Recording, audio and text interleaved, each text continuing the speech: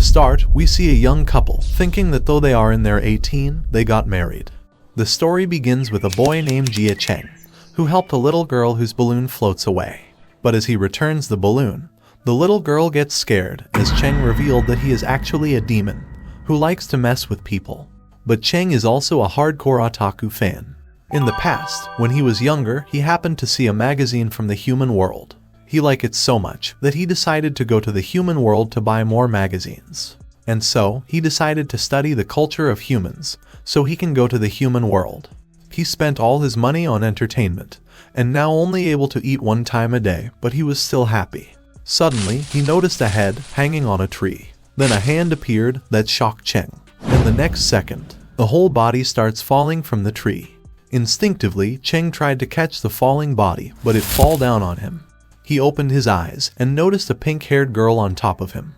He tried to wake the girl, as he wants compensation for ruining his clothes. The girl opened her eyes for a second, and her stomach starts making the grumbling sound. With no other choice left, Cheng takes her to a restaurant. The girl then felt alive after eating. Cheng was thinking that she is a pretty girl, but for some reason, his demon instincts are telling him to not get involved with this girl. He knows that there is nothing normal about a girl falling from the tree. Meanwhile, the girl was thinking that it's that guy's fault, and she will kill him for that. The girl then introduced herself as Yu Shanshan, and thanked him for buying her food. She said goodbye to Cheng and quickly left. Unable to react to what just happened, he had to pay the restaurant bill. After a while, Chen told the whole story to his supervisor, but she didn't believe it. He said with teary eyes that he is telling the truth as he had to sell his idol figure to pay the bill. But his supervisor said that no matter what he says, he is still late on his first day at school, so she will mark him absent. Chen cried and begged her, as this score can impact his assessment in the human world, and if he doesn't pass, then he will be forced to leave. The supervisor smiled and asked him to bribe her if he wants her to mark him present. And after Cheng left, she received a call from someone. And after talking to that person, her smile deepened, as things are going to be interested with the demon student. The next day, Cheng was thinking of buying some anime figures, but he has no money. Suddenly, Cheng noticed the same red-haired girl from earlier. He went close to her and grabbed her hand, but she smashed Cheng's head into the ground. Cheng tried to tell her it is him who helped her yesterday, but she don't remember him. At the same time, two men appeared and asked the girl to not run away, but she quickly escaped. Cheng was confused and angry at the girl for not remembering him, and decided to make her pay. One of the men then stopped Cheng and asked if he's a demon. But Cheng quickly ran, while thinking who the men are and how do they know his identity. While running, he noticed his angel supervisor, who too tried to catch him. But Cheng dodged her and asked what they are trying to do. His pursuers were increasing, so he thought that he failed the test, and now they are forcing him back. After running for a while, he reached a dead end, but he still escaped from his pursuers and jumped onto the rooftop. He called his pursuers idiots and make fun of them. Suddenly, Yu appeared behind him and their head collapsed, and they both fall unconscious. In the next scene, we see a man talking on the phone, saying that they found both of them. After a while, Yu opened her eyes and get shocked to see a woman with glasses in front of her face. She confusingly asked what is happening and where is she. But the woman tells her to calm down and said that the boy is about to wake up too. Cheng opened his eyes and saw Yu coming at him with a punch. He dodged the attack and angrily asked Yu if she is trying to kill him. Yu told him to shut up and die. Cheng then told his supervisor that Yu is the same girl who cheated him with a meal. The supervisor then went close to Yu and tried to explain the situation. She told Cheng that this girl is Yu Shanshan. She will be 18 this year and she's also his wife-to-be. This shocked Cheng as he angrily asked, why does he need to marry an angel? Even Yu refused and said that she will never marry a stupid demon like Cheng. And while Yu and Cheng were fighting with each other, he asked the supervisor why didn't she take his permission first. The supervisor then showed him a message saying that this is to improve the angels and demons relationship, and if you don't reply with a no on this message, then you will be automatically selected. Cheng then checked his phone and realized that because he didn't pay the phone bill, his messages were blocked. He then throws his phone on the ground and asks Yu, why did she apply? Yu replied that it's not her fault, as her phone thought that it was a spam message and deleted it. Cheng called this stupid and said that he will never accept this, as 2D girls are all he need. The supervisor then informed them that if they agree to marry, then their daily expenses will be reimbursed, and there will also be a cash bonus. The supervisor then tell them to change, as they are holding their wedding because this is their wedding location. The only thing Cheng and Yu could do was shout. After a while, we saw two men forcefully taking Cheng to marry Yu. At night, the supervisor told Yu that her things will be mailed tomorrow. Meanwhile, Yu was thinking that her life is over, and not to mention, she gave her first kiss to a demon. The supervisor then told them that if they try to remove their rings, then they will explode. But Cheng told her to stop fooling them, as they don't remember when they sign a contract.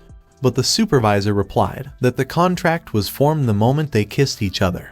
She also told them that the rings will create a mutual appeal between them, so it can deepen their feelings. She then added that the ring will also send them orders of affection, and if they don't follow the orders of the rings, then they could get punished.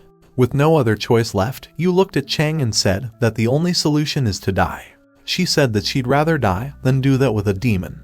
But suddenly, Yu felt something in her body and collapsed. Cheng was confused, as he doesn't understand. The supervisor then told him that if the ring senses strong animosity, then it will convert into arousal. Yu then starts making some noises, as she is feeling it in her body. With no other choice left, Cheng picked Yu and take her to the bathroom. Inside the bathroom, he throws Yu on the floor and splashes a bucket of water to calm her down.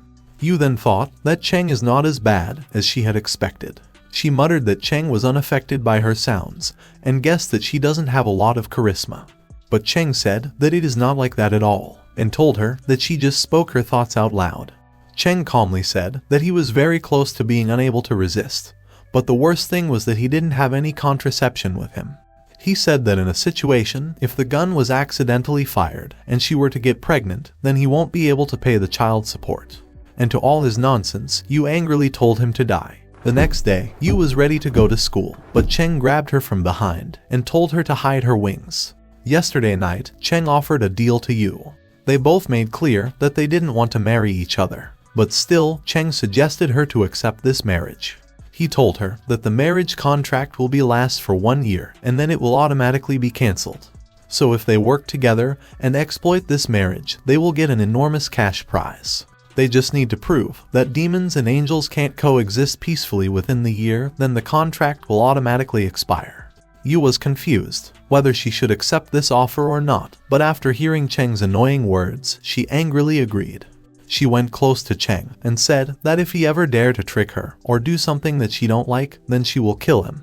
She then said goodbye to Cheng and left for school. After she left, an evil smile emerged on Cheng's face as he was thinking to torment Yu in her body. At school, everyone excluding Yu was present. Then the supervisor informed Cheng that she forgot to tell him that Yu have a bad sense of direction. Meanwhile, Yu were looking at the sky, as she doesn't know where exactly is she. Later at night, Cheng and Yu were waiting for the ring to give them commands. The ring said that they need to perform some intimate scenes. Cheng and Yu then quickly called the supervisor and angrily said that they will never do it. The supervisor then explained that they can set the difficulty in the ring, as it is too early for them to get intimate. They adjusted the level, and now the task is to hold hands for 5 minutes. The supervisor then informed them that if they don't start the task soon, then the self-destruct program will activate. Yu then told Cheng to start the task and insulted him as it's just holding hands, so there is no need to be sensitive. Annoyed, Cheng then angrily gave his hand to her. The task started and they both taunt each other, while Cheng was thinking that there is no need to be scared, and as he's a man, so he can't lose. And Yu was thinking that Cheng is feeling disgusted as he had to hold her hand because of the contract. Cheng then thought that this is normal, and he didn't know that a girl's hand is so soft. He take a look at Yu and thought that she is super cute. Suddenly, the ring gave them an additional task of interlocking their fingers while holding hands for a minute. With no other choice left, and after multiple attempts, they succeeded in doing that. And after a minute, they took a deep breath as the task is completed. Cheng was saying that the task was too easy, but Yu replied that he was so scared that he was about to piss his pants. And Cheng told her, even if she put up a brave act, he knows that she was about to cry. Meanwhile, the supervisor was listening to them as she didn't hang up the phone. Marriage, what a wonderful thing. Two lovers form a family and do everything together. They share the happiness, the pain, and support each other. But to our poor Cheng, it is a disaster. He looked at the mess that you created and angrily told her to wake up. You woke up and asked if it's time for breakfast. Cheng shouted that it's already noon, so she asked for lunch. Cheng then angrily told her to wake up and clean the mess that she created. Yu was doing the housework while thinking that Cheng is running his mouth like an old hag. Meanwhile, Cheng was happy to see his increased pocket money in his account and thought that now, he's finally free from the part-time jobs. He heard some sound, and when he went to check, he found Yu trying to forcefully close the washing machine door. He shouted at her as she didn't even know how to use a washing machine. He fell into despair as he even hasn't finished paying off the loan. Yu then told Cheng that she is hungry, but Cheng angrily told her to go and cook something for herself. After she left, Cheng received a call from his supervisor, who told him to make sure that you never go into the kitchen. But it is too late, as in front of Cheng's eyes, Yu destroyed the table while cutting vegetables. This was the moment Cheng recalled the fear of being crushed by the angels. He then quickly got on his knees and begged her to let him be her servant. He said that whether it is cleaning, washing, or cooking, he will do everything for her and asked her to stop destroying the house. Unable to understand, Yu said okay to his request. And after repairing cost, Cheng realized that freedom is as far as ever. The name of the protagonist is Jia Cheng and he is a demon. Currently, due to some circumstances, he was forced to marry and share his apartment with Yu, who is an angel. And because of their engagement rings, they have no choice but to obey the arrangement. Yu was in a good mood as she was about to enjoy her pudding. But before she could eat it, Chen took it from her hand and gulps it. Angered by this, Yu stood up and tried to punch Cheng. But Cheng's smile deepened, because if the ring senses that its wearer intends to harm the partner, it will put the wearer in a state of sexual arousal. Cheng laughed, as no matter how far he goes, Yu can't fight back. After a while, Yu was searching for a book when she heard Cheng's voice that she has a marvelous ass. She tried to hide her butt from Cheng and attempted to kick him, but Cheng laughed and told her to make his day. And in front of the ring's power, all Yu could do was endure. After some time, Yu vent out her anger on a tree by punching it. The supervisor was with her and praised Cheng as he was able to exploit the function of the ring to play dirty tricks on her. This angered Yu as she said that instead of suffering this humiliation, she'd rather. Before Yu could finish, she was stopped by the supervisor. The supervisor tells her to calm down as she's going to give her an amazing idea. Cheng comes home from somewhere and starts doing his tricks to make Yu angry. He takes the popcorn from her hand and keeps on taunting her by saying bad words to her. Yu looked calm at first, then suddenly she hits Cheng in the face. Cheng got dazed and confused as the ring was supposed to make her stop. Yu explains that the ring does not work without sensing any animosity. She replaced the emotion of love with rage. Therefore, Yu succeeded to punch him. Luckily for Yu, the ring gives them a new assignment, which is the woman needs to fully satisfy the man. Cheng is confused as to how does that even work. Yu beats the crap out of him for the sake of vengeance, then ties him up on washboard. Yu is not done yet. She takes one of his collectible toy and drops it on the floor. Cheng got so angry that she almost hit her. The ring works at magic and makes him stop. The ring puts him in a sexual arousal which gives pleasure and it makes Yu creep out. Yu gets out of there and leaves Cheng alone. Flashback of the plan, the supervisor tells her everything, all of which she did to him. She tells Yu all these to control Cheng both physically and emotionally. The plan worked perfectly for Yu Shan. Next day, the ring gives them a new assignment. They need to go to an amusement park. Both of them goes there, but the scenario looks different for them. Yu looks to be in good mood and energetic, whereas Cheng looks tired and is lacking motivation. Yu is surprised as it is her first time here. Cheng wants to put an anti-lock strap on their hands to keep Yu from getting lost. The reason is Yu is a naive girl and she's new here. She took 2 hours to come here, which only takes 20 minutes to travel. Yu agrees to put it on. Cheng tells her that he does not want to get in any kind of scary rides. On the other hand, Yu got her mind elsewhere. She wants to get on a roller coaster. Cheng is gonna obey her just for the sake of assignment, and they both find themselves on a roller coaster. After the ride, Cheng is buzzing. Yu looks to be in adventurous mood. They both participate in all of the rides. After all that, Yu treats Cheng to a cold drink. This is the first time they both got to experience something like this. Cheng is surprised because he is feeling no anger towards her. Cheng then makes her realize what they have been doing today. Yu Shan, who was in a different world today, suddenly hits reality. She gets shy and tries to get away by blaming her luck. A while later, the supervisor surprises them by dressing as a stuffed animal. She tells them that she has been working part-time jobs here for a living. She tells them about a fun event over here that they both can participate in. It is an escape room where spooky ghosts and stuffs tries to make them scared. Cheng does not buy that and tells them that he is a demon, so these small tricks won't work on him. The supervisor persuades him by proposing a bet, which makes Cheng hooked. She offers him to reimburse from the previous bill if he can hold out the entire time inside the room without screaming. But if he loses, he needs to buy her a monthly pass in 30. Cheng agrees with the offer and bags a deal. The supervisor gives him a cell phone as prop before he goes inside. Cheng feels like this is super easy and undoubtedly the easiest money of his life. But he is not ready for what is to come. Cheng goes inside a room and suddenly, a message comes to his cell phone which says sorry and goodbye. He looks back and notices Yu Shan approaching him with a knife, which makes him terrified. Yu seems to be shaking with laughter. Cheng lost the bet. The supervisor asks Cheng about how their date, which makes him shy. The supervisor is feeling like a proud mother as Yu learned everything from internet after coming to this new world. She saw Yu this much happy after a long time. The supervisor asks Cheng if he likes angels more than fictional characters now. Cheng declines, only if she develops in her chess department. Yu hears this and smack him. They both continue their date after a while. The ring tells them their assignment has now been completed. Cheng got happy and wants to get home as soon as possible. Yu finds a lost little girl and wants to help find her mother. Cheng is feeling annoyed after hearing that and tells her to leave the girl alone. Yu and Cheng starts arguing over her. She tells Cheng some bad things, like demons are heartless, they are egoistic and narcissists. Cheng gets hurt and breaks their hand leash. He tells her to do whatever she wants and they goes on their own way. Yu tags along with the girl to help find her mom. Cheng is angry with all that has happened now. A while later, some kind of announcement comes up for a lost person. The lost person is Yu Shan. They are looking for her family members. The broadcaster tells Cheng to hurry up and tells him that they will put it on repeat. Meanwhile, the damsel in distress, Yu, is getting consoled by the little lost girl. Her phone ran out of battery and she seems to be doubting her decisions. She doubts that Cheng will come after the announcement. Suddenly, Cheng comes running and tells them to stop the broadcasting. Coming here on his way, Cheng found a lady under a clock on public square. He brought her along with him. The lady is the mother of that little girl. Cheng scolds Yu because of her childish acts. As Cheng was the one to get them out of this situation, he has the right to do that. Yu realizes her mistake, but she is yet to apologize. They bid them farewell.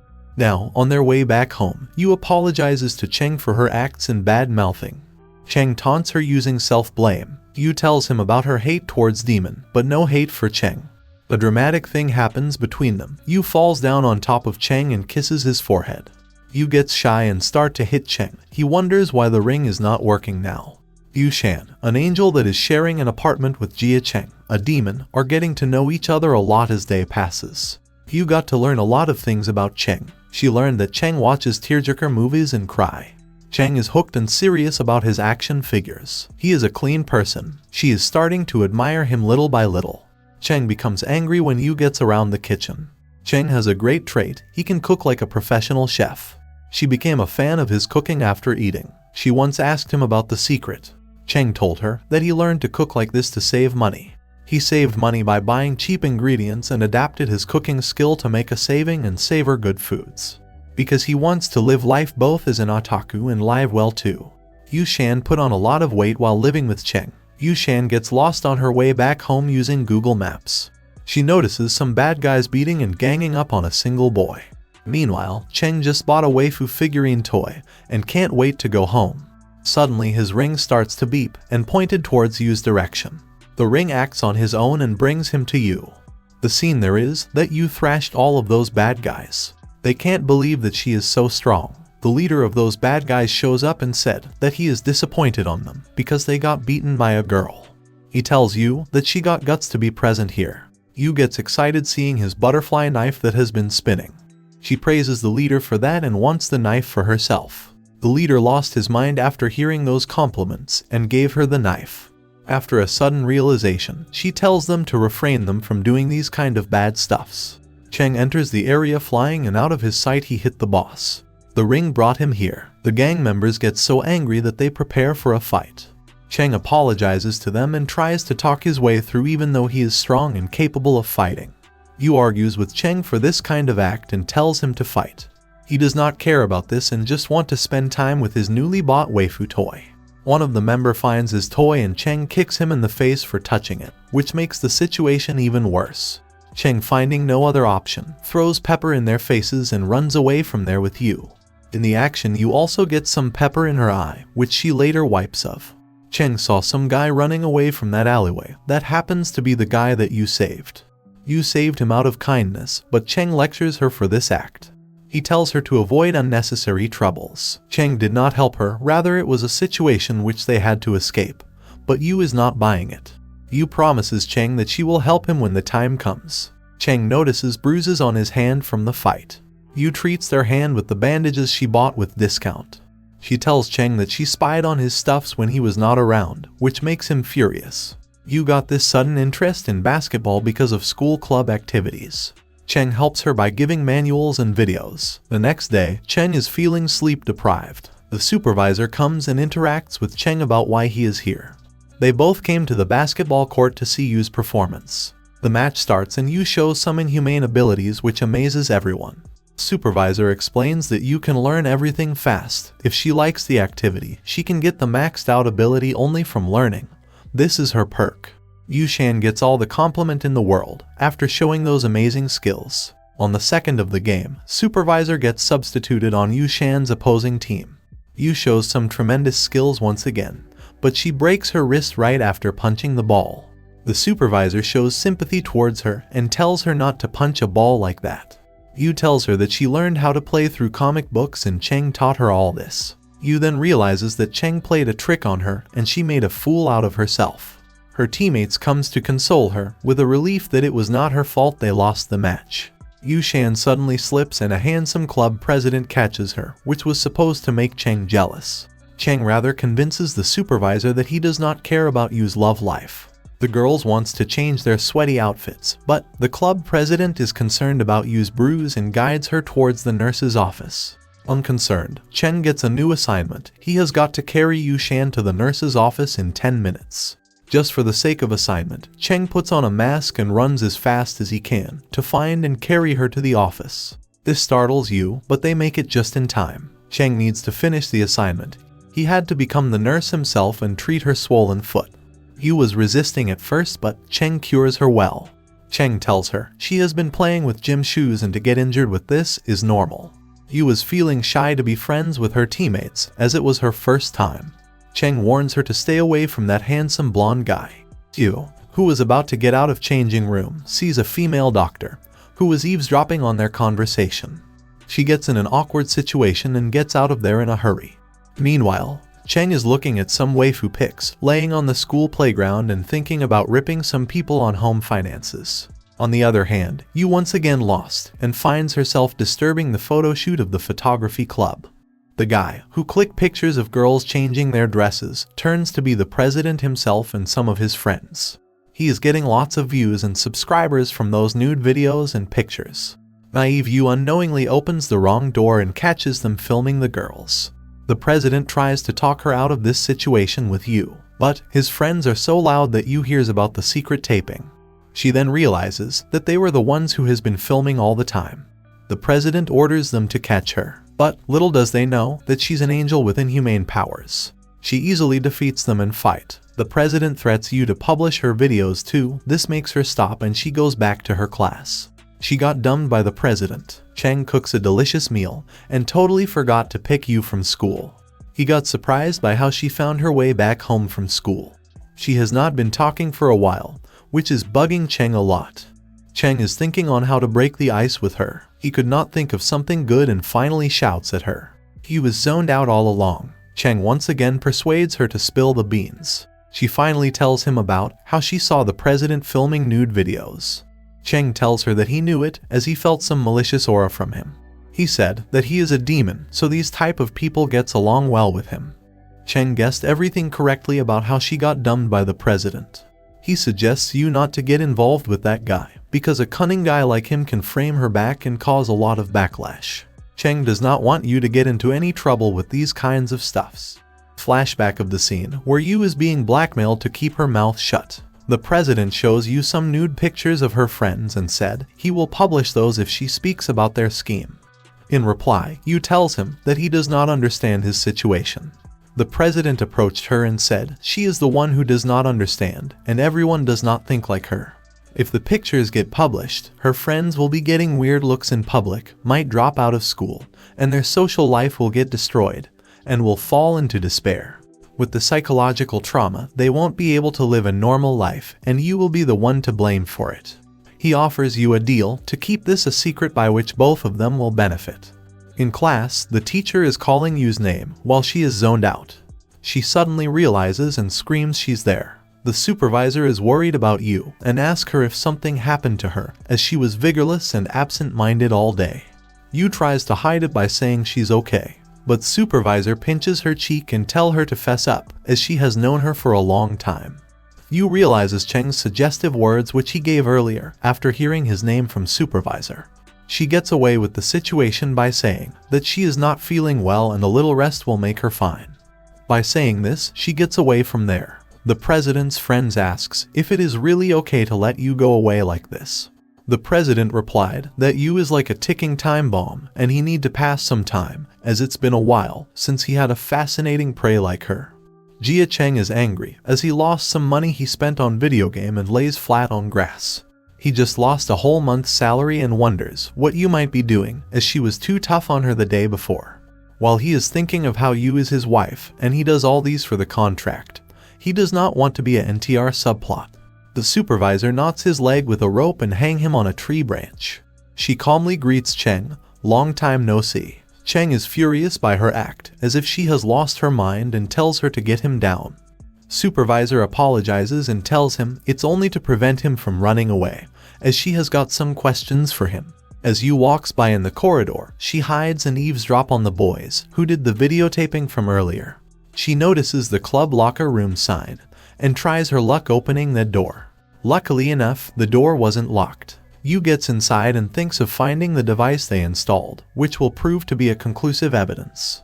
She does not want to make the same mistakes again.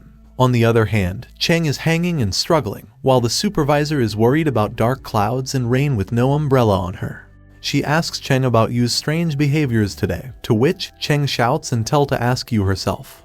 Yu always comes to her first if anything happens, hence she is worried about her. She also noticed that Yu's ahoj wasn't standing upright. So ahoj really is her distinctive feature, Cheng muttered. Supervisor explained that when she asked Yu, she got flustered and ran away, which made the supervisor even more curious, and she wonders if Yu hate her. Cheng asked why exactly she tied him. He said that if she really wants to know, then tying Yu would make more sense. The supervisor says she does not have the heart to do that to cute Yu Shan. Angry, Cheng asks if doing that to him is okay. Supervisor thinks so and tells him to stop talking nonsense. She does not feel guilty, but rather enjoys doing that to Cheng. Cheng lies to the supervisor about Yu.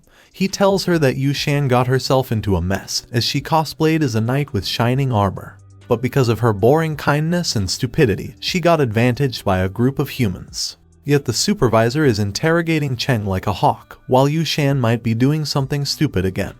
Yu Shan is checking the lockers and finds nothing. She wonders if she is in the wrong locker room. She suddenly notices a key lying. She grabs the key, which seems to be a locker room key. She then finds the videotaping evidence inside a charging port. Then the president and his friends suddenly pop up and clicks a picture of her with the evidence.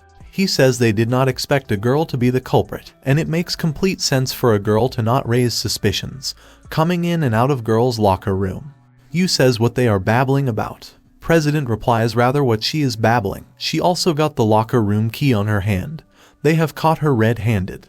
Yu realizes her situation and calls them vile. Yu with fast reflexes grabs the phone on his hand and tells him that the photos she saw on his phone last time will make for a good evidence.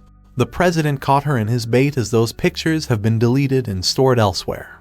It's too late for her to take that kind of action, and he thanks her for being so stupid. Yu grabs him by his collar and calls him bastard. The president tells her to calm down and stop resisting, as it is not too late for her to turn in as the culprit.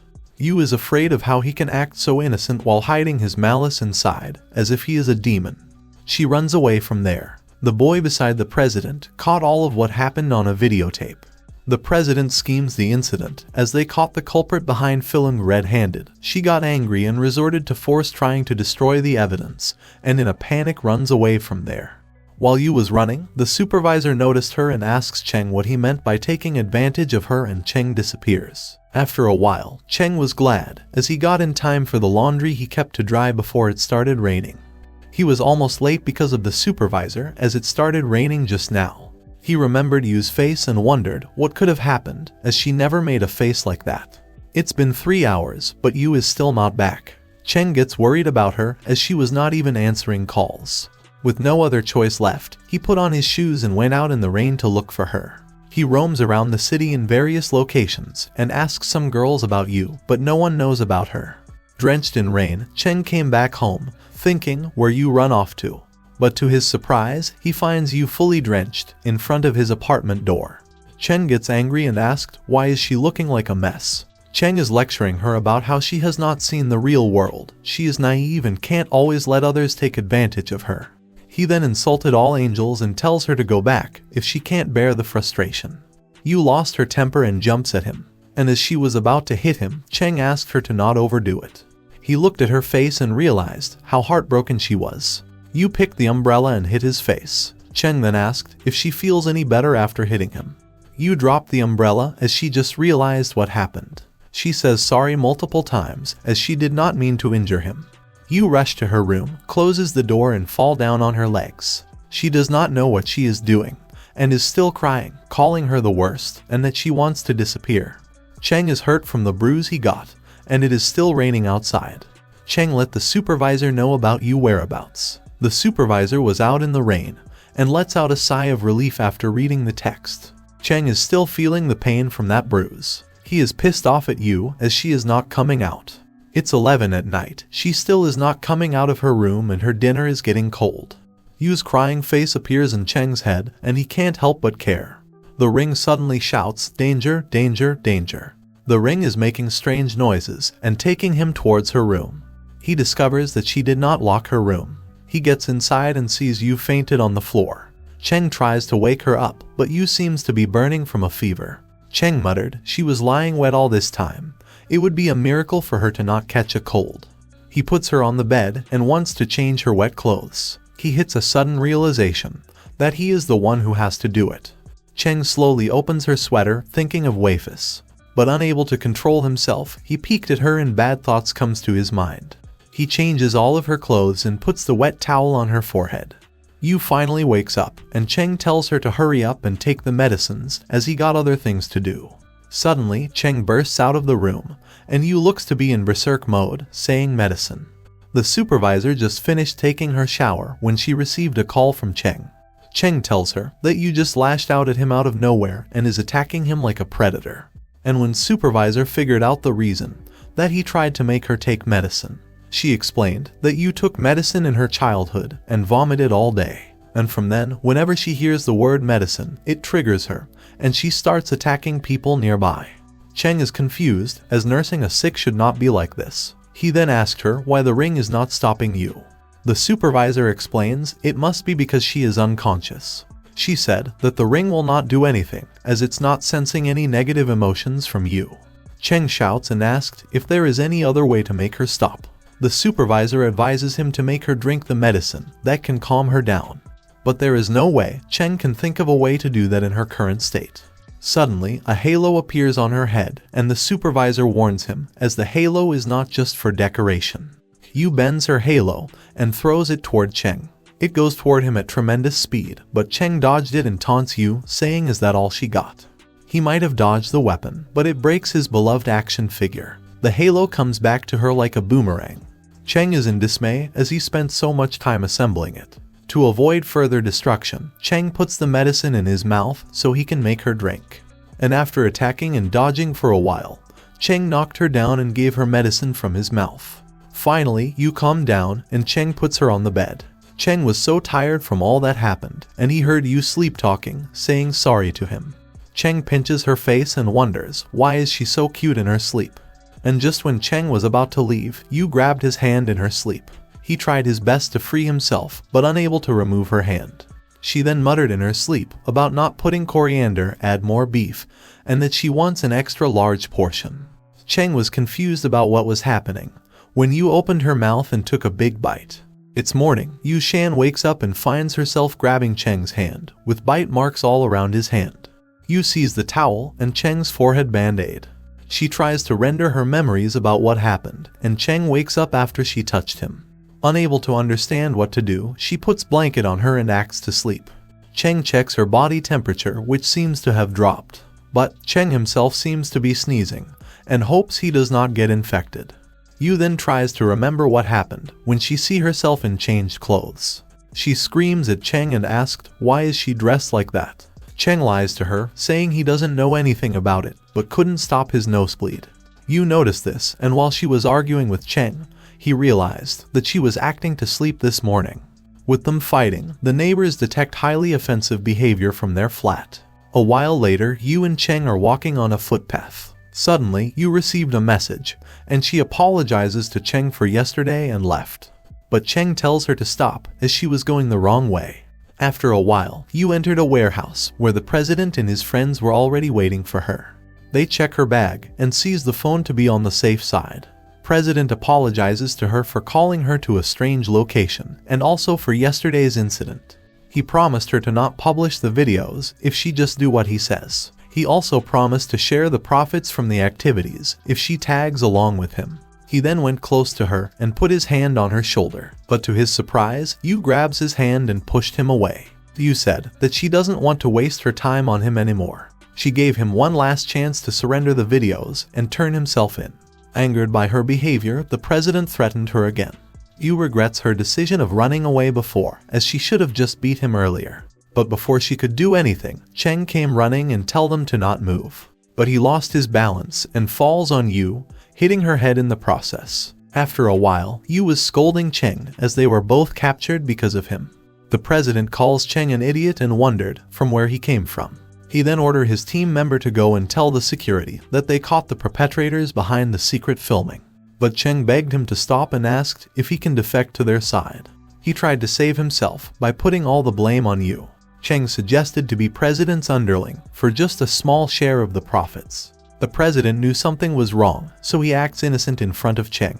He then went close to him and took out the phone that was hidden in Cheng's t-shirt.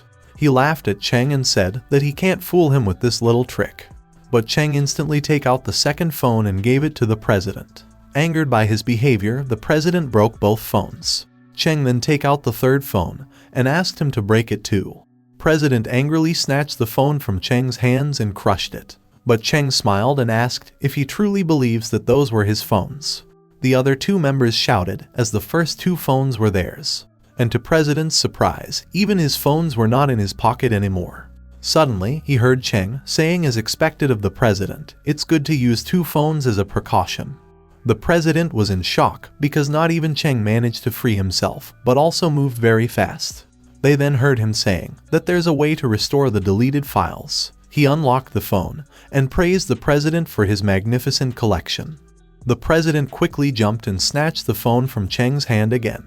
But when he looked at his phone, he realized that Cheng was just lying.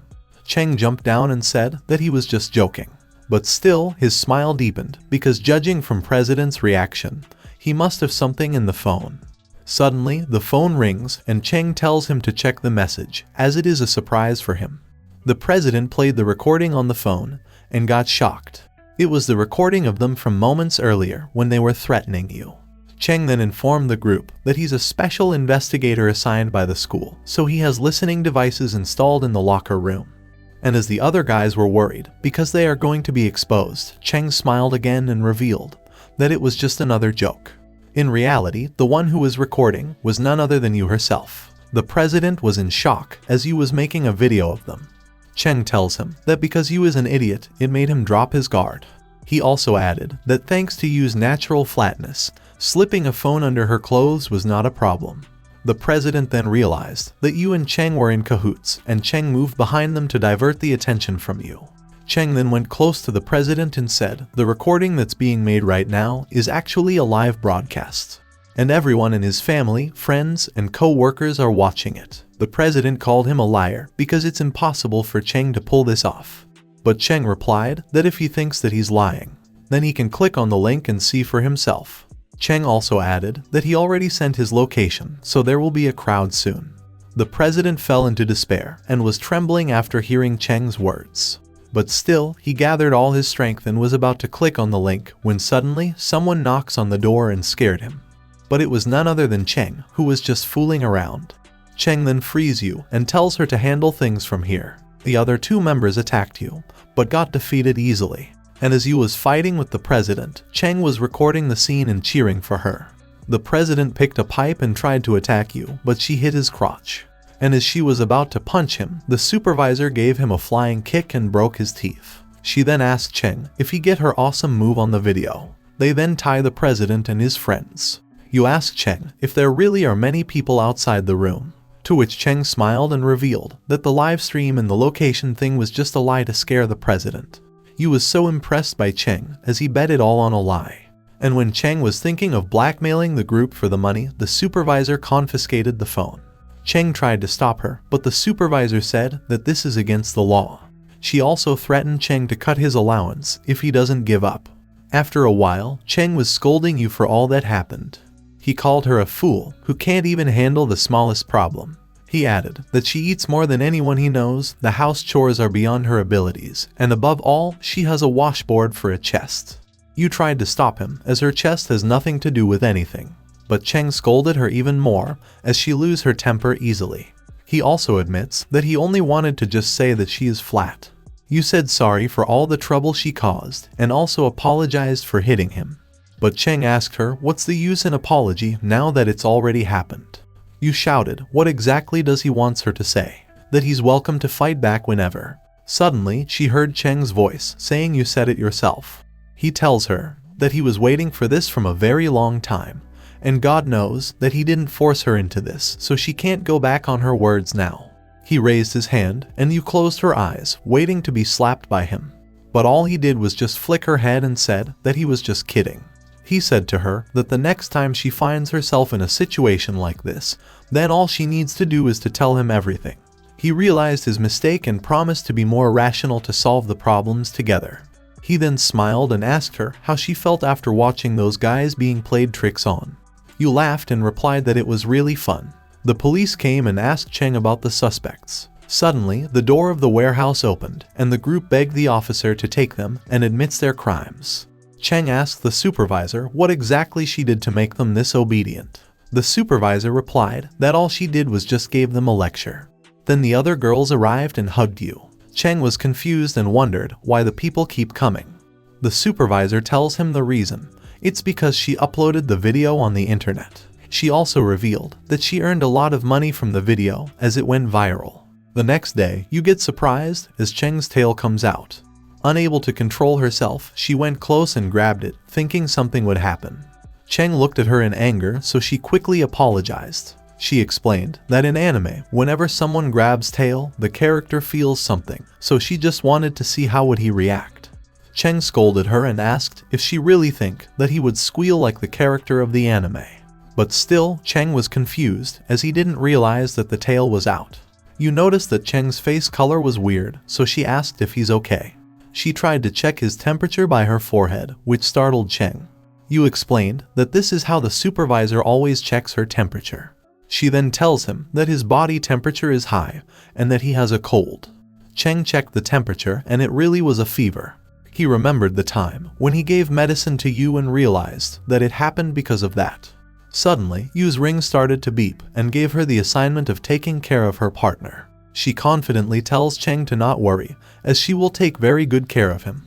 But first, she gave him boiling hot liquids. Then next, she covered him in ice instead of applying an ice pack. Then she pours the whole bottle of shampoo into the washing machine. Then used a vacuum cleaner to clean up the shelves. Cheng then realized that Yu was sent there by the gods as his punishment. Cheng's fever was getting worse minute by minute, and his vision was also getting blurry. He then decides to take a nap, so he tells Yu to give him a body pillow. And after searching for a while, Yu managed to bring him the pillow. But unconsciously, Cheng grabbed Yu instead of his pillow. Before Yu could say anything, Cheng's tail caught her and started to move upwards. Yu tried to wake Cheng, saying he got the wrong one, but the tail didn't let her to do anything. Suddenly, Yu's face became expressionless, as even in his sleep, Cheng said she's hard as iron. After a minute, Cheng had a slap mark on his face and was tied by his tail. Yu then looked at Cheng's face and let out a sigh. Suddenly, Cheng recovered from his fever and was feeling so warm. He opened his eyes and sees Yu in her angel form. She was covering his body with her wings and was providing heat with her halo. Cheng asked her what exactly she did to him. Yu explained that it's called Angel's Blessing, and the blessed person can escape from disease and calamity. She also revealed that it's her first time doing it, and she didn't know that it works on demons as well. Cheng quickly gets far from her and tells her to never use his body for her experiment. But still, he was feeling much better now, so he praised Yu's ability. Yu was so happy to hear praises from Cheng's mouth. Cheng then asked her if she was capable of doing such a trick, then why didn't she do it earlier? But Yu tried to change the topic, as this technique has a special prerequisite. She couldn't tell him that the prerequisite was kissing the forehead. Cheng then tells her about his strange dream. He said that at first, he was having fun on a small island, but all of a sudden, he smashed into a steel wall. And in the end, a meteorite hit the island and it sank to the bottom of the sea. The next day, Cheng was lying on the sofa, thinking it's fun. Right now, he was having a time of his life, as Yu was in maid costume and serving him. Some time back, Yu insists Cheng to give her a task, so she can repay him for helping her. She promised to do whatever Cheng wants, but if it's within her power. After hearing her words, Cheng smiled and agreed to fulfill her request. He gave her the task of wearing the maid costume, and serve him for one day. He then tells her to address him as master for today. Yu was hesitant at first, but after Cheng's acting of being hurt, she agreed. Cheng was fully enjoying his moment, ordered her to give him a foot massage, but to his surprise, Yu quickly agreed. And as she was giving him a foot massage, Cheng thought, why exactly is she being obedient? He then decides to test her patience by giving her several tasks. He tells her to clean the living room, give him sewn manhwa and sort it by the issue number. Yu was obediently following Cheng's every command and tried her best to make him happy. She then tells him to rest on her lap, as he must be tired. After a while, Yu was bringing water for Cheng, but she fell on the floor. Cheng makes fun of her, but instead of beating Cheng, Yu was quietly cleaning it. Cheng called her a bore, as no matter what he does, she's not getting angry. But Yu replied that this was all her fault, so she won't get angry, because this is her road to redemption. Cheng asked if she's really serious, and that she won't get angry no matter what he does. He then called her stupid washboard, an idiot with no sense of direction, stupid glutton, dogshit moron, monstrous gorilla, by which Yu started to get angry. Cheng then groped her chest and asked if she has added some padding, as the size doesn't look right. This made Yu super angry, and she attempted to punch Cheng. And while Cheng was dodging her punches, she tells him that if she didn't add padding, the dress would have fallen off, as it was big for her. Cheng smiled and asked why is she getting angry. He then ordered her to go to the store and buy him some snacks and ice cream. And as this is his last order, he tells her to go there while dressed like a maid. Yu was annoyed, but still Yu agreed to go. Outside the store, a young girl stretched and said she finally arrived. At the same time, Yu was walking back home after buying ice cream. And as everyone was staring at her, she decides to hurry back home. But as always, she lost on her way and was getting late. With no other choice left, she looked around and flew with her wings. She then noticed her home from the sky and dashed toward it. At the same time, Cheng was still waiting for Yu to arrive. He was thinking that she got lost again, when he noticed something in the sky. It was Yu, who was dashing towards him at full speed. Unable to stop herself, she collided with Cheng, but luckily she landed on his face. After a while, Cheng was scolding her for using her powers outside. Yu apologized to him and take out a gift to give him. She said when she was sick, she broke a lot of his things, so she wanted to apologize with a gift. She gave him the gift box and tells him that there's a toy in the box that was the shop's bestseller. Cheng got excited and thought it either has Optimus Prime or else Goku's figure in it. But he gets disappointed as it was an Ultraman lookalike. He turned towards Yu, but after looking at her innocent face, he said that he liked it. At the same time, the same girl from before was checking a photo on her phone and noticed someone in the sky. She smiled and wondered if this girl in the photo is an angel.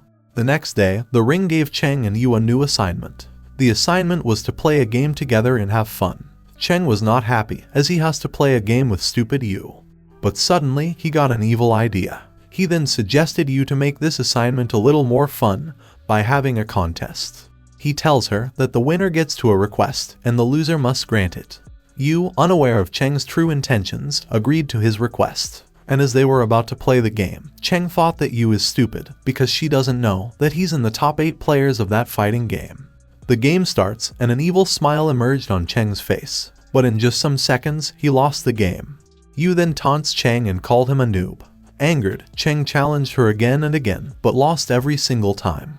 Yu was laughing at Cheng as he was so desperate, but still couldn't win a single game. Yu then tells him the truth that she has played this game before. She then showed him her username on the game. It was Patrick Stars Ochinchin. This shocked Cheng as Yu is the legendary player, who's far above the others on the scoreboard, but recently disappeared all of a sudden. Yu tells him to not call her by that name, as she just made that name without thinking, and now she can't change it. She explained that she was rarely going outside, so she spent time playing video games. The supervisor always brought her something fun from the human world. But since she came to the human world, she haven't played much. She then saw a game that she never played before, so Cheng challenged her to play that one. His confidence restored as he was the tournament's winner, and that is the game he's best at. Yu then quickly checked the rules of the game and accepted his challenge. But even in this game, all Cheng could do was cry at his loss. He thought that even though it's Yu's first time playing this game, she's already this good. He then remembered that she even learned basketball easily from the manga and wondered just what kind of monster is Yu. They then played many games, but Cheng didn't even win a single match. While playing, Yu asked Cheng why does he hate angels so much. Cheng answered that all angels are arrogant and all they do is talk about stupid fairy tale ideals, totally disconnected from reality. Yu laughed and agreed to what Cheng said. She added she also thought something like that about demons before. But recently, her mindset has changed a little. Cheng then asked her what all angels think of demons. Yu answered that demons are despicable villains who always try to bend society rules. They are something like destroyers of the world. Cheng said that until recently, he was thinking the same way, but because of their relationship, he now knows that there are people like you among the angels. Cheng then called her a brainless idiot and asked her, how did she survive until today? Yu replied that in the past, there were people who clean her room, do the laundry, cook the food, etc. This irritated Cheng a little as he asked her if she is a princess. Yu looked at him with love and asked if she really were a princess, then what would he do? Cheng thought that Yu is super cute, then he punched himself to calm him down. And as Cheng was on top of Yu, saying he doesn't believe her, the ring announced that their assignment is complete. Yu smiled and said that she's the winner of their little contest, so what should she make him do? The first task she gave Cheng was to cook some dishes from some photos. Cheng picked his phone to check out the recipe and gets shocked.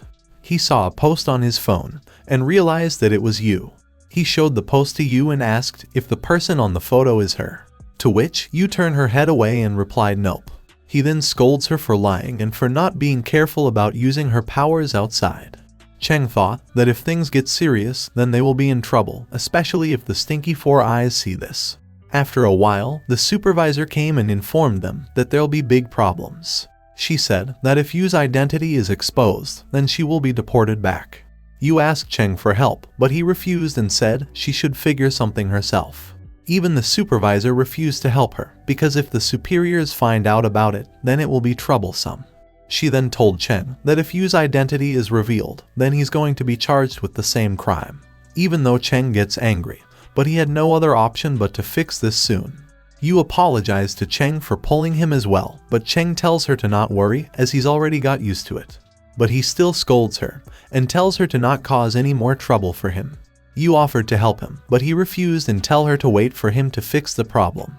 After a while, he was in class thinking from where should he start. He was looking at the account of the girl who uploaded Yu's photo. Suddenly, 2 students came and said they didn't know he was Yin's follower. Yin is a super popular anchor who has a beautiful voice and nice figure. She's a perfect example of how a girl should be like. Cheng thought she's boring and asked what's so interesting about her. They then suggests him to watch one of her live stream and then he will understand.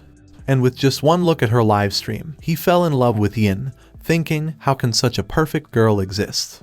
At the same time, Yu was in the cafeteria with her friends. Her friends showed her the photo and asked her thoughts about it.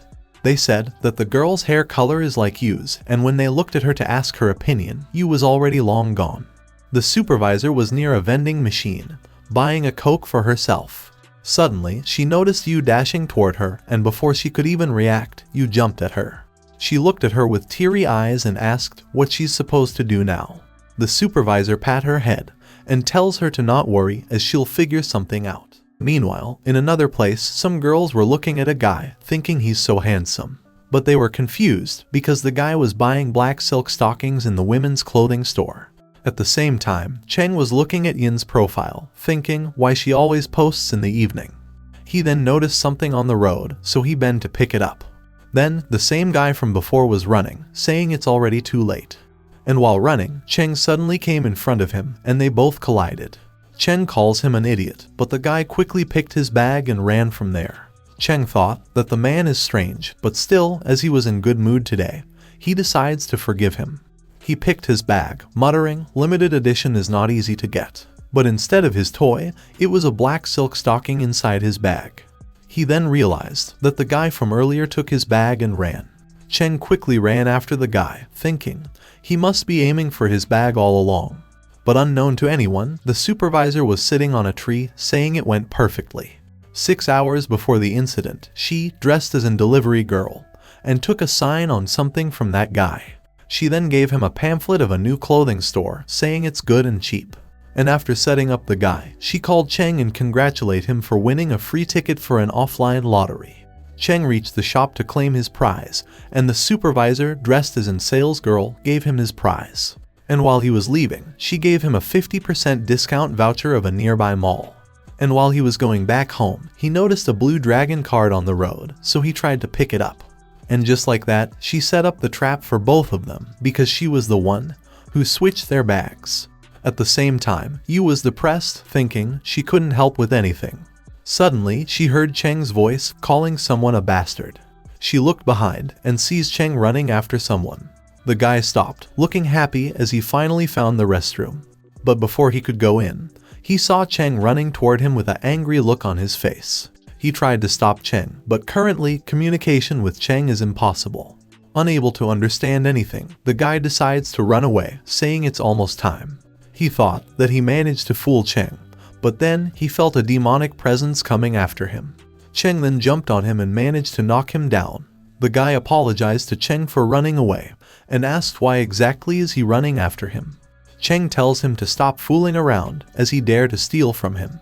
Then the sun set right before their eyes, and the guy sighed, saying it's time.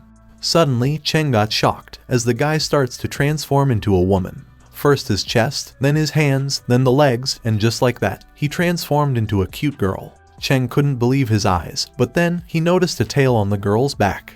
He then looked at her face and recognized that the girl is none other than Yin Sama. He said that he's her biggest fan and has seen all her broadcasts and videos.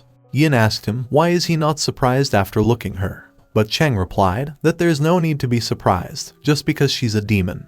He then revealed that he's a demon too. Now, Yin took a sigh of relief as they are of the same species. But then, Cheng realized something and said that even if Yin is a succubus, but how can he turn himself into a woman? Yin replied, it's because of an angel's curse. He tells him his backstory. One day, 8 years ago, he has been looking for girls to hang out. When suddenly, an angel girl approached him and said, since he likes women so much, then turn into a woman yourself.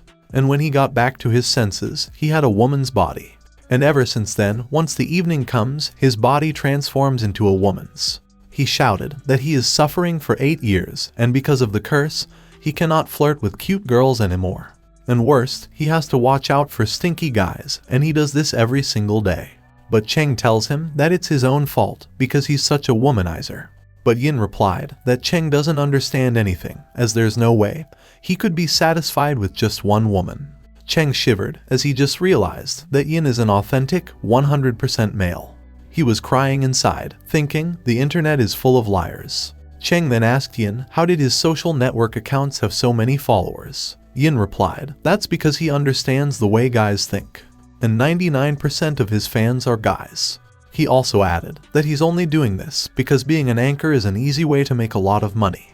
And with his body, he loved to squeeze money from his followers. Cheng then tells him to return his money as he gave so many gifts to him. But in front of Yin's cute face, Cheng couldn't do anything. Cheng now understands everything about the curse, and that Yin is looking for that angel who cursed him so he can get rid of the curse. Yin added that he came here in order to find salvation from his miserable life. But Cheng asked him, how is this a curse, because this is the dream of every man alive. Turning into a woman at night just double the fun. He can go into the women's bath and changing rooms. Cheng cried and said that he can even have hugs and skinship with girls without problems. But Yin clicked his teeth and said that Cheng doesn't understand anything. He said that even he thought about all these things, but he just can't do them because his Excalibur is missing from his place. Cheng fell into despair as he now understands everything. Yin cried and said that he thought all kinds of things, but the moment he turned into a girl, all his desires go poof. And while he looked at girls without clothes, he feel nothing. Besides, there is a trick about this curse. If he were to lose his virginity while he's a woman, he will never be able to turn back.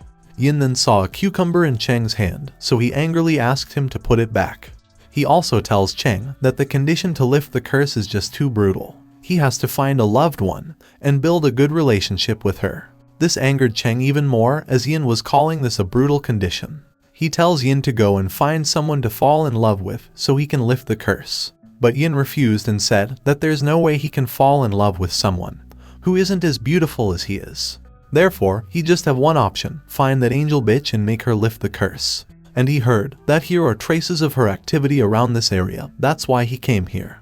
He then asked Cheng if he knows an angel who has a habit of bullying weak demons. Cheng thought about the supervisor and Yu, but concluded that those two won't do it. Cheng asked Yin what exactly is he planning to do after finding that angel. Yin replied that he will torture her both physically and mentally and will teach her a lesson for messing with a demon. Cheng cried and said that he understand his feelings, as even he said something like that himself. Yin also started to cry, and they both recognized them as brothers because of the same pain and suffering. They then said that from this day onwards, they are blood brothers. Cheng then asked a favor from Yin, and he quickly agreed. But when Cheng revealed that the favor is to let him touch his melons, Yin distanced himself from him. But Cheng angrily said that he can't trust the words alone, so he wants some proof to trust him completely. He added that since they are both men, so there is nothing much to it. Yin asked in a low voice that if he allow him to touch them, will he really believe him? Cheng replied yes he will, so Yin tells him to go ahead then. But as Cheng's hand was about to reach his melons, Yu came and sent him flying with a kick. Yin looked at Yu's magnificent form and felt something in his heart. Yu then held Yin's hands and asked if she's okay, and if that pervert done anything wrong to her. Chen got up and called Yu an idiot for kicking him, but Yu angrily shouted that the crazy one is Cheng, as he was doing bad things to an innocent girl in a dark alley. But Cheng pointed at Yin and said that he's not a girl but a male demon. Yu looked at Yin's features and didn't believe Cheng. Yin then went close to Yu, held her hands and asked if she's his angel. This shocked Yu, and she asked Cheng how does this girl knows her identity. Cheng called her a moron and distanced her from Yin. He then came to the main issue and explained everything about the photo to Yin. Yin now understood everything and why Cheng was looking for him, but he refused to delete the photo. He said that he will not get anything from deleting the photo, he's already earning a lot of money from it. He added that the worst is that Yu is an angel, so he will never help her. At the same time, Yu looked at Yin's tail, and unable to control herself, she went and grabbed it, sending a shock to Yin's body. Yin tells her to stop, as his tail is very sensitive. Even though Yu said sorry for grabbing his tail, but in reality, she was happy by Yin's reaction. Cheng praised Yu and tell her to grab that tail again, so she quickly grabbed it. Cheng took Yin's phone and made a video of his reaction. He tells him that if he doesn't want his shameless video to go viral, then he needs to delete Yu's photo. Yu tried to stop Cheng from doing this and said he's going too far. But Cheng tells her to shut up and said that she is the reason why he's doing all this. He asked her if she wants to pack up and go back to her homeworld, to which Yu replied she doesn't. Cheng said that when dealing with demons, the demon way is the only way, and nobody knows demons better than him. He then asked Yin about his decision, as his patience is not infinite. Yu knows that what she's doing is wrong, but for some reason, seeing Yin's reaction makes her want to keep going. Yin called him a traitor, but in front of Yu's torture, he agreed to delete the photo. Yu was worried about whether it's going to be alright or not, but Cheng tells her to not worry as he came prepared for it. After deleting Yu's photo, Cheng was thinking of blackmailing Yin, but Yu snatched the phone and deleted Yin's video. She then returned his phone back to him and apologized for doing this to him as she had no other option. And as compensation, she promised to help Yin if he ever finds himself in a difficult situation.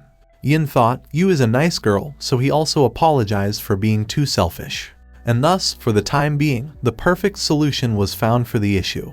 Valentine's Day, it's the most romantic holiday for couples. On this day, they express their love by giving presents and do some other lovers' stuff. However, you can't achieve any of that without Valentine's Day chocolate. Each year on this day, boys look forward to receiving chocolates and fantasize about stepping into world of adults. But our hero, Cheng, buys it every year for himself, and the big day has finally come. But there was a heavy rain, which resulted in a huge traffic jam. Cheng was frustrated as he's going to be late. At the same time, Yu received a package at home. She looked at it and wondered what could be inside of it. Cheng was shocked, thinking, why does it say that the recipient has already signed for the package? He then remembered that there's an idiot at home. He fell into despair because he knows that Yu have a habit of opening delivered packages right away. He rushed back at home and saw Yu eating his chocolates. His heart crumbled after looking at the scene, and he jumped at her. Yu grabbed his hands, but they fall on the floor. He was on top of Yu, trying to eat the chocolate that was already in her mouth. Yu was confused and wondered what happened to Cheng. His grip was so strong that even she couldn't free herself. She was in shock because Cheng was never this strong before. And inch by inch, his lips were getting close to her. But then, she used all her power to throw him away. She took a sigh of relief and asked, what exactly is he doing? But Cheng was crying, saying how can she do this to him? But you tell him that if it's about the package, then she didn't touch it. It's in the wardrobe near the door. Cheng quickly went and grabbed it. He then asked her, why does her chocolates look the same as the ones he ordered? Yu replied that she got it from the supervisor. The supervisor gave her so many boxes, saying she can't sell it before the holiday is over. All of Cheng's dreams and happiness got crushed after realizing the truth. And as he was lying on the floor, saying that they are all liars, Yu asked if he really wants chocolate that much. She then gave him some chocolates and said he can have them. She explained that she was hanging out with her friends, and they decided to make some. Cheng asked her if she's pulling a prank on him, because it was making some weird noises and special effects. But Yu tells him that it's safe because her friends told her that. Cheng then decides to eat it, thinking no one can make chocolate that tastes bad. He eats the chocolate and said it is too good. It felt like as if his soul is leaving his body. But it was the reality, his soul was really leaving his body. Actually, Yu didn't understood her friends' words. They told her she did good, but also suggests her to not cook again. The next morning, Yin came to meet Yu since she promised to help him in lifting his curse. He greeted her and apologized for causing her so much trouble before. Yu was in shock because she doesn't know who this person is. But Cheng tells her that he is the same pervert whose tail she grabbed yesterday. This shocked Yu even more as now he is a male and is much taller. Yin then introduced himself to Yu and said that he has never seen a cute angel like her. He grabbed her hand and asked if the one who cast the curse cannot be found, so can she help him in turning into a man. But before Yu could understand anything, Cheng throws some water on Yin to stop him from going any further. Angered, Yin asked what exactly is he doing, and what relationship he has with Yu. Cheng replied that it's none of his business, and before the situation gets out of hand, Yu interrupted and tells Yin that the supervisor is here so he should meet her. Yin remembered that yesterday Yu told him about the supervisor and that she is quite knowledgeable. He then worriedly asked her what kind of person is the supervisor, but Yu tells him to not worry and said that the supervisor is very reliable and gentle. This makes Yin excited as he's going to meet a cute angel like Yu. They reach the location and before Yin could go in, Cheng stopped him and tells him to turn back before it's too late. But Yin said there's no way he's going to believe a single word coming out of a demon's mouth. And besides, the one he's about to meet is a girl, so there shouldn't be any problems. And as Yin went inside, Cheng taunts Yu, saying she's so popular, so she must be bubbling with joy. He added that when she met him, she beat him to a pulp, but she is not treating Yin like that.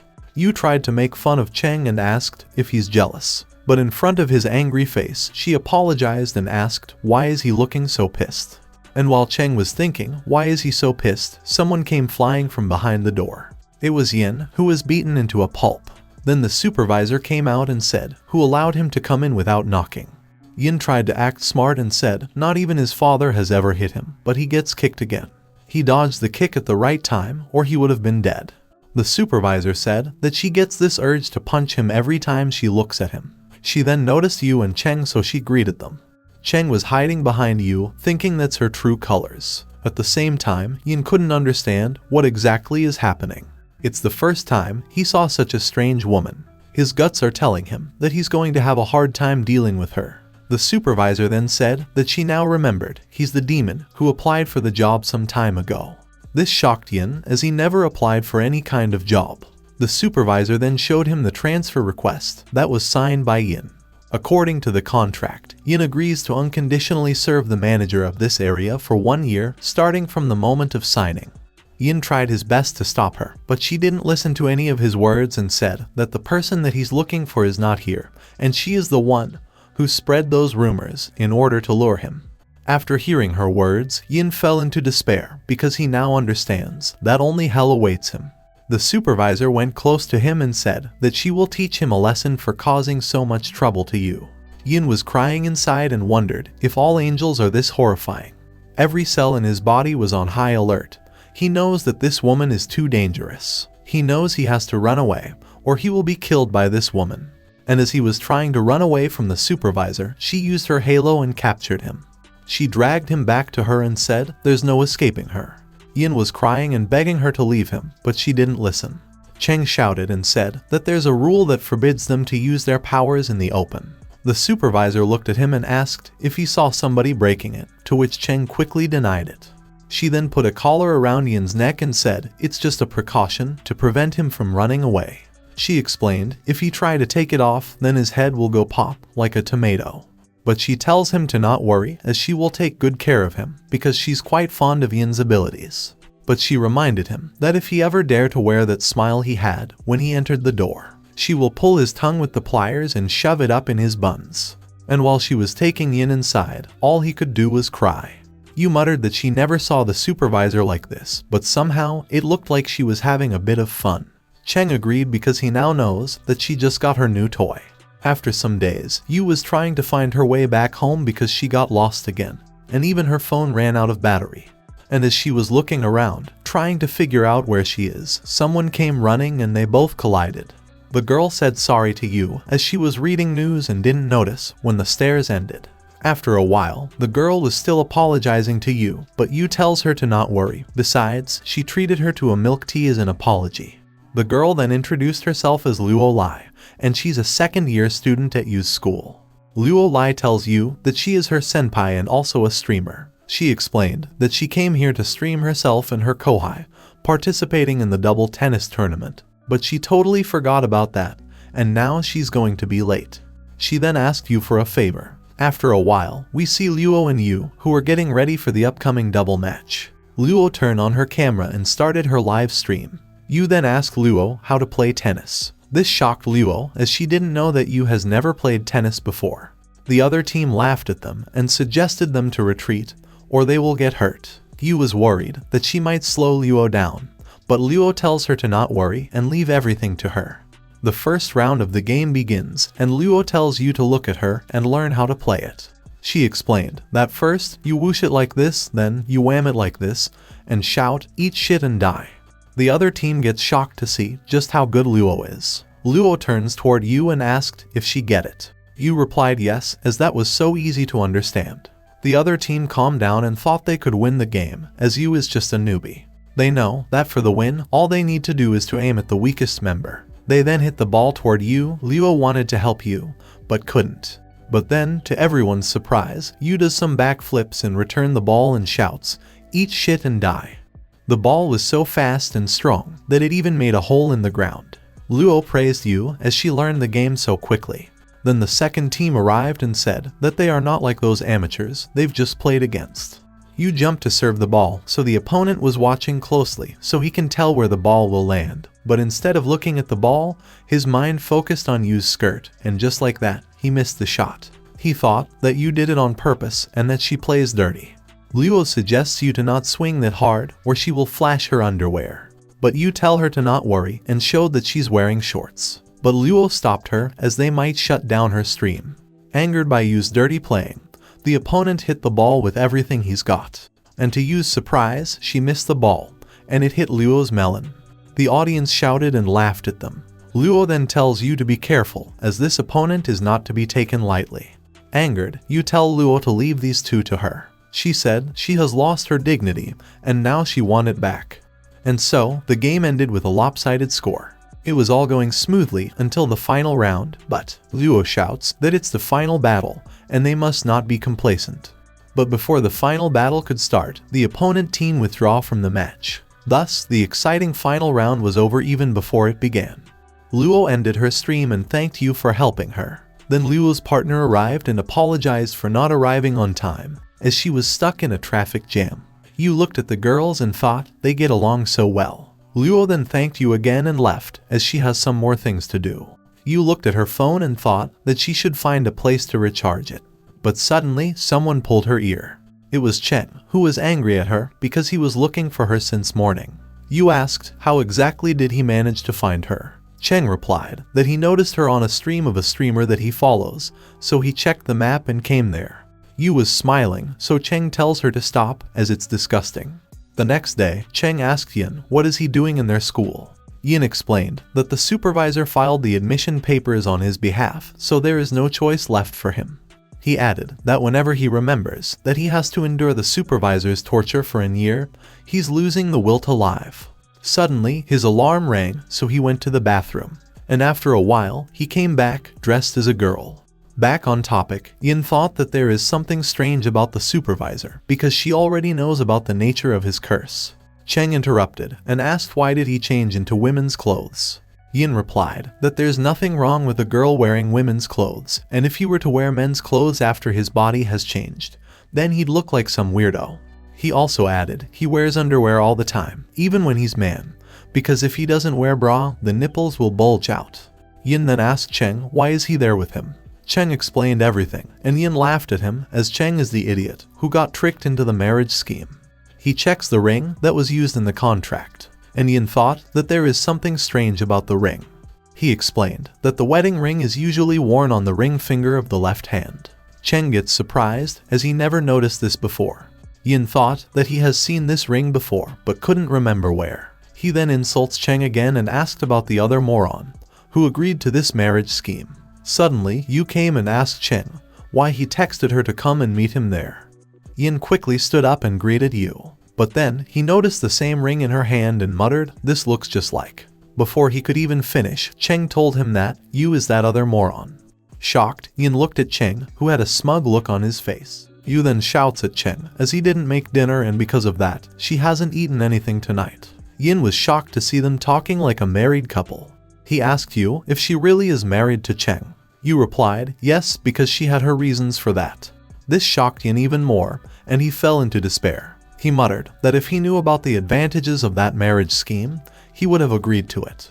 He looked at Cheng and tells him to stop smirking. Yin tells Yu that there is nothing good about this rotten bastard, who is still sneering.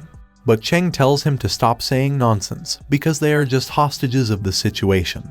It's not like they are together because they want to. He then looked at Yu, so she agreed with him. Yin thought about this for a while, and gave a proposal to her. He tells her to divorce Cheng because he is a scum, and he only intends to use her. He added that after divorcing Cheng, she can marry him. Yin said that he's not like Cheng, he will treat you 100% better. But before Yu could give any answer, Cheng pushed him away and refused his offer. He said that once the contract has been made, it cannot be terminated halfway. Yin was disappointed by this rule and wondered, who's that brain dead? Who added this rule to the contract? He then grabbed Yu's hand and pulled her towards him. He tells her to cuck Cheng and then he will become her lover. Yin said that guys like Cheng spend their salary on action figures and mobile games every month, and he must have accumulated quite some debt, so she should not let him drag her down. Yu interrupted and said that Cheng is a good cook. But Yin said the truth, that Cheng must have had no other choice but to learn how to cook, since he's so poor that he cannot afford to eat out. Yin asked Yu, does Cheng told her that instant noodles are the most noble and delicious dish the human world has to offer. This shocked Yu as she asked if they are not, because they are super tasty, and every month they only eat them for a week. Cheng was sweating while Yu added that he told her that instant noodles is not the kind of delicious food that one can afford to eat on a daily basis. Yin looked at Cheng with disgust and said he's the biggest scumbag he ever met. Cheng tried to deny this and said she loves them so much so he's forced to buy them. Yin then asked Yu who manages her living expenses, and she replied, Cheng, because she's not good with the rules of the human world. Yin understood everything, that Cheng has been pickpocketing Yu's money and wasting them on games and action figures. He tells her that she can confirm this by looking into the bank transactions. Cheng tells him to shut up, as there's no way someone in their right mind would spend a month's worth of earnings on an action figure. But even so, he just borrowed the money, and he intends to pay her back. Yin showed the truth to Yu and said that Cheng is a demon, who is rotten to the core. He offered Yu to become his lover as he earns a lot of money, and will take good care of her. Yu was confused, thinking if all the demons are so open-minded. Cheng knew this is bad because Yin's offer was so enticing that even he was tempted for a second. He thought that if Yu really go out with Yin, then he'll lose his allowance and will be ruthlessly kicked out. And then he will wind up on the streets and will have to work day and night to pay off the debts. And in the end, he will starve to death and die in the slums. He knows he couldn't let this happen, so he shouted, "No, never." He grabbed Yu's hand and pulled her towards him and shouted, she is his wife and he will never give her to him. Yin called him a bastard and asked what exactly is he doing. But Cheng tells him to shut up and said he can't live without Yu anymore, and if she leaves him, then he will die. Yu was confused and wanted Cheng to let her go. But Cheng tells her to stay quiet and said that he will not give her to anyone. Yin looked at Cheng, who was holding Yu in his hands, but he decided to not give up either. He grabbed Yu's hand and starts pulling her towards him. Yu was getting sandwiched between the two demons and shouting at them to stop, but they were not listening. She was confused and thought she is in a rom-com or something. Yin tells Cheng to leave Yu and live with his waifus, but Cheng said even if he live with them, but that doesn't mean that he will let him have Yu. He added that there are many beautiful girls, so why is he stuck on this brainless boobless idiot? Angered by his words, Yin grabbed his collar and asked if he likes big breasts. Cheng looked at him and replied, yes he sure does. He liked the way they look. But Yin said, there's nothing good about big breasts, men are the only ones who fantasizes about them. They are heavy and not only they hamper your everyday activities, but also cause neck and back pain if you don't pay attention to your posture. He added that small breasts are compact, convenient, and downright marvelous. Yin then decides to explain just what kind of miracle he's a witness to. He said that small chests fall into one of three categories. The first category, late bloomers, who are lagging behind their peers in terms of growth. Lowlies fall into the second category, their body shape never changes. The third category is skinny people, who ended up like that because of malnutrition or illness. He said that an overwhelming majority of flat chest falls into these categories. However, there is also a fourth category. It's reserved for those exceptional girls who have developed in all the right places but the chest, and they are the rarest of the rare. Meanwhile, Yu was listening to this nonsense and gets angry. Cheng was still arguing, asking what does it have to do with the fact that he's trying to steal his wife. Unable to control her anger, Yu smashed their heads with each other and left. After a while, the supervisor was worried for Yu because she texted her a long time ago, but she still hasn't replied. She then noticed Yu, who came close to her and leans on her. She thinks that indeed they are soft, warm, and feel very nice. The next day, Cheng was looking at Yu and thought, even though it's been a day since that incident with Yin, but she still isn't talking to him. And what's more, each time he tried to start a conversation, she just glares at him fiercely. After a while, Cheng checked the fridge and angrily asked her where is his ice cream, but Yu didn't respond. Then, he asked for the remote as she was watching since morning, but she didn't give it. This angered Cheng, and he decides to let her sulk, thinking women are such a pain.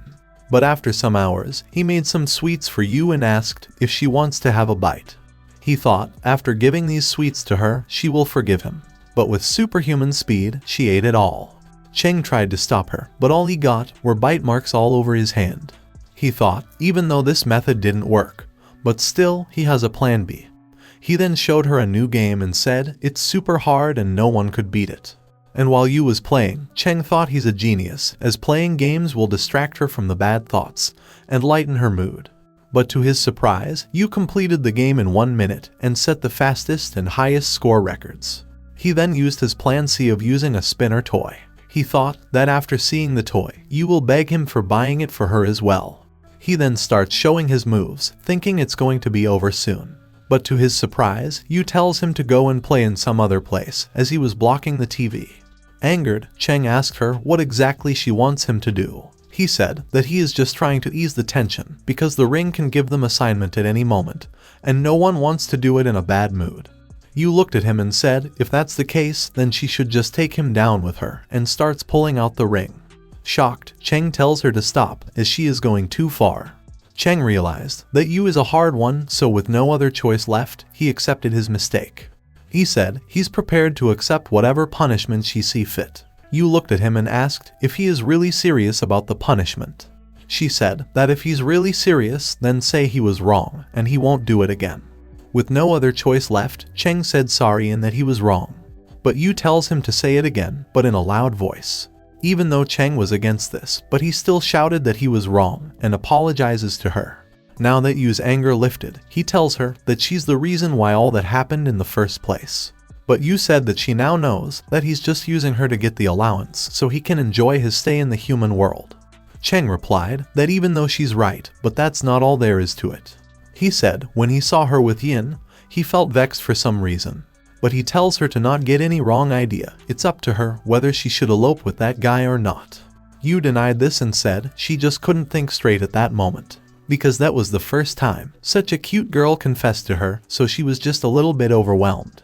She explained that when Yin turned into a girl, he's just too cute and merely looking at his face gives her butterflies. Cheng thought and muttered that according to him, Yu is more cuter though. But suddenly, he realized what just happened, but it was already too late. Yu heard his words and starts teasing him. She said so senpai did notice her and that's how he sees her. Cheng tells her to stop and said that she's a useless angel that can't do anything. And the only good thing about her is that she's pretty. This makes Yu happy and after teasing him for a while, she forgives him. She added that there won't be a next time and asked how much money did he pocket in all this time. The next day, Yin was thinking about his life and about his curse. Because of his curse, every evening, he turns into a woman. And a long time ago, searching for the way to lift the curse, he came alone to the human world. To avoid revealing his identity, he has to hide his transformation from other people. And the best place for the transformation is the toilet, but he always has trouble in finding one. Also, the girl he transforms into is a beauty, or maybe his succubus buff to attractiveness is the reason. But he gets into trouble on a regular basis. Sometimes on bus, or sometimes when he does any part-time job. And the worst part about the curse is that if he loses his virginity while he is in a girl form, he'd never be able to turn back. He has been living this nightmare forever until one day he overheard that there is an angel who's especially cruel towards demons. So in order to get rid of the curse, he sneaked into her turf, thinking he would torture her and show her the wrath of a demon. But even though his plan was perfect, but at present, all he could do now is cry. Suddenly, the supervisor came and started staring at his melons. She asked that she wants his help with something, and ordered him to take off his clothes.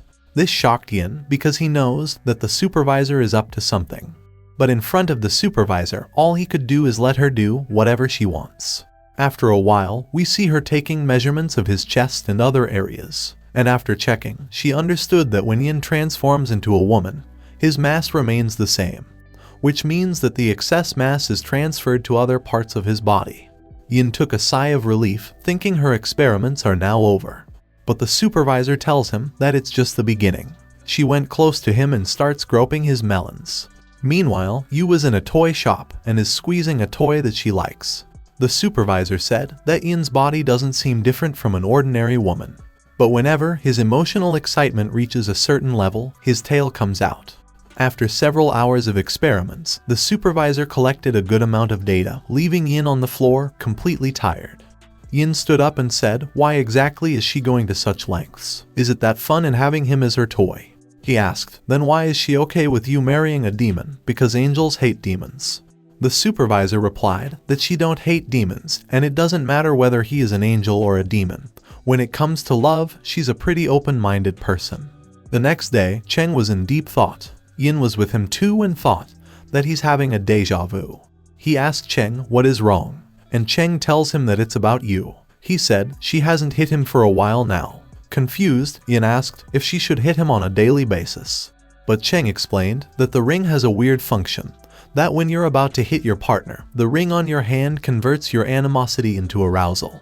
And he used to use this function to mess with her. But recently, he stole her ice cream and licked it in front of her, but instead of getting angry, she took a bite and said she will buy some more for him.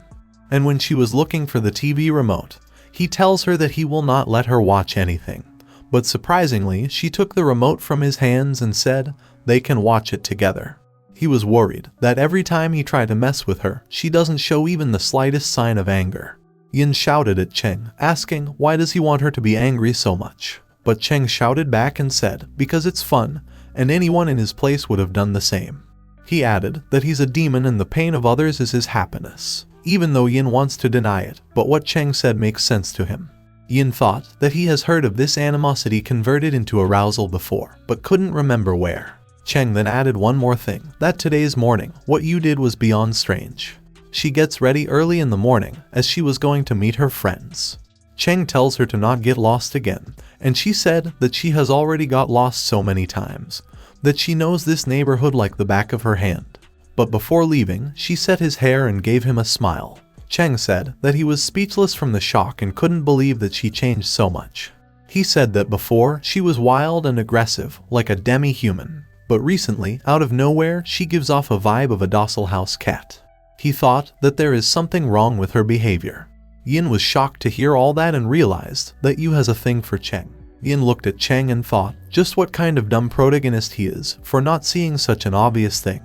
He was so jealous, thinking why didn't this happen to him, as he's the most suitable candidate for this kind of development.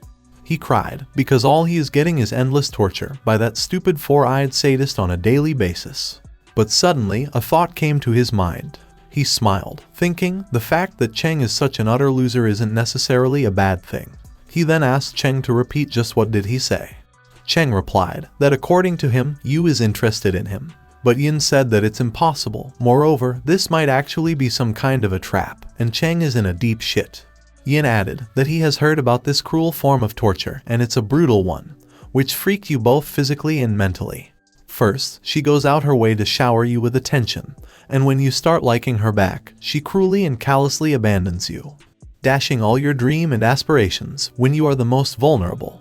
And once this happens, you will suffer from the pain that's worse than any physical torture. After seeing Cheng's reaction, Yin thought that his plan succeeded. He knows that Cheng is a virgin and it was his first love, so after hearing his words, Cheng will lose interest in the opposite sex entirely. But Cheng muttered that Yu is an idiot, and she doesn't have the mental capacity to come up with such intricate schemes. Yin then asked him, has any other girl ever shown that kind of affection for him before? Yin said that Cheng not only has a twisted personality, but is an utterly selfish cheapskate, who pockets his wife's money and wastes them on mobile games. Cheng said that maybe Yu is after his handsome looks, or lust after his body. To which, Yin looked at him like he's some kind of imbecile. Then at last, Yin tells Cheng to wake up and said, how can he forget about that cruel cold-hearted woman, who is close to you? He strikes fear in Cheng's heart by saying that the supervisor might be the mastermind behind all this. Cheng was sweating and realized this makes perfect sense. And while Cheng was scared, Yin was happy to know that Cheng fell into his trap. He puts his hand on Cheng's shoulder and said, next time someone has a crush on him, he should just send them away. But in reality, Yin thought that Cheng is a dumbass.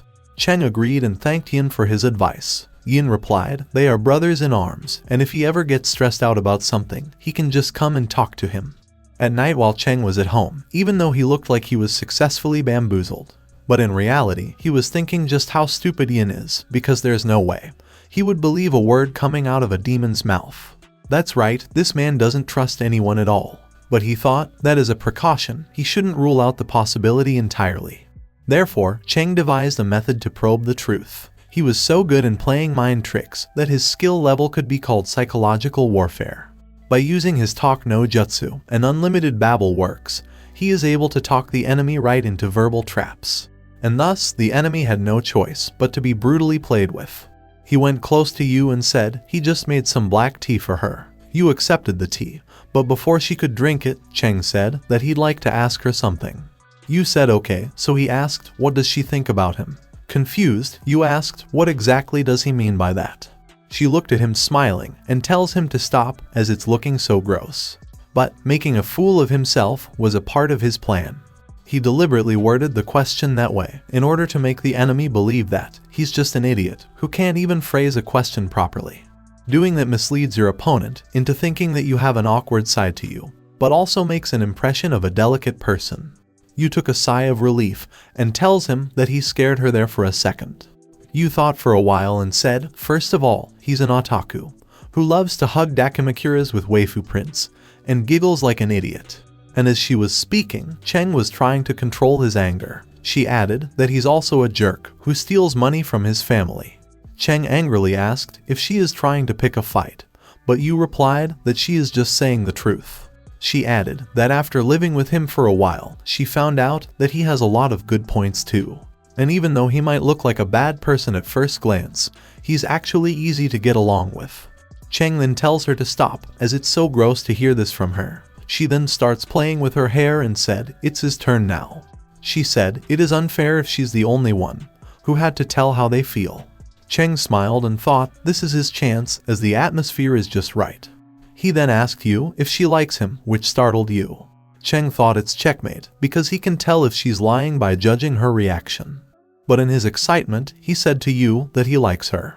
And when he realized about what he just said, it felt like his soul left his body. He thought that he made a slip of tongue, and pondering his next move while talking was a bad idea.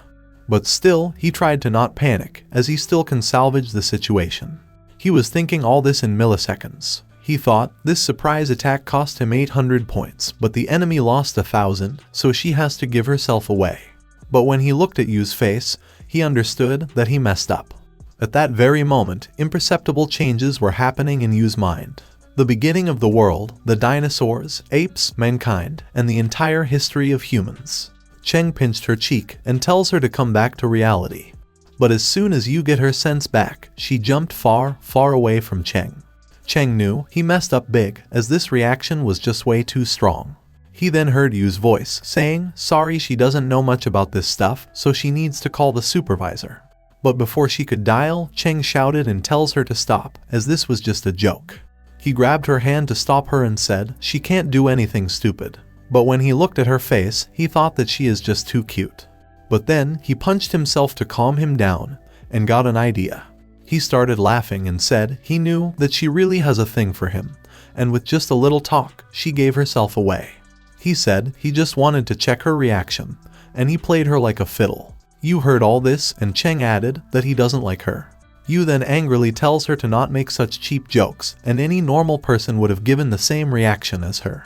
She said no one in their right mind would fall in love with a stupid rotten demon. She added, it's because he does this kind of stupid shit, he's so unpopular. Angered, Cheng headbutt her and tells her to stop insulting him. But Yu also hit him and said he's an idiot, and after hitting each other for a while, they both fall to the ground. They both were thinking the same thing, why the hell they are even fighting, and they are such a fool.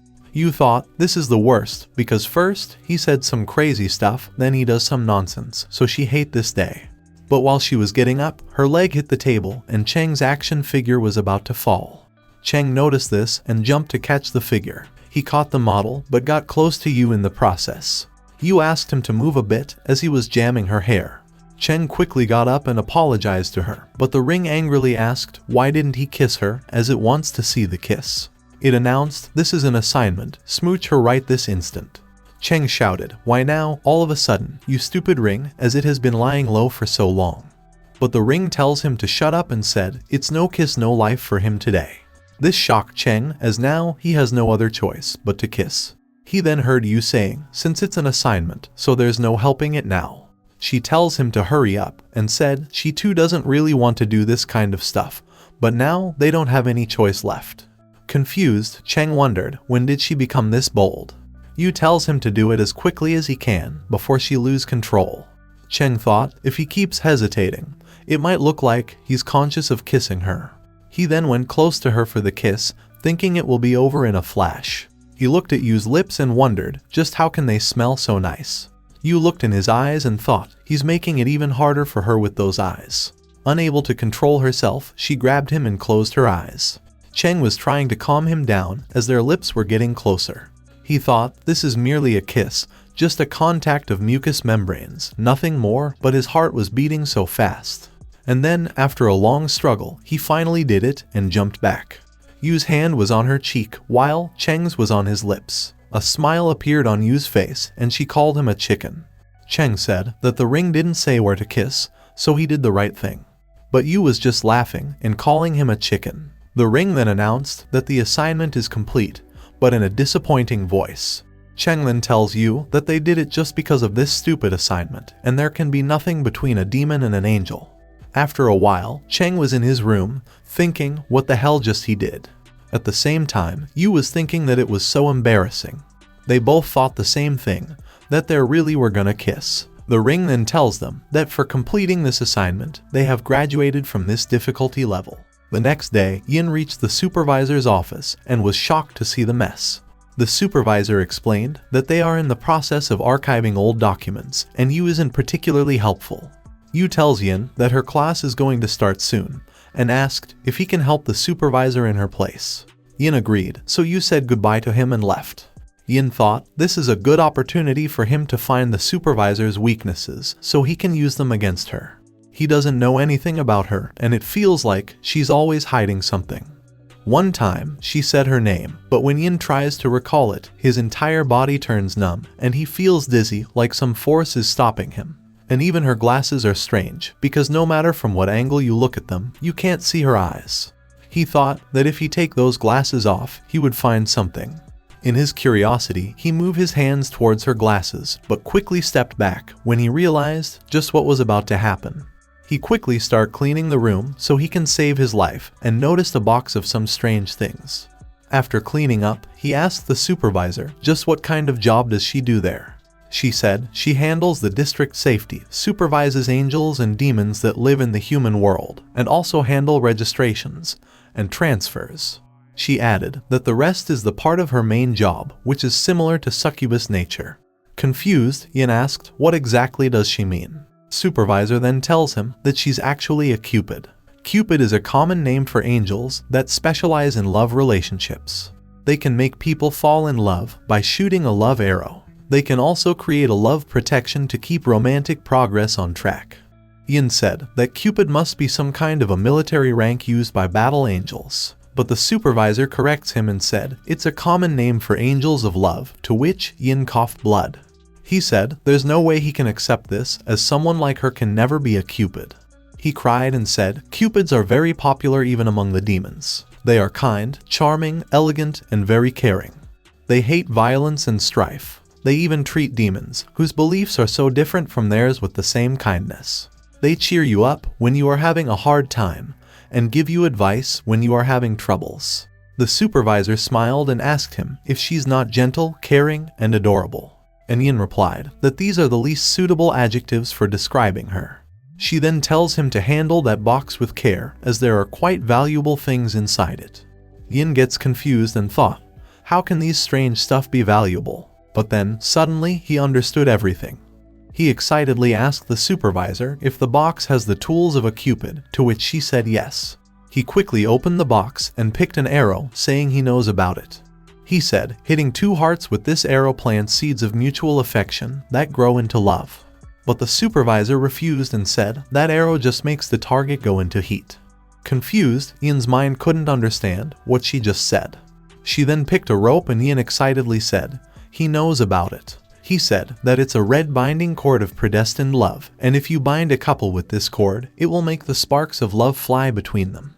But the supervisor denied it too and said it's just a rope for BDSM games. It just increases the pleasure if you wrap it around.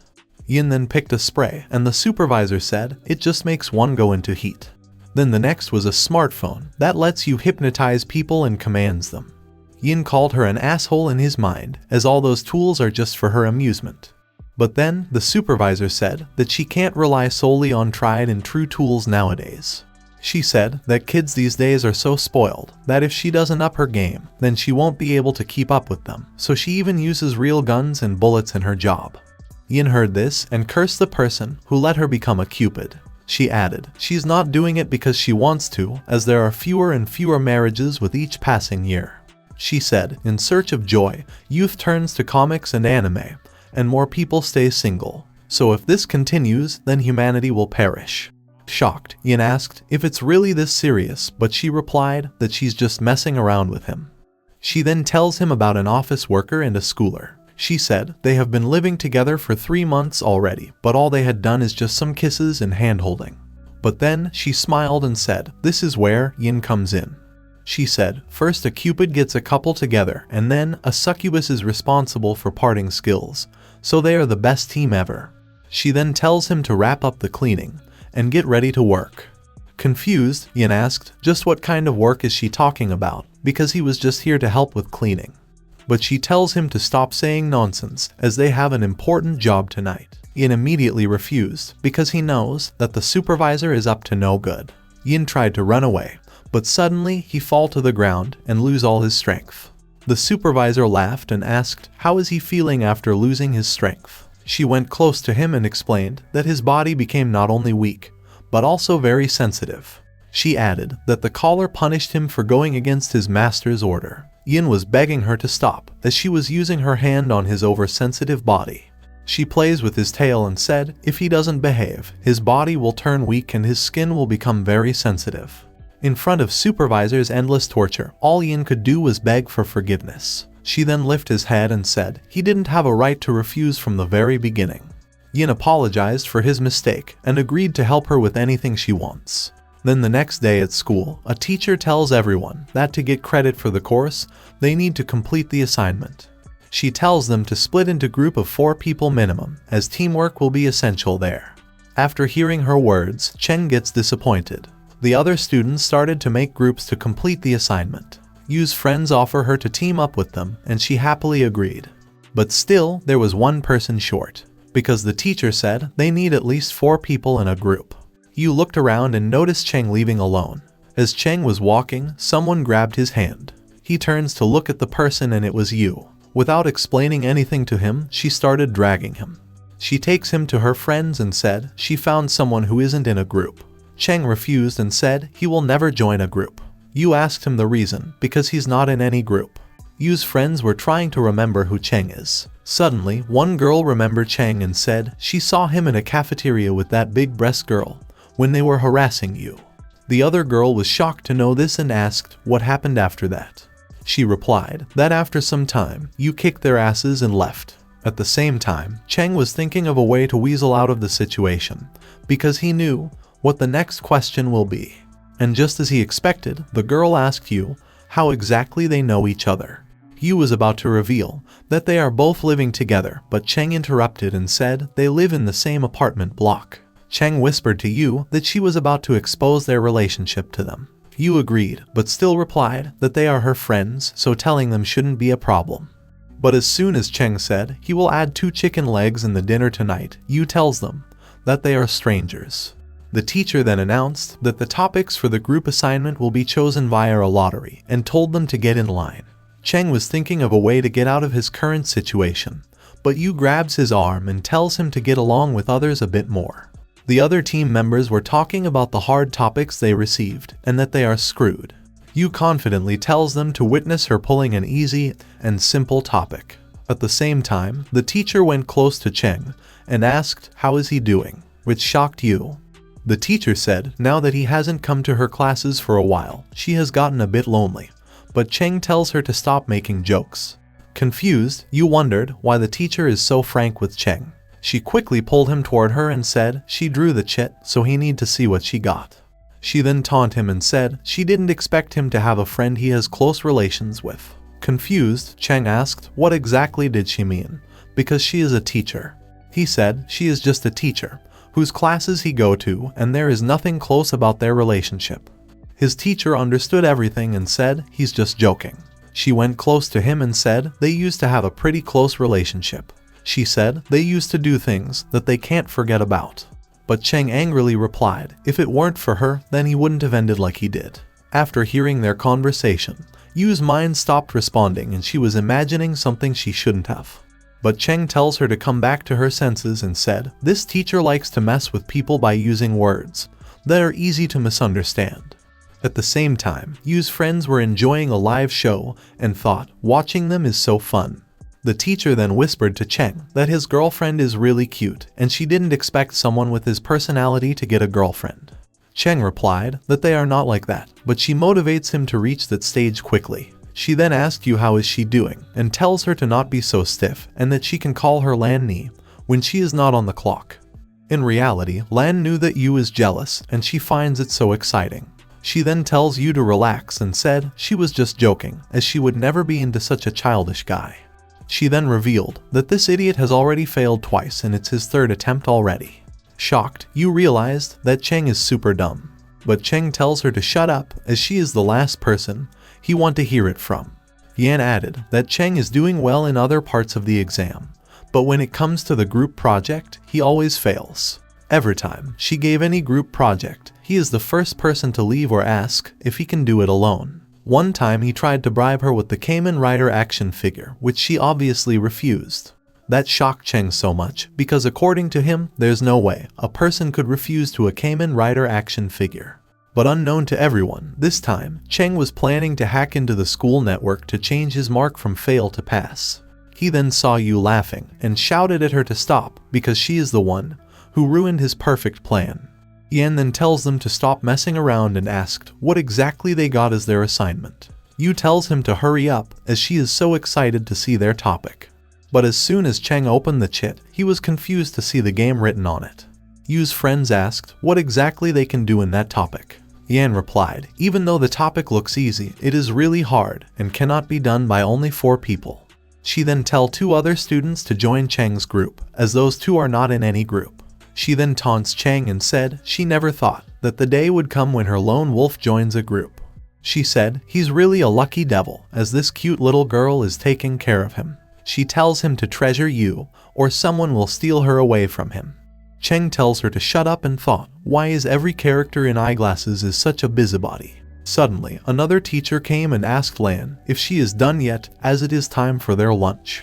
Lan then tells the class to complete their homework by next week and left.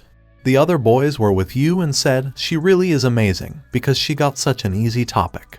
They muttered that it is such an easy topic that they will even have the time to hang out. They then suggests that every member will do their share of work and then they will complete it into a single report and left. Yu's friends were angry at their behavior because they decided everything on their own. And as they were talking with Yu to create a chat group, Chen came and gave his phone to add him in the group. They then asked Yu if she will be okay because she's such a scatterbrain sometimes that they can't help but worry. But Yu confidently tell them to not worry as there will be no problem whatsoever. They then tell her to give them a call if she has any problem and left. And after her friends left, she asked Cheng if everything is okay as he's been acting strange today. She said, usually he gets into his bad attitude when something like this happens, but he was just too quiet today. Cheng thought that nowadays Yu is picking on him more and more. He replied that he's done here and tried to leave. But suddenly Yu grabbed him from behind. He looked back and saw Yu making a puppy face. But then she said it's nothing and he can go, so Cheng left. After a while, Yu was sitting alone as everyone has left. But Cheng was standing behind the doors and wondered what exactly is she doing alone. Suddenly, 2 boys came and asked Yu to join their group. But before Yu could say anything, Cheng put some papers on the desk and said she's already in a group.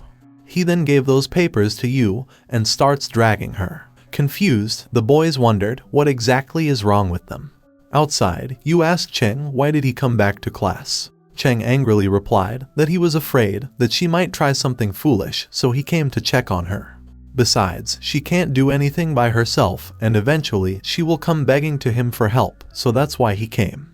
He then smiled and asked her why did she make those puppy eyes and pulled his shirt when he was leaving the class. Yu whispered that she will do her best to not make any trouble for him and asked if they can work together.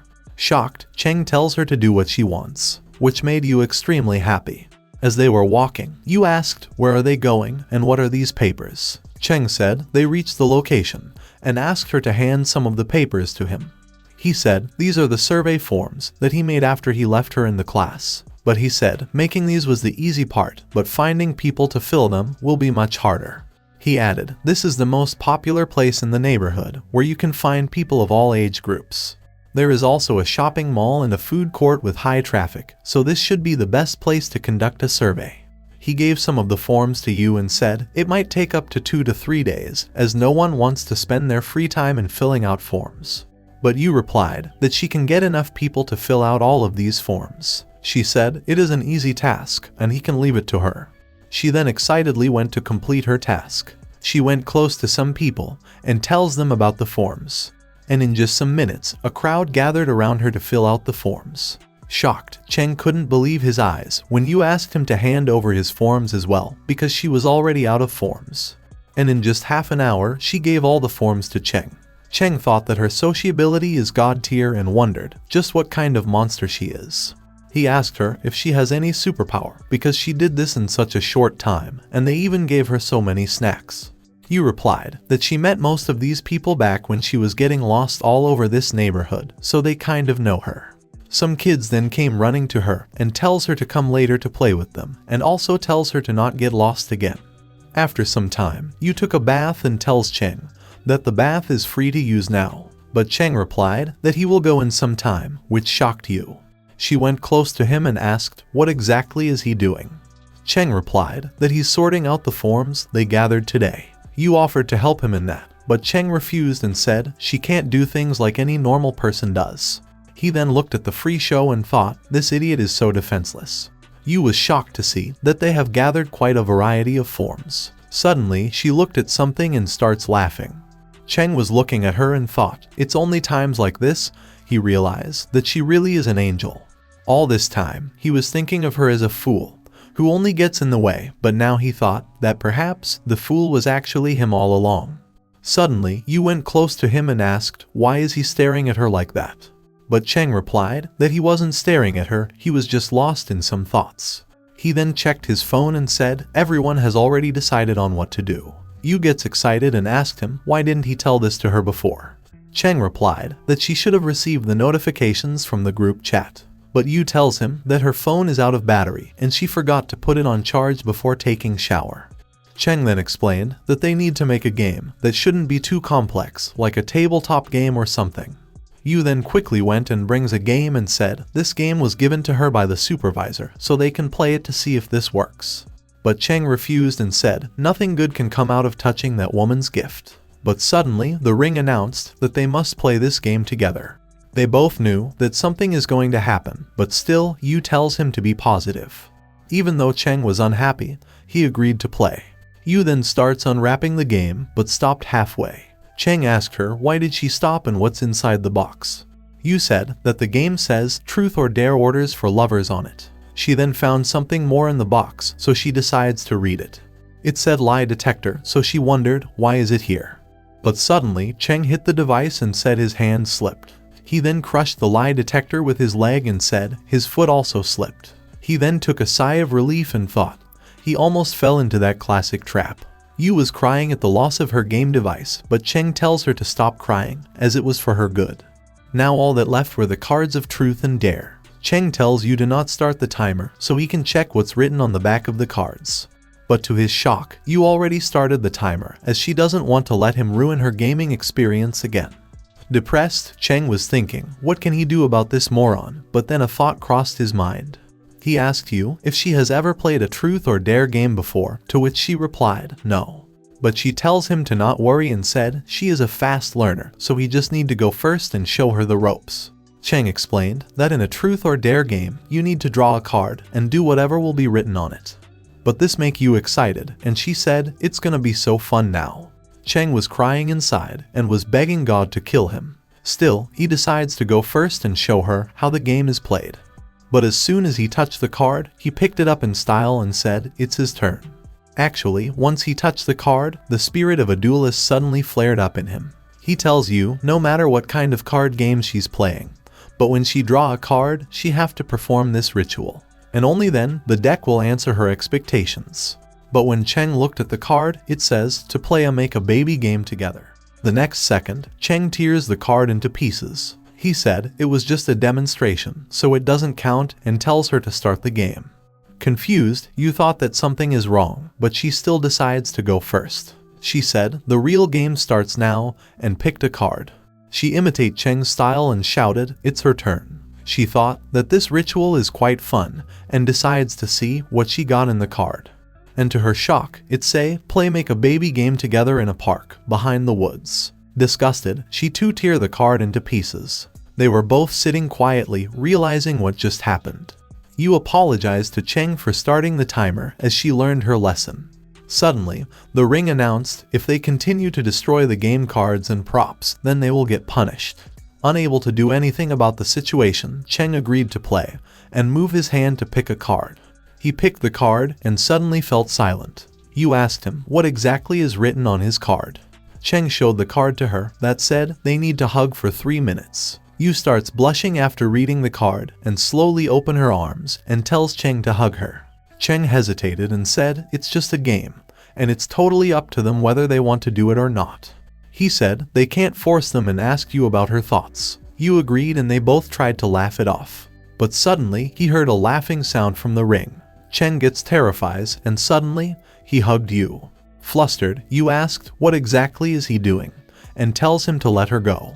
But Cheng tells her to bear with it for a while, because he can't control his body anymore. He said he can't even move a finger, and this damn ring must have gained a new function after that level up. He said it will be normal in 3 minutes, so bear it until then. Cheng then squeezed Yu a little, and Yu grabbed his t-shirt. Cheng was thinking, why isn't this over yet, as this is the first time he has held a girl for so long. He thought Yu's body is so slender and soft. She also smells so good that Cheng was not able to control himself, but he still decides to endure it. Then the timer announced that time is up and this round is cleared. Cheng excitedly said it's finally over and he can use his body again. But then, he noticed Yu's hand grabbing his t-shirt. Suddenly, Yu came back to her senses and pushed him away with her full force. After a while, it was Yu's turn, so she picked up a card that says, "Your opponent tells what he or she likes about you." But Cheng called this nonsense and said he doesn't have anything to tell. But the ring used its power on him again, and he suddenly started speaking. He said that all this time, he kept a secret related to her that he couldn't tell anyone about. It was that he never really cared that much whether she is flat or not. He said sorry for calling her a washboard all these times, because it was just an excuse to pick on her. Yu was angrily hiding her chest from her and was looking away. But then Cheng added that he's actually into legs. Be it hips with lots of flesh and elasticity, or pink and smooth feet, or the delightful Zedai Ryuiki. From top to bottom, he loves every inch of them. And also, he pointed at Yu and said her legs are his ideal type. They are not too long and not too short, not too thin or thick, they are just perfect. And the bouncing feeling they give off, it's the best of the best. Be it bare legs, while tights, or black ones, her legs can pull off everything. He added that he likes her in the black tights the most. But suddenly, he came back to his senses and realized what just happened. He thought, why the hell did he tell her that? He tried to cover up by saying that the ring made him say all that. But Yu looked at him in disgust and tells him to stay away from her while she was hiding her legs. Cheng tried to explain things, but she called him a pervert and covered her ears and shouts that she is not listening to him. Cheng cursed the ring because he realized that it's the second level of the ring that made him do that. But then he thought, now that it came to this, then there is no point in stopping now, and he will take her down with her. He shouted that it's his turn and pick a card. He smiled as he showed the card to Yu that said, your opponent reveals one secret, and you may ask them anything. He said she can cover her mouth, but it's all futile. He went close to her and asked if she ever had any indecent thoughts about him. But then, he thought he's an idiot, because he wasted his chance by asking this question. But suddenly, he heard Yu saying sometimes. She said that his collarbone is very beautiful. When he concentrates on his studies, she can't help but sneak a look at it. And especially after he's fresh from the bath, when he's covered with the beads of droplets, she has the urge to kiss it. Surprised, Cheng couldn't believe that Yu really had this thought about him. Suddenly, Yu came to realize what just happened, and tried to explain the situation to him. She said the ring made her say that, but Cheng tells her to stay away from him, because he never thought she was after his body. Yu was trying to explain, but Cheng was not listening and called her pervert. Yu sits down in a corner and mutters she wants to die.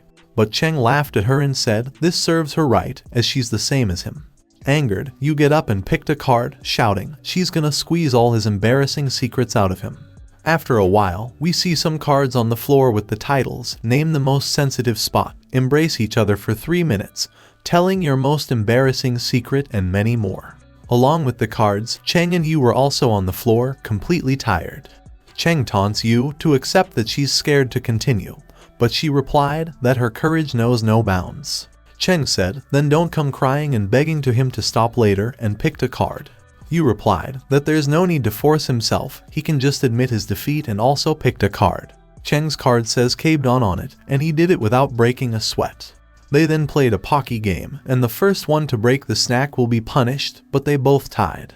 Then the princess carries pose, then the transformation pose, the advanced transformation, and the ultimate transformation. And after all these useless cards, the main one starts again. The first was to caress your opponent's face for 1 minute. Yu was shy at first, but when she noticed Cheng's hand shaking, she starts smiling and make fun of him. Then the next one was SM bandage play. But even though Yu tied him in ropes, there was no completion signal. Cheng realized that it's SM, so Yu has to step on him to complete the task. Yu agreed and put her leg on him, but it was still not enough. And after thinking for a while, Cheng realized the mistake, and tells her to step on him harder. And so, Yu used more force on him, and the timer announced that this round is clear. Cheng excitedly shouted that it worked, but then Yu used more force on him. And as Cheng was shouting in pain, Yu was enjoying this. But then suddenly, she came back to her senses and realized that she was really crushing him. She quickly stepped back and apologized to him. After a while, Cheng freed himself and his body was covered in bruises. Yu was confused and thought, why was she doing it? She then heard Cheng's voice saying it's the last card.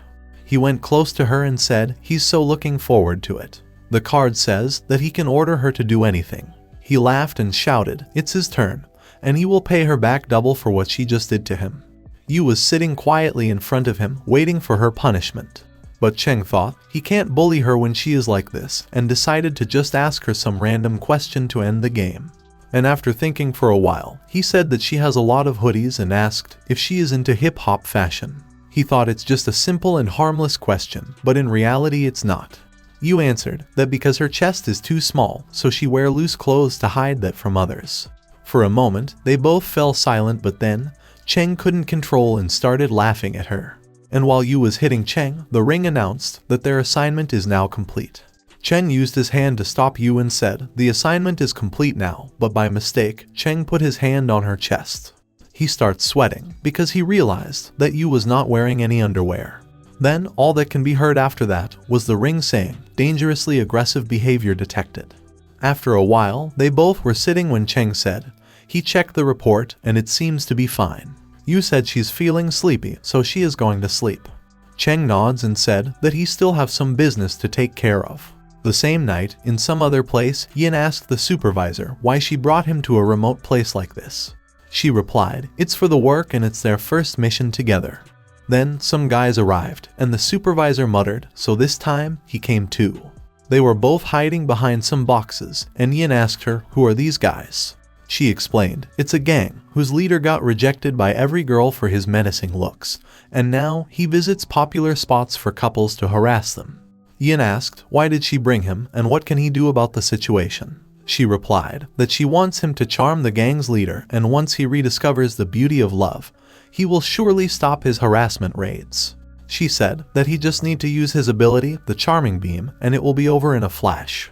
Yin said he doesn't have that kind of ability and asked why she wants him to do it, because she can just make a pin cushion out of him with her weird arrows. She explained that her arrows have time limits, and there are some side effects as well, so he is the one who needs to do it. She said it's too easy for him, he just needs to tickle his ego, and he will come wagging his tail right away. But Yin shouted at her to stop her delusions, as it's not how it works in real life. Yin then explained about his ability, that it can just allow one to choose an appropriate manner of speech to capture the heart and mind of the other person. The supervisor was disappointed by him, because that is not what she read in Succubi User Guide.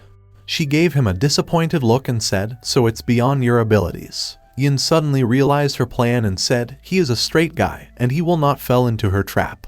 He was smiling, thinking reverse psychology doesn't work on him, but then he heard her calling him a useless succubus. She said he is a succubus in the name only, so from now she will call him Trashcubus, or a virgin Trashcubus. Angered, Yin tells her to shut her trap and said he will show her what a real succubus is capable of. And while the gang leader was waiting for his prey to arrive, he noticed someone attacking him and blocked the attack. Disguised, Yin said to the leader that he got quick reflexes because he did not expect him to block that. The other members were angered by this and decide to teach Yin a lesson, but are stopped by the leader. Angered, he said, since Yin came there alone, so he must be very brave or extremely stupid. Yin taunts him, saying he won't be able to laugh any longer when he will be done with him. 10 minutes ago, Yin was thinking of a plan, because he knew that the leader is the type that's a bit hard to handle. The supervisor interrupted and asked when he's going to seduce him, but Yin angrily refused and said his ability doesn't work like that. He tells her that ordinary methods doesn't work on guys like him, so he needs the right tool for the job. As if the supervisor was waiting for this, she quickly showed him all the tools she was carrying. He then tells her to give chest compression bandage and a face mask to him, and before leaving, he tells her to not worry, because he's a succubus who can handle every man and can even turn a gay straight. The leader dashed toward Yin to attack him, but Yin thought that he's too slow for him. Ever since he turned into a woman, in order to protect himself, he studied all kinds of self-defense techniques. And as he has a lot of combat experience, Yin can easily handle a few punks, even though he doesn't have the strength of a man. Yin knows that winning this fight won't solve anything, but as soon as he will beat their leader, his minions will fall in line. And as the fight goes on, Yin gets cornered by the leader and he tried to kick him there. But the leader stopped his kick and completely blocked his hands as well. He then removed Yin's mask to see why he was so desperate to hide his face under the mask. But he gets shocked to see that Yin was a girl. Confused, he muttered, "A girl." Yin said, "So what? If you wanna do it, then just do it." The leader shouted, he doesn't care whether she's a girl or a guy. He doesn't show mercy on any. And as he was about to punch Yin, he looked at his face and felt something in his heart. The leader suddenly stopped, wondering why he can't hit her. His minions were cheering for him, and shouts to teach Yin a lesson. Yin smiled and taunts him, saying is he not able to do it because she's a girl. But the leader tells Yin to shut up and said he doesn't even have to move a finger to deal with him. He said no woman has ever been able to look at him for 10 seconds straight. They all fainted halfway, or wept in fear. He tells Yin to keep looking at him, as he will show him what true fear is. But Yin muttered and asked the leader to stop staring at him, as he's not used to being stared at like this. This was his first attack on the leader's heart. Yin smiled, because he realized that his plan is working on the leader. Yin then freed himself from the leader's hands and tried to escape, but the leader pushed him on the wall.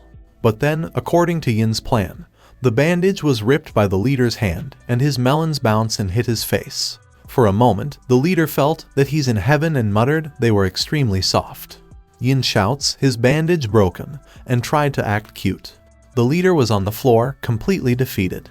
The minions shouted at Yin and said they will kill him for injuring their boss. But when they looked at Yin's face, they all froze like statues. The leader tells them to stop and asks Yin, why isn't he afraid after looking his face? But Yin replied that he loved guys who has fearsome faces as they look so manly and handsome. But then, he said in a cute voice that he wasn't talking about the leader, but just telling him his personal preferences. This was the second successful attack on the leader's heart. The leader then asked him why is he dressed like a guy. Yin replied, there are a lot of guys weaker than him, and when he defeats them, they all say that they were just holding back, because he's a girl. So he dressed like a guy to stop losers from using this lame excuse, to which the leader smirked. Angered, Yin tells him to stop laughing, and finish their fight. But the leader smiled and said it's her win, because he is not in the mood for fighting now. Surprised, Yin said okay and muttered he caught him by surprise. This was going all according to Yin's plan. He said to the leader that even after finding that he's a girl, he didn't treat him any differently. He then acts cute and thanks the leader, saying that made him happy. And this was the third successful attack on the leader's heart. He then looked away and tried to leave, but is stopped by the leader. He asked him to tell him her name before leaving. But Yin just smiled and said he's not gonna tell it to him yet, but next time, if he can beat him, then he will think about it, and left. And this was the final successful attack, and the leader got charmed by Yin. As Yin was leaving, an evil smile emerged on his face, saying, got you. After returning, he was bragging about his awesome performance to the supervisor. She agreed with him and said it was so cool. She said when the leader grabbed him, she thought that it's over, to which Yin laughed and said it was all an act. He said this trick is called fake surrender and each move was calculated and strictly according to his plan. The supervisor asked how did he know his preferences, to which Yin smiled and said no one knows a guy's heart better than another guy. She admits that it was impressive, but reminds him that he is a guy, so why is he so happy to capture the heart of another guy? After hearing that, Yin lost his smile and fall to his knees. He said she is right and wondered why did he go far and beyond to find a key to the heart of a guy. But suddenly, the supervisor put her hand on him and tells him to cheer up, as he did really good. She said both his appearance and skill were top-notch. When he play a role of a girl, his acting is impeccable. She then asked why doesn't he just stay as a girl, as he is much more attractive when he's a girl. Yin tells her to shut up, but she said everyone will agree with her, so if you guys really agree, then just type 1 in the comments section. She then grabbed him and said she is serious because everyone wants to see cute girls. She then whispered in his ear that above all, she is a lesbian. Startled, Yin jumped back and covered his chest, so the supervisor just laughed and said she is just joking. She then tells him to go with her as she will treat him to something good today. After a while, she gave him a juice can and buys herself a cola, saying a can of cola after work is the best. Confused, Yin wondered why did she give him juice instead of cola. She then ordered 2 bowls of yum noodles and asked one to be less spicy without coriander. She then gave him the dish and said it's made from sweet potato and it's delicious. Yin accepted and thanked her, but then a thought crossed his mind. The supervisor tells him to hurry up or it's gonna get cold. But to her surprise, Yin asked her how did she know that he doesn't like spicy food.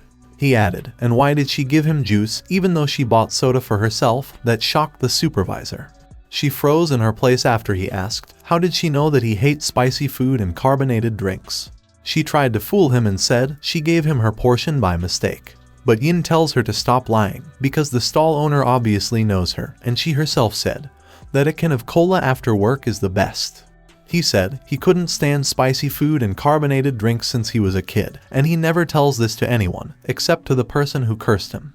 He added he always thought it was strange that she knew about him ever since they met, not to mention about the curse. He then angrily asked her who the hell is she, and how does she know so much about him? But then she twisted his hand and said don't confuse kindness with weakness, as she never allowed him to talk to her like that. Yin said she is always like this, trying to weasel her way out by changing the subject, but he's not afraid of her right now. The supervisor then released his arm and said he is right. She said she knows the angel that cursed him, and she has known about him for a long time, because that angel is the one who told her about everything about him. She added that she got interested in him and his ability, that's why she tricked him into coming here. Yin then grabbed her shoulder and muttered he knew it, that she might know something. He then begged her to tell him about her location, and promised that after he deal with her, he will help the supervisor with anything she wants. She looked at Yin's face and asked if he met that angel by any chance, then what's he gonna do to her? Yin was about to say something, but then stopped himself and said he will just ask her to undo his damn curse. He laughed and said the only thing he wants is to have his normal life back again, and that's why he came here in the first place. But the supervisor said that sadly she doesn't know her whereabouts, as they have not been in contact for a while now. She added, but it's not like she can't help him, but it will depend on his performance. She said if he works hard, then once she hears anything about her, she might consider telling him. This made Yin happy, and he promised to work twice as hard from now on. And as they were leaving, she tells Yin to admit that he knew about her knowing something, so he tried to fish for information from the very beginning, to which he agreed. She then asked, but then wouldn't that make her his primary suspect? But Yin refused and said he can't be such a poor judge of character because, unlike other people, his sixth sense is super strong. But even if he didn't, she and that angel's personalities are totally different, and he can even notice that angel in a crowd at a glance. And as Yin was boasting about his super sixth sense and that he ruled her out at the very beginning, the supervisor praised him for that. She then tells him that the snack he just ate, he owe her for that, as they are splitting, which shocked Yin. The next day, Yu's friends were waiting for her in Cheng outside a cafe. After a while, they reached the location and Yu apologized for being late. Her friends were shocked to see the work and asked her if she is the one who did all of that. They said, "It's so detailed that with this they will definitely get a very good grade." Surprisingly, Yu tell them that Cheng helped her and this questionnaire is his work. Her friends praised Cheng and said they knew it because there is no way Yu could have done such a perfect job all by her own. They then apologized to Cheng for talking bad about him behind his back. Yu was happy to see Cheng and her friends talking. Suddenly, one of her friend whispered that she never expected her to team up with a guy behind their back. Yu quickly changed the topic, thinking she could never tell her that she is living with Cheng, because then she will get another earful from Cheng. Her friends then talk bad about the other two guys as they are not there to review and discuss their reports. Suddenly, Cheng noticed the guys arriving, who apologized to them for being late. They said they got caught up in something and almost forgot about the meeting. One girl then scolds them for not taking the project seriously and tells them to be a little more responsible. But they tell her to not worry as they have already completed the reports. They put the reports on the table and said they got an appointment with a friend and tried to leave.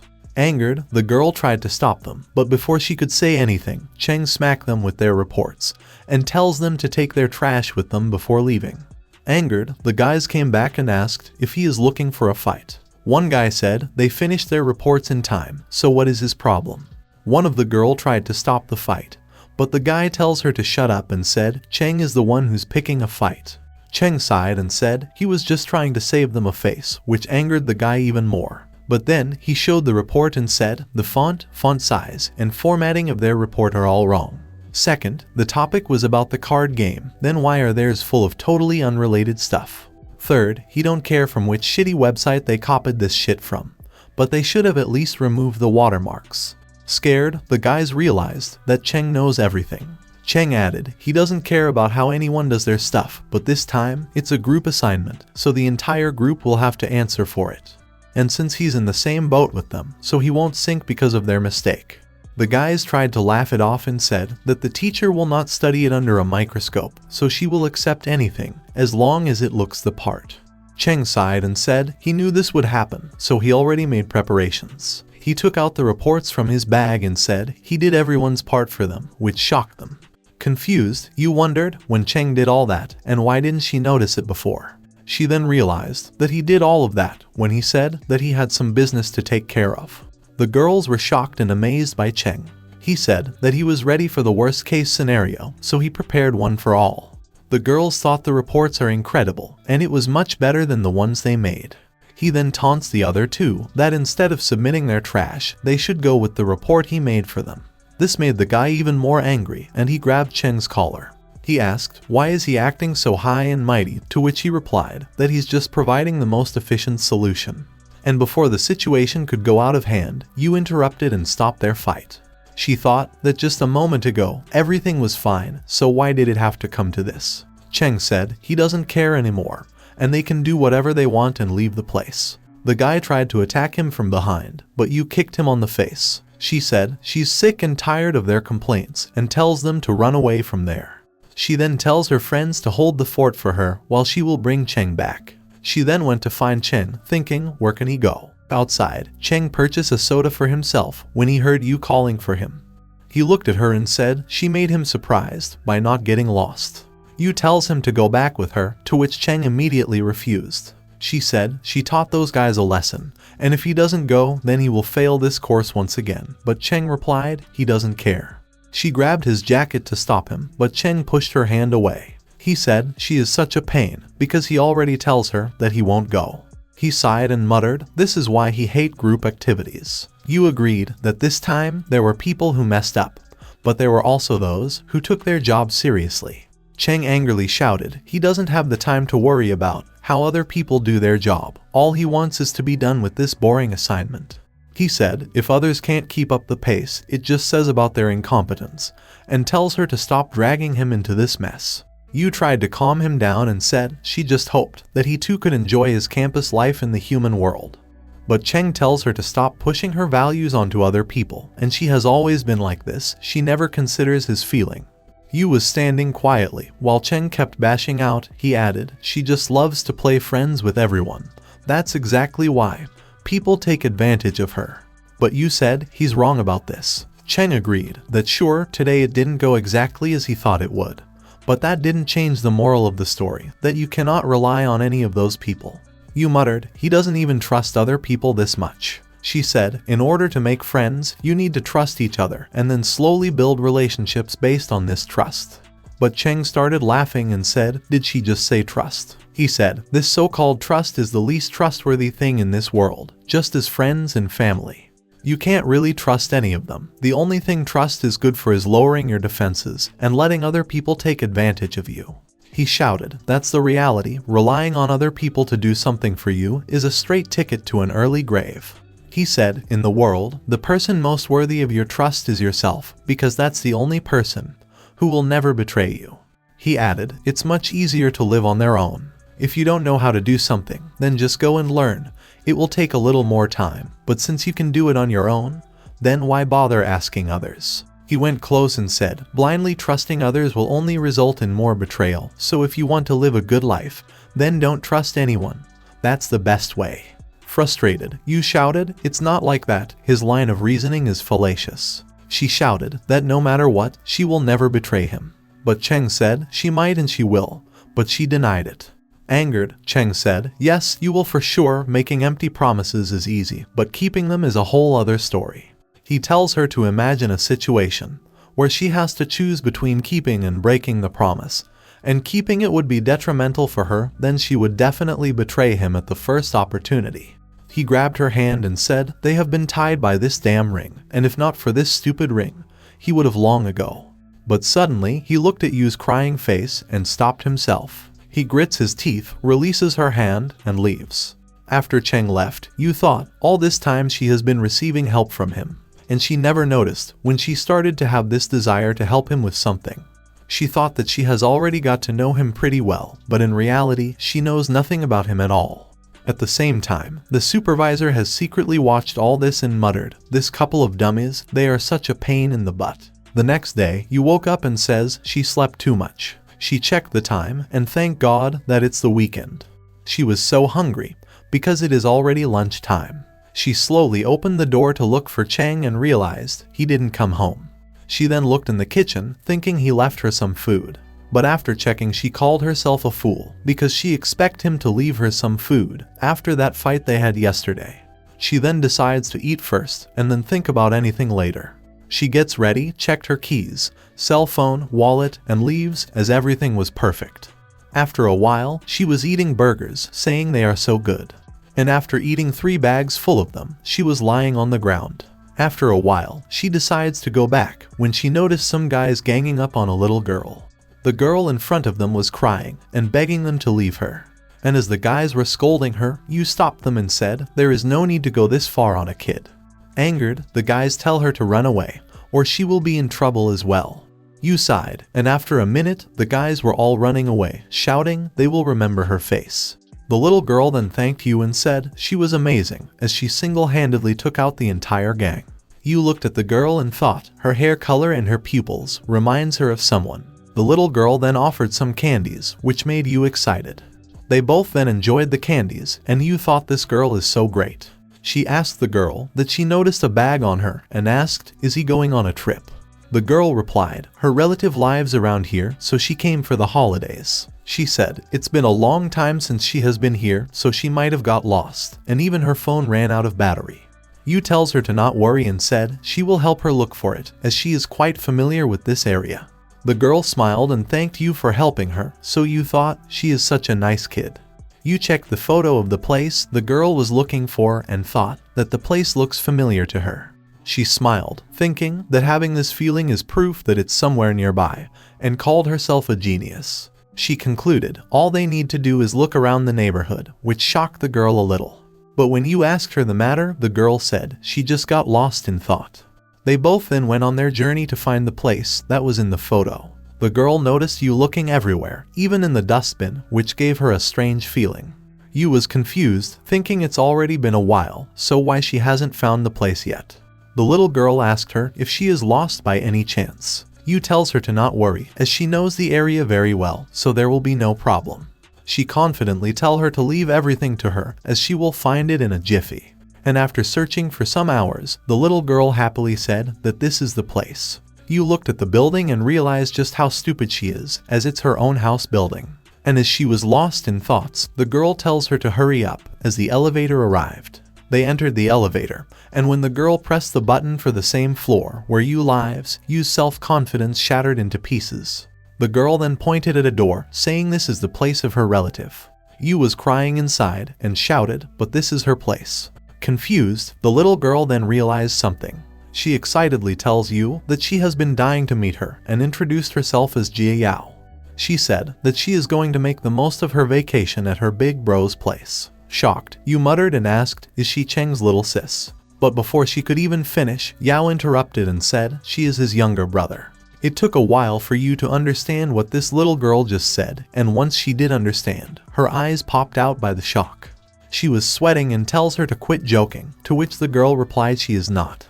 Yu looked at her carefully and said no matter what angle she looked from, her features are of a girl. But Yao lifts his skirt and tells her to verify if she has any doubts. Shocked, Yu tells her to stop as she believes her words. She then welcomed the boy, saying, let's wait for his GG inside. Yao then thanked Yu and addressed her as Sao Sao, which means sister-in-law. But Yu tells him that she is not used to be called that way yet, so let's stick to Jai Jai for now. Yu then went to get some snacks and tells him to feel comfortable. After a while, she changed her dress and thought that she never expected that Cheng has a Didi. Meanwhile, Yao was looking at Cheng's collection. He then heard some noise of falling someone from the kitchen, and then Yu arrived with some pudding and a juice. She looked at Yao and warns him to not touch anything in this cabinet, because if his GG found out, then the repercussions will be terrible.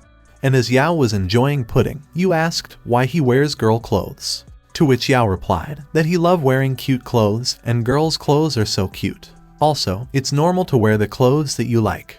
Confused, Yu thought, is it really normal, and questioned herself if she is the weird one there. Suddenly, Yao sensed something and looked at the door, which confused Yu.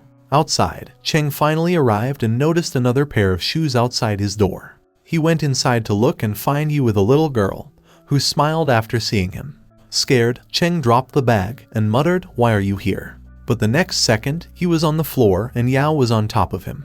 Yao apologized to Yu, saying he really wanted to play with her a bit more as her reactions are so amusing. But then, Yao looked at Cheng and said, long time no see, little brother. He asked if he is enjoying his newlywed life, to which Cheng just muttered one word, Xinjai. Yu's mind then stopped working, thinking he should address Yao as Didi, so why is he addressing him as Jai? 4 hours earlier, Yao arrived in the human world. And as soon as she arrived, the supervisor called her, but she disconnected the call and put her phone on airplane mode. And the first thing she did after that, visited the new shopping center, which has all the new collection of action figures. And after some shopping, she decides to enjoy a little before going home. She muttered that she came specifically to take a look at that weird little angel girl, who is living with Cheng. And luckily, she noticed a smell of an angel. She looked at the girl, and it was the same angel girl from the photo, so she decides to have some fun.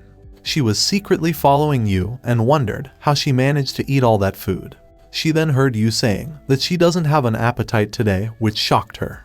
Yao then noticed some bad guys and had a plan. She then hit the guys with some marbles, and when they looked behind to check, they found her showing them the middle finger. Angered, they realized that this girl did that on purpose. And according to her plan, while they were teaching her a lesson, Yu decides to help the girl.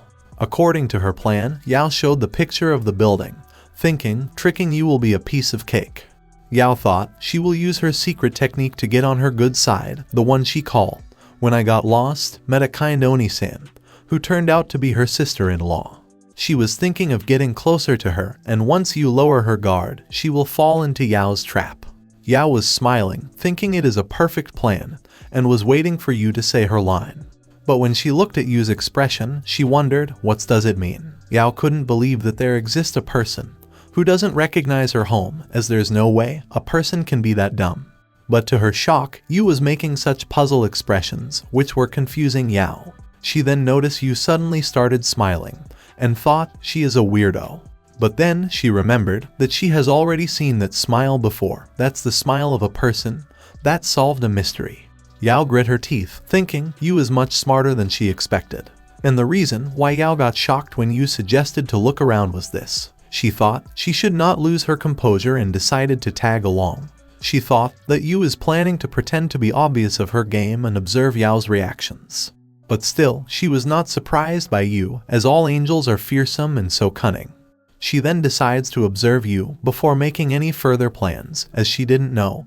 What tricks does Yu have up her sleeve? Yu thought that it is strange, because they have been walking for quite a while, but they didn't found the building yet.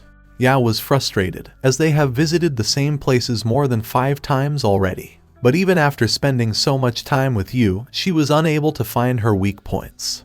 She thought that Yu is damn good, as her acting skills are unparalleled. Yu's performance was so spot on that even Yao couldn't pull it off. She realized that Yu is deliberately wasting her time, and is waiting for Yao to fall into her trap. Even Yao gets scared for a second, thinking Yu is such a monster. But she then smiled and thought, as expected of an angel, just like the other one she know. Yao was smiling, thinking she won't lose and will stay with Yu till the end. But after spending some hours, Yao doubted and thought, could it be that this girl is really just dumb? And when Yu tell her that she will find the building in a jiffy, Yao's doubt became clear. She then grabbed Yu's jacket and said she has a feeling that they should try looking in other direction. And then she acted and said this is her building, and thanked Yu, who was still trying to understand the situation. At present, Yao was looking Cheng's figures collection and said he gathered so many treasures in such a short time. At the same time, Cheng was shivering and was sitting quietly while Yu was still trying to understand whether this girl is a little brother, little sister, or big sister. But then she came back to her senses and noticed Yao collecting Cheng's games and figures, saying they are going home with her. She then looked at Cheng, thinking when she go close to his stuff, he always gets mad, so why is he not angry at all? But after seeing Cheng's face, who has blood coming out of his eyes and mouth, she understood everything. Suddenly, Cheng whispered to her that no matter what happens, do not interfere. He warned her that if she does, then the consequences will be terrifying, and no words can describe the horrors. Scared, Yu nodded and thought Yao must be a very scary person. She wasn't surprised by this, as Yao has been playing her like a violin just a minute ago, so Yu decides to be careful. But as Yu was looking at Yao's tail moving back and forth, she was having the urge to grab it. Suddenly, Yao approached her and asked, "What's the matter and why is she looking at her like that?" Scared, Yu wondered how did Yao appeared in front of her in a second, and before she could even react, Yao captured Yu by her tail. Yao looked at Yu's reaction and said, "So this is not your first time." Suddenly, they heard the doorbell, and Yao gets angry. She opened the door and found Yin, who excitedly shouted that he brought some delicious snacks for Yu. He then looked at Yao and asked who this brat is. Scared, Cheng and Yu then witnessed a living hell in front of them, and all they could hear was Yin screaming in pain. And after a minute, Yao tied Yin and threw him in the floor, saying, "This little shit has ruined all her fun." Suddenly, she remembered something, and ordered Cheng to bring the action figures that she told him to buy. And after seeing the figures, she got happy, but then, slowly, her smile faded as she looked at Cheng. Cheng was looking at her with teary eyes, but then she sent him flying with a punch. She angrily asked him if the box looked like octagon shape to him, and why is there a bump on the box? Cheng apologized, saying it was so hard to grab, so he must have dropped the box by accident. She then asked him, who does he owe a blessing of living in the human world to? Scared, Cheng answered, to JJ. She asked, who is the one who worked hard to raise him and the one who's been paying for his living expenses and education every month? To which Cheng replied, it's you, JJ. So she angrily asked, then why can't he do such a simple task for her, and attacked Cheng? Cheng was saying sorry when heard a smack sound. It was Yu who protected him from Yai's attack. She shouted and requested Yao to not bully him. But then she thought, what the hell is she doing, as she just lost cool and sprang into action. Cheng called her an idiot and said he warned her to not interfere. But before he could do anything, they both heard Yao saying, you really are amusing, little angel girl, and you even dared to flirt right in front of her. Then, she converts her tail form, to which Cheng shouted and begged her to not use that thing. But Yao still starts attacking them. They dodged her attacks, but then Yu decides to fight back and transformed her halo into a whip. Yu then dashed toward Yao and kicked her, but Yao easily blocked it. She said, even though you know some tricks, but she still has a long way to go. She then flew into the sky, and used her tail to grab Yu's leg. She then picked her in the sky, and Yu begged her to stop as she was not wearing appropriate clothes for that. Yu was trying to protect her dignity and telling Yao to put her down. But then Yao noticed that Yu was wearing leggings, so she grabbed it and tore it apart. Cheng watched the whole scene and noticed that Yu is wearing pink underwear. Yu used her skirt to hide it and begged Yao to put her down, but Yao smiled and said this is the reaction she was waiting for. She added that there is no point in hiding it now as they all have already seen it. Angered, Yu used her halo to attack Yao and managed to free herself. And as soon as she jumped down, she looked at Cheng, who was pretending that he didn't saw anything. And as Yu was distracted, Yao attacked her again. And as Yu thought that this is the end for her, the supervisor arrived and stopped the attack, saying it's enough. She asked Yao, didn't she just go too far just now? To which she replied no, because then she wouldn't be able to lure out an old fox. She said that she knows that the supervisor was hiding her presence and watching the show in secret. The supervisor then tells her that the first thing she should do after arriving is report her, but Yao refused to do that. Yu then asked the supervisor if they know each other, to which she replied yes, as they used to work together, which shocked both Yu and Cheng. And as the supervisor and Yao were arguing, they heard some strange voice. They looked in the direction of the sound and noticed Yin looking at them with teary eyes. The supervisor muttered, so you were here, while Yao was thinking, who the hell is this? Cheng and Yu were thinking the same thing, that they totally forgot about him. The supervisor removed the tape from Yin's mouth and asked, how did he end up there? Yao was confused and asked, who the hell is this wench, and how did she ended up here tied? To which the other two shouted, that she is the one who tied him up. Yao went close to take a look and said, as she recalled, the one who came in was a guy. She then grabbed his melons and gets surprised to see the real deal. She then noticed a collar on Yin's neck and said, what a coincidence, as she has one too, and asked if that stinky Four Eyes put it on him. Suddenly, she realized something and said, so you are that succubus that turns into a girl in the evening, which this stinky Four Eyes asked her to look into. But before she could reveal anything, the supervisor slapped her and said, little kids shouldn't run their mouths, and when they do, they get spanky spanky. Scared, Yin was crying inside, thinking, what the hell is with these two? Yao said to the supervisor that she is not looking for a fight, and more importantly, Yin looks interesting and asked her to lend Yin to her. But the supervisor refused. Yao then grabbed Yin's hand and said, just for a week, but the supervisor refused and said, not even for a day. They both were pulling Yin back and forth. Yao promised that she won't break him, but the supervisor still refused. Froth came out of Yin's mouth and he wondered why he is the one who always gets hurt. Yu tells them that Yin has already passed out, so Yao leaves him and said, he is all yours. She said that she is feeling hungry as she spent lots of energy because this dumb angel girl dragged her all around the neighborhood. She then ordered Cheng to make something for her, even though Cheng refused at first, but in front of her angry face, he quickly left. Yao then called him weak, saying even after coming to the human world, he is the same loser he has always been.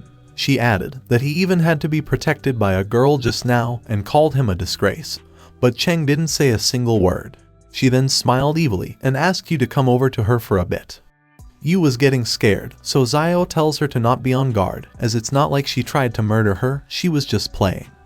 The supervisor tells Xiao to stop scaring Yu, to which she replied she would never, as she is the gentlest person there is. Xiao went close to Yu and whispered in her ear that she knows a couple of Cheng's secrets. Xiao asked Yu if she is interested, and Yu's expression changed after hearing that. Yin also gets alerted, thinking it's a scoop. Xiao's past then gets revealed. That one time, she was waiting in a line, getting frustrated over the fact that there were too many people. She was saying that she is too tired, and if she had known earlier that it would turn out like this, she wouldn't have worn her cosplay. After several hours, finally her turn came. But to her bad luck, the shopkeeper tells her that they just run out of stock. She angrily asked how the hell did it get sold out so fast, and that she waited for more than 4 hours, so she need the item anyhow. She then points at some people, asking the shopkeeper why is he letting them buy so much at once. The shopkeeper was getting scared since he could sense her murderous aura.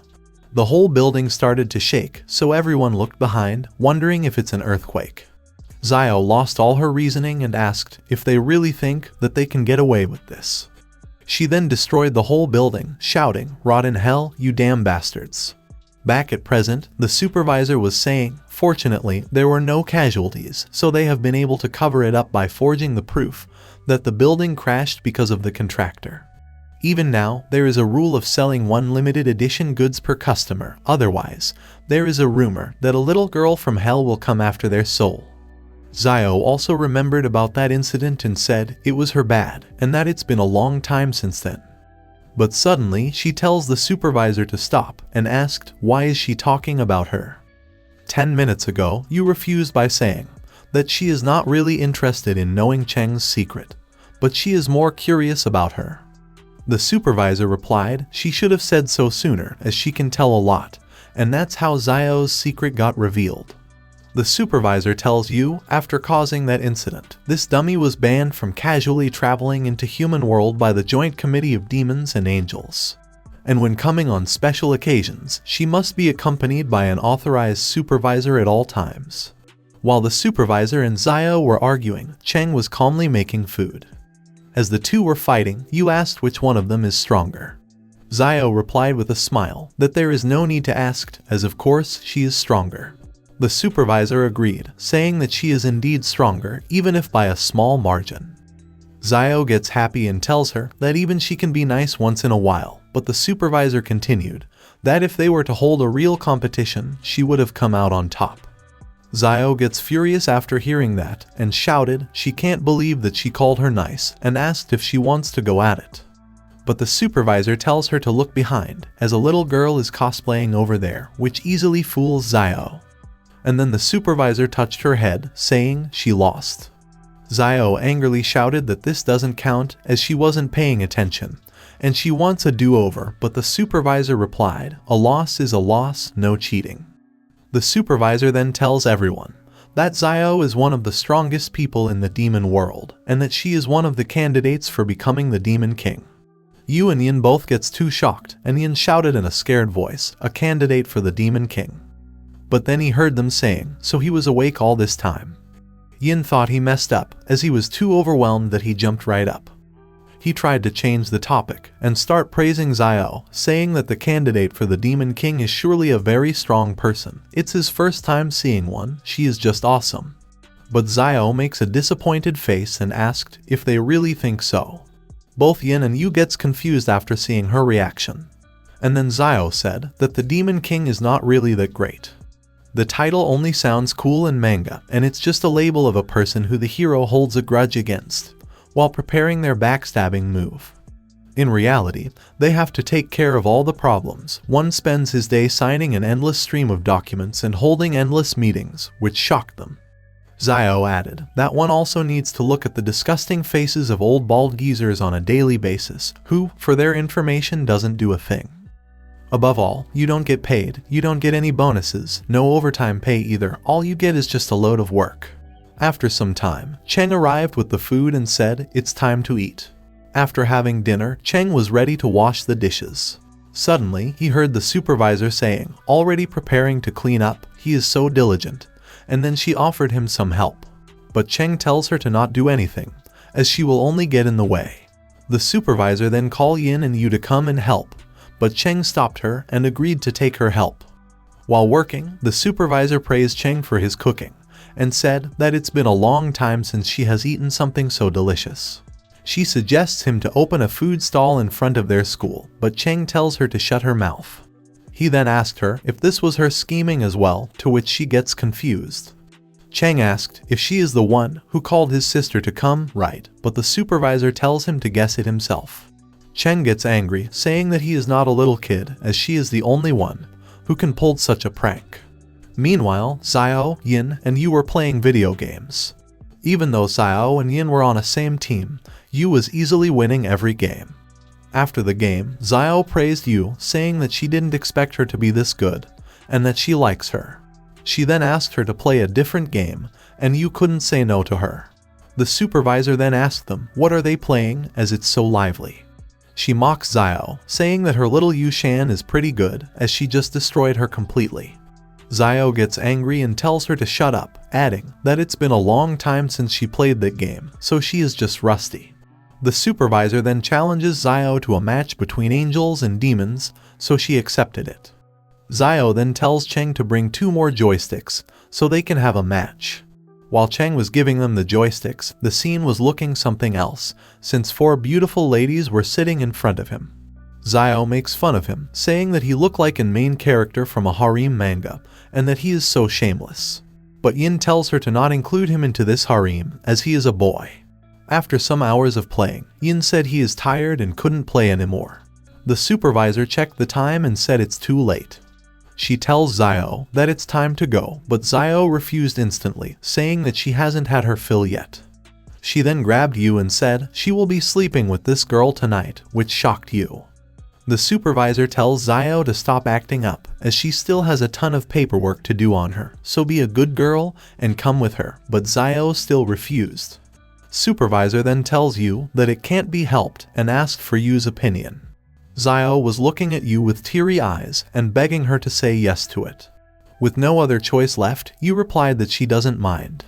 Before leaving, the supervisor tells Zio to be a good girl and not make a racket, to which Zio showed her the middle finger while saying she knows. Yin gets happy after hearing that and said then he is staying over too. But then the supervisor pulled his ears and dragged him out with her. Zio wished her good night while addressing her as the stinky 4 eyes and that she wants to never see her. After some time, Cheng was cleaning the house while Yu and Zio were sitting on the couch. Zio was feeling that something is wrong as the atmosphere is too silent. She then asked if the 2 of them had a fight and they both felt a sudden chill. Judging by their reaction, Zio figures that she is right and said no wonder she was having goosebumps all this time. She then tells Cheng to buy her some bubble tea as she has a sudden craving. Cheng was saying where can he find it this late, but Zio forced him out and tell him to not come for an hour.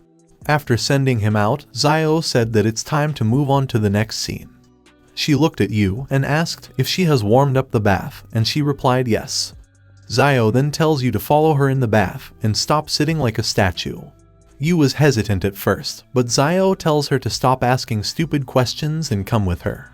Inside, both Zio and Yu removed their clothes. Yu was staring at Zio's body with a suspicious look. Zio saw that and asked if she wants to confirm that and starts removing her leggings, but Yu stopped her on time. Suddenly, Zio remembered something and then removed her horns. Seeing that, Yu gets too shocked and shouted, how can she pull out her horns? And to Yu's disappointment, Zio tells her that they are just an accessory. She said she wears them on her head like a hairband, as they have the effect of concealing her presence. She added that she can even change their shape, just press on the nose and meditate for 3 seconds. She showed Yu how it works by changing the horns into different shapes.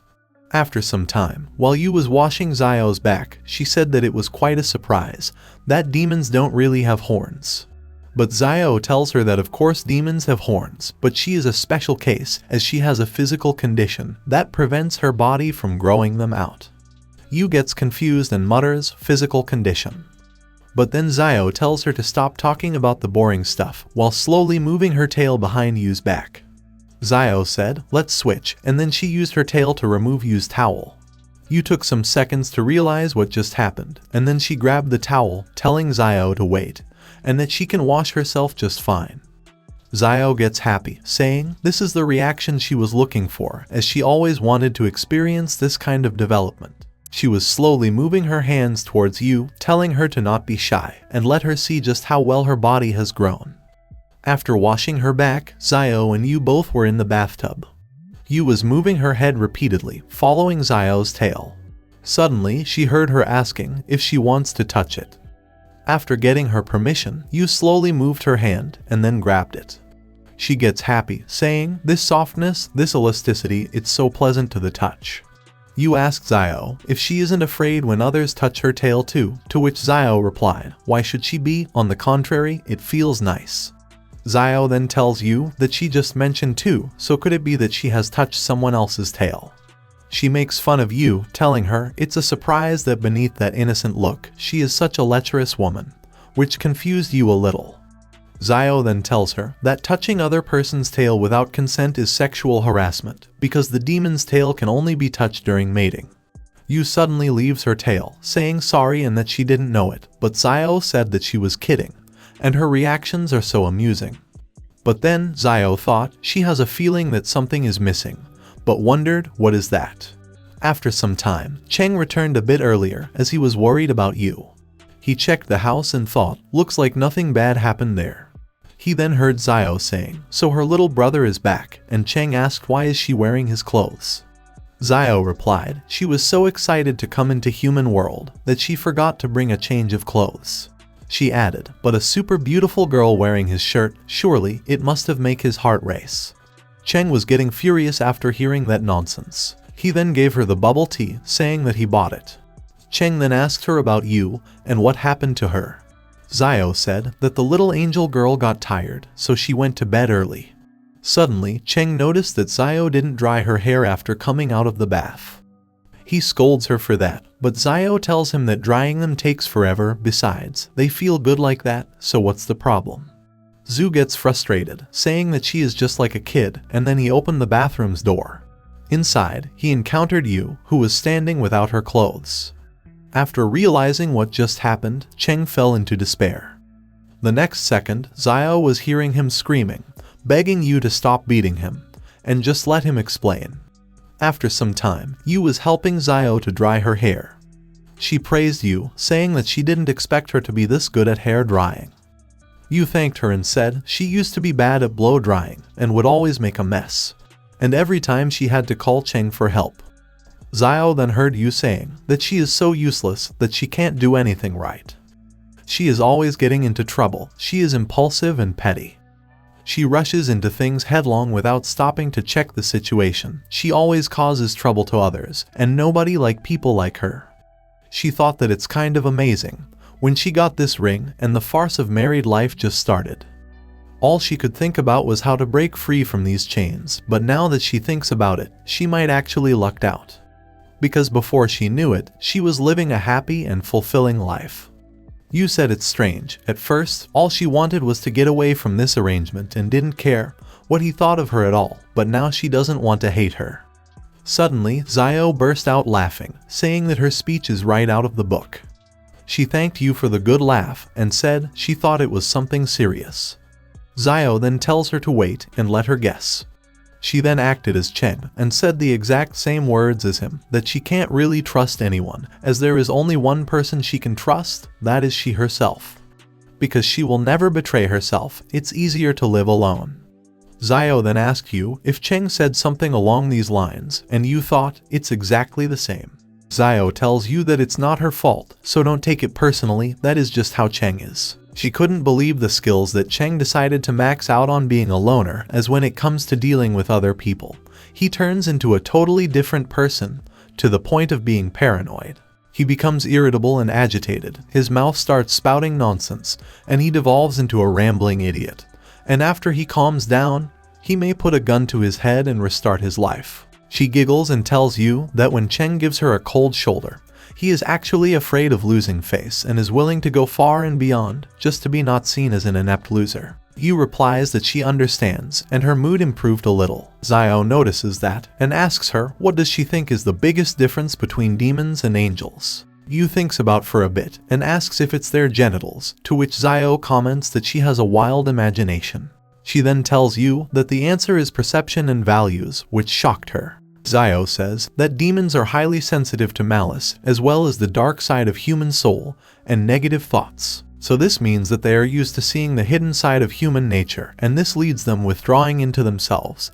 That's why they don't easily trust other people. And that's also one of the reasons why demons like Solitude want to know what they put trust into, and the answer is contracts. The ones that benefit both parties, and where she has to put something important to her on the line, something she won't betray no matter what. That's one of the reasons why demons like to sign contracts so much, just like the one they too have entered.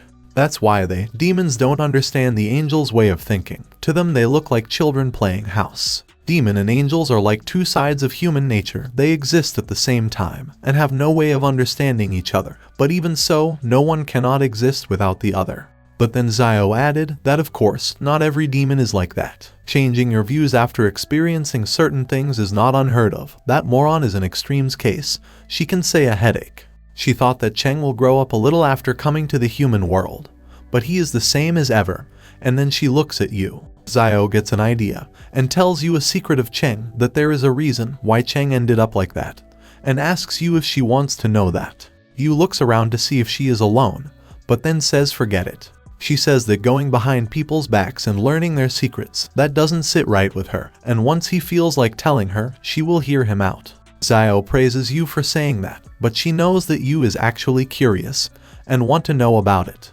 She tells you to not worry and promises that she won't tell Cheng about this. It's a limited time offer just for today, but you still refuses. Zio comments that she is no fun. All this talking made her real thirsty and asks you to bring her some bubble tea, to which you replies with sure. After you left, Zio says that she really is a nice girl and then asks Cheng if she is right or not. Cheng, who is hiding behind the wall and was eavesdropping, freezes in fear after hearing that. Zio laughs while saying that if eavesdropping is not a good habit, to which Zhu blushes. Zio asks if he is blushing, which shocked him, and he hits the wall in frustration. After that, you bring the tea and inform that to Zio, while she is searching something in her bag, and says that's enough depressing topics for the day. She then takes out some mangas and asks you with a devilish grin if she likes BL. You gets confused hearing that, as Zio tells her to come close, since she has got some nice ones, and you agrees to it. Moving on, Yin whispers to Zio asking why she has to listen to that angel, despite being strong, and why the demons that come to the human world have to be managed by angels. At that, Zio asks if they don't know, and all of them with puzzled expressions replied, they don't. Then suddenly, the supervisor pops up behind Zio and tells them to let her explain this one. She mentions that at first, demons and angels managed the human world together. But as time went on, demons started to become lazy and did their job poorly, which caused a lot of trouble and chaos. So, in order to prevent chaos from happening again, demons and angels made a treaty, and from then on the human world was managed by angels alone. Now the demons coming to the human world must be supervised by an angel, and that's how things ended up this way. After that, Yu asks the supervisor if it doesn't cause discontent among the demons, but she tells her to ask them herself. Hearing that, Cheng and the others reply that it's too much trouble and that they are perfectly fine with getting food without having to work for it. Afterward, Yin greets all of the viewers on her live stream and asks why are they still coming to her streams, even though she has been streaming for a while already. Then she responds to one of the commenters, saying that the outfit she is wearing is a cosplay of the character from the game she has fallen in love with recently, and just getting her hair done took her quite a while. Furthermore, she replies to another comment saying she didn't forget to put on her underwear this time, and adds that she is super serious about following the platform rules. Then she cutely thanks one of her viewers for gifts while addressing them as master, and says that they are very generous. After a while, Yin tells her viewers that she will be ending the stream, since she is tired and needs to get some rest. Then she ends the stream saying she will see them tomorrow and wishes them good night.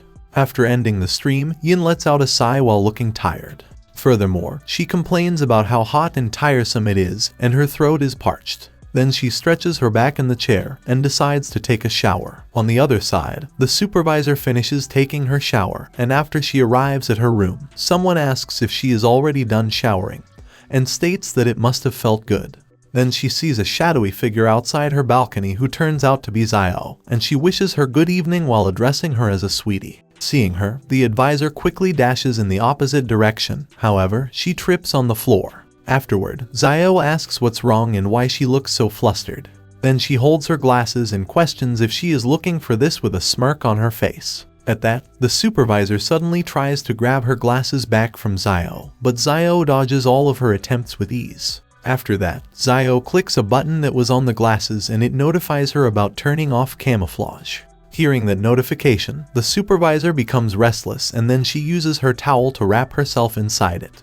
Afterwards, Zio states that she hasn't changed one bit and gets excited thinking how she will bully her. On the other side, Yin finishes showering and comes out of the bathroom while singing. Then she notices something strange and drops all of her clothes in shock. Afterward, Yin looks at her melting ice cream and exclaims that she totally forgot to put the ice cream into the fridge. Then she calms herself down and says that she will order another one from the shop and looks for her phone. However, she witnesses that her phone is covered in ice cream and then she screams in sorrow. On the other side, Zio says how she told her long ago to stop relying on those glasses and adds that her pathological condition has progressed. Then she grabs the towel and starts pulling it, and says that it's about time she got rid of that thing. She continues to pull the towels while telling the supervisor to let her take a look and adds that resistance is futile. Afterwards, the supervisor suddenly starts sobbing, so Zio asks her if she is crying for real. At that, Zio starts laughing and makes fun of her and says that it must be very embarrassing. Suddenly, the self-destruct sequence on Zio's collar activates and she gets shocked seeing it. Then she tells her to wait, since she was joking and not be so unreasonable. However, the sound of beep from Zio's collar continues, so she restlessly tells her to stop it, or she is going to die. She then apologizes for taking her glasses and promises not to pull pranks on her anymore in panic. After that, the supervisor puts on her glasses saying she will pull out her tail and put it into 20 if she plays a prank on her next time, whereas Zio with a dreadful expression states that she thought she was done for. Then the supervisor asks how those guys let her go outside, to which she replies that she sneaked out of the bathroom. Zio gets angry and asks how dare she drop everything and come to the human world to help dummies, who manage to get into a fight. However, the supervisor tells her to calm down and gave her a candy. Then she asks Zio if that kid is to her liking, to which she replies that she is a nice little girl and kind of reminds her of a fufu doll. Furthermore, Zio says that she is impressed that she has been able to pull off this marriage scheme, and adds that little girl is not an ordinary angel. She also states that she couldn't believe it when she first saw that photo, but now she is convinced. She then mentions Yu's red hair, but then she wonders if it is actually pink. After that, she asks if it is magenta, but the supervisor says she is the only one she knows who can joke about that. Afterward, Zio says she doesn't care about it. However, the supervisor replies that she thought she would be against the idea. Hearing that, Zio asks why would she be against something so fun and exciting, and continues that when it comes to chasing after fun, she always follows through. However, she advises her to be careful as things might get complicated if something were to happen to you. But the supervisor says that it will be fine as long as nothing goes wrong. Afterward, Zio states that it's about time she go back, as it will be bad if they found out that she sneaked out. Then she asks the supervisor about the succubus and if he went out for something, to which she replies that they don't live together. At that, the supervisor realizes something and surprises Zio by asking if her original goal was to check up on them. She bashfully answers that she only came to play a prank on her, but the supervisor says she understands now why she looks disappointed and that she should have known, considering the relationship. Zio then tells her to shut up and adds that no one would want to have a relationship with a stinky four-eyed stupid angel like her while flying away. She further tells her to wait and states that the time will come when she will smash those glasses of hers into pieces. At that, the supervisor replies that she told her not to use her powers in the human world, but Zio says it's fine, as long as nobody finds out. Moving on, Cheng seems troubled because Yu is lying unconscious over his body on an uninhabited island, and he wonders what the hell that place is. A few hours ago, Zio yells at Cheng to wake up, and when he opens his eyes, he sees Zio leaping at him. Zio then stomps on his belly, while shouting Angry Crow takes flight, but Zio on the other hand almost loses his soul. Subsequently, she asks how would he rate his second wake-up service from his beloved little sister, but Cheng angrily yells that he almost died. After that, Zio tells him to get ready as they will be leaving soon, but Cheng asks where to. She replies that they are going to the beach, and adds how every self-respecting romantic comedy must have at least one beach episode. At that, Cheng shouts that she is reading too much manhwa and it's the first time he heard about that. But Zio replies that it was decided just now. On the other side, Yu wakes up thinking that she is very sleepy since she went to bed late the previous day. She couldn't think straight and blames Zio for shoving at her something. But suddenly, she covers her mouth as she is about to puke. At the same time, Cheng gets out of his room complaining about how Zio is doing whatever she wants and that it is such a pain. After that, both Cheng and Yu notice each other outside their room and they have eye contact with each other. However, Cheng suddenly looks away from Yu while blushing and leaves her surprised. He then wonders why he is subconsciously trying to avoid her, and that just remembering what that person said the previous day makes him unable to look her in the eyes. Afterward, he quickly shuts his door and thinks that there must be something wrong with him. On the contrary, Yu thinks that he is overdoing it, judging from how fast he ran away, and wonders if that's how much he doesn't want to see her face. Moving on. They arrive at the beach and Zio rides on Cheng's shoulder while getting excited over how many people there are. The supervisor is amazed seeing how fast they changed into their swimsuits. However, Xiao and Cheng tell her that it's common sense to change into a swimsuit at home before going to the beach. Afterwards, she invites Yu to change into swimsuits as well, but Yu replies that she doesn't have a swimsuit. At that, the supervisor tells her not to worry and that she got her covered. Xiao on the other side notifies Cheng that she is leaving the rest to him and mentions that she will go have some fun. Meanwhile, Yin yaps about summer, the beach, and the breath of freedom while T-posing in front of Cheng and tells him that it's been a while, even though they met just the previous day. Afterward, Yin continues to yap that he doesn't understand what being there means, to which Cheng tells him to get his ass over there and help. At that, Yin advises him not to cloud his vision with unimportant things and asks if he doesn't want the joy of playing in the water together with girls. He then tells Cheng to look at some girls in bikinis and states that it makes his heart sing. However, Cheng asks what that has to do with him, and further tells him to stop speaking like somebody who has experienced it himself, but Yin angrily replies that he was about to go join them. Afterwards, some of the girls invite Yin to hang out with them and he replies that he is totally free and adds that he will be right with them. However, he suddenly gets tied up by a rope and dragged on the sand by the supervisor. She then asks how about she joins him and adds that it will be more exciting that way. After that, the supervisor drags him around, but Yin states that he doesn't feel good all of a sudden and requests to leave him alone. On the other side, Cheng completes his errand and wonders what should he play to pass the time. Then as Cheng is playing Breath of the Wild on his Switch, Yu approaches him and asks if he is not going to swim, and seeing her, Cheng on the contrary becomes speechless. Moving on, Yu reads a book with indescribable content and tells Xiao that there is something she doesn't understand. At that, Xiao asks what it is, and Yu inquires if the things mentioned in that book are a common thing between guys. Hearing that, Xiao gets speechless, but then she pulls a prank and says that it is a natural process like eating or sleeping. Yu on the contrary gets surprised hearing her answer and bashfully asks if Cheng can also do those things. Then Xiao asks if Cheng has a guy friend, and specifies if he has someone he's close enough to bicker with, and who remains his friend regardless of how much they fight. Afterward, Yu shockingly remembers Yin, and rigorously nods her head. At that, Xiao replies that she got her answer and then Yu feels embarrassed, as she envisions Cheng and Yin doing intimate things with each other. Seeing Yu in that state, Xiao thinks that she is fun to play with, and meanwhile, Cheng and Yu sneeze inside their room. Back to the main story, Yu asks Cheng if he is not going to swim. However, Cheng becomes surprised seeing her and instantly gets up. After that, Yu tries to call him several times, but he looks away from her and ignores her calls. At that, Yu pouts from frustration and sits in a corner of the mat alone. He listens to some dudes talking about how cute Yu is and plans to chat her up, since she is all by herself. Then the guys approach her and asks if she is lonely. However, as they are about to invite her, Cheng intimidates them from behind. Afterwards, they leave telling her to never mind and that they were just passing by. Meanwhile, Cheng wonders why he has to deal with them and that it makes him look like he cares. Suddenly, Xiao starts laughing maniacally in front of his face and it makes him startled.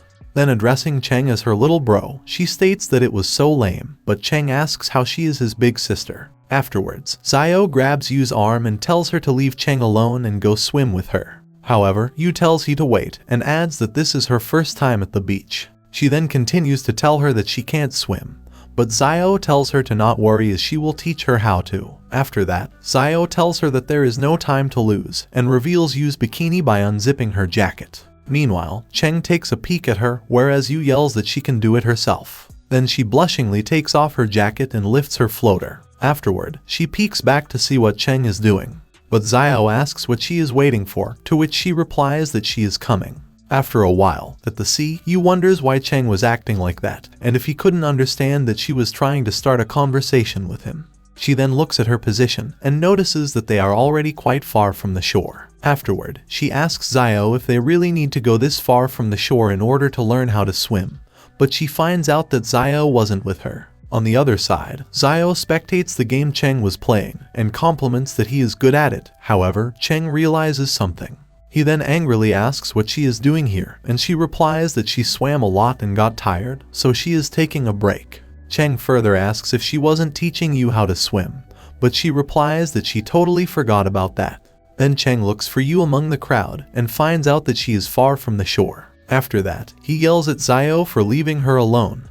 However, she replies that she is so tired that she can't move a muscle, but Cheng tells her to stop fooling around and bring her back. Afterward, Xiao states that if he is so worried, then he should go get her himself. Xiao then admits that she did that on purpose, and after Cheng asks why, she replies that it's because it's fun, and adds that he should get over their fight from the previous day. She further mentions that if he doesn't hurry, something might happen to her. Hearing that, Cheng dashes towards Yu and Xiao comments that it's the right choice. She then menacingly stares at him and prepares for the next part of her plan. On the other side, Yu tells herself to calm down and thinks about moving closer to the shore using her swimming ring. She then thinks that it's not a big deal and that she isn't a child anymore. However, she witnesses a big wave coming towards her and loses her soul. Seeing that, everyone gossips about how big of a wave that is. However, Cheng on the contrary thinks that Xiao is going overboard. At the same time, Xiao reaches out her hand towards the wave and smiles menacingly. Afterward, Yu wonders what that is and thinks that she is going to die if she doesn't get out of there soon.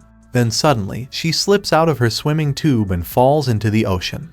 After getting up, she wonders what's going to happen to her and wishes for someone to help her. She then subconsciously thinks about Cheng, and in the next moment, Cheng comes running to her aid. Subsequently, he pulls her out of the water and reassures her, saying that it's alright now. However, the wave's close on them, so Cheng tightly hugs Yu, thinking that they are done for. After the wave crashes on them, Cheng opens his eyes to see that they are completely fine.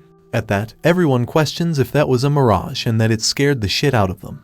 Cheng on the other contrary realizes that Xiao was pulling a prank on them and angrily looks at her and finds that she is laughing at him. Seeing that, he gets angry and thinks that she played him like a fiddle, and also thinks that you should have realized that they are in shallow water where toddlers play. He further thinks that there is no way someone can drown in there and wishes her to get back to her senses. Afterward, Cheng distances himself from Yu as he was still hugging her. However, Xiao raises her finger and they notice that a whirlpool was forming underneath them. Following that, Xiao flicks her finger and suddenly, Yu gets dragged under the water. Cheng then gets surprised seeing Yu vanish under the water, and later, he also gets dragged underwater. On the surface, Xiao calls Cheng a greenhorn and adds that she totally caught him off guard.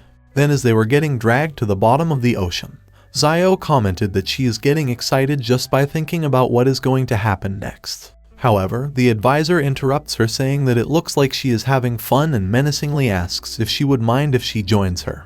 Moving on, Cheng and Yu get hurled into the air by the sea as they were holding their breath in confusion.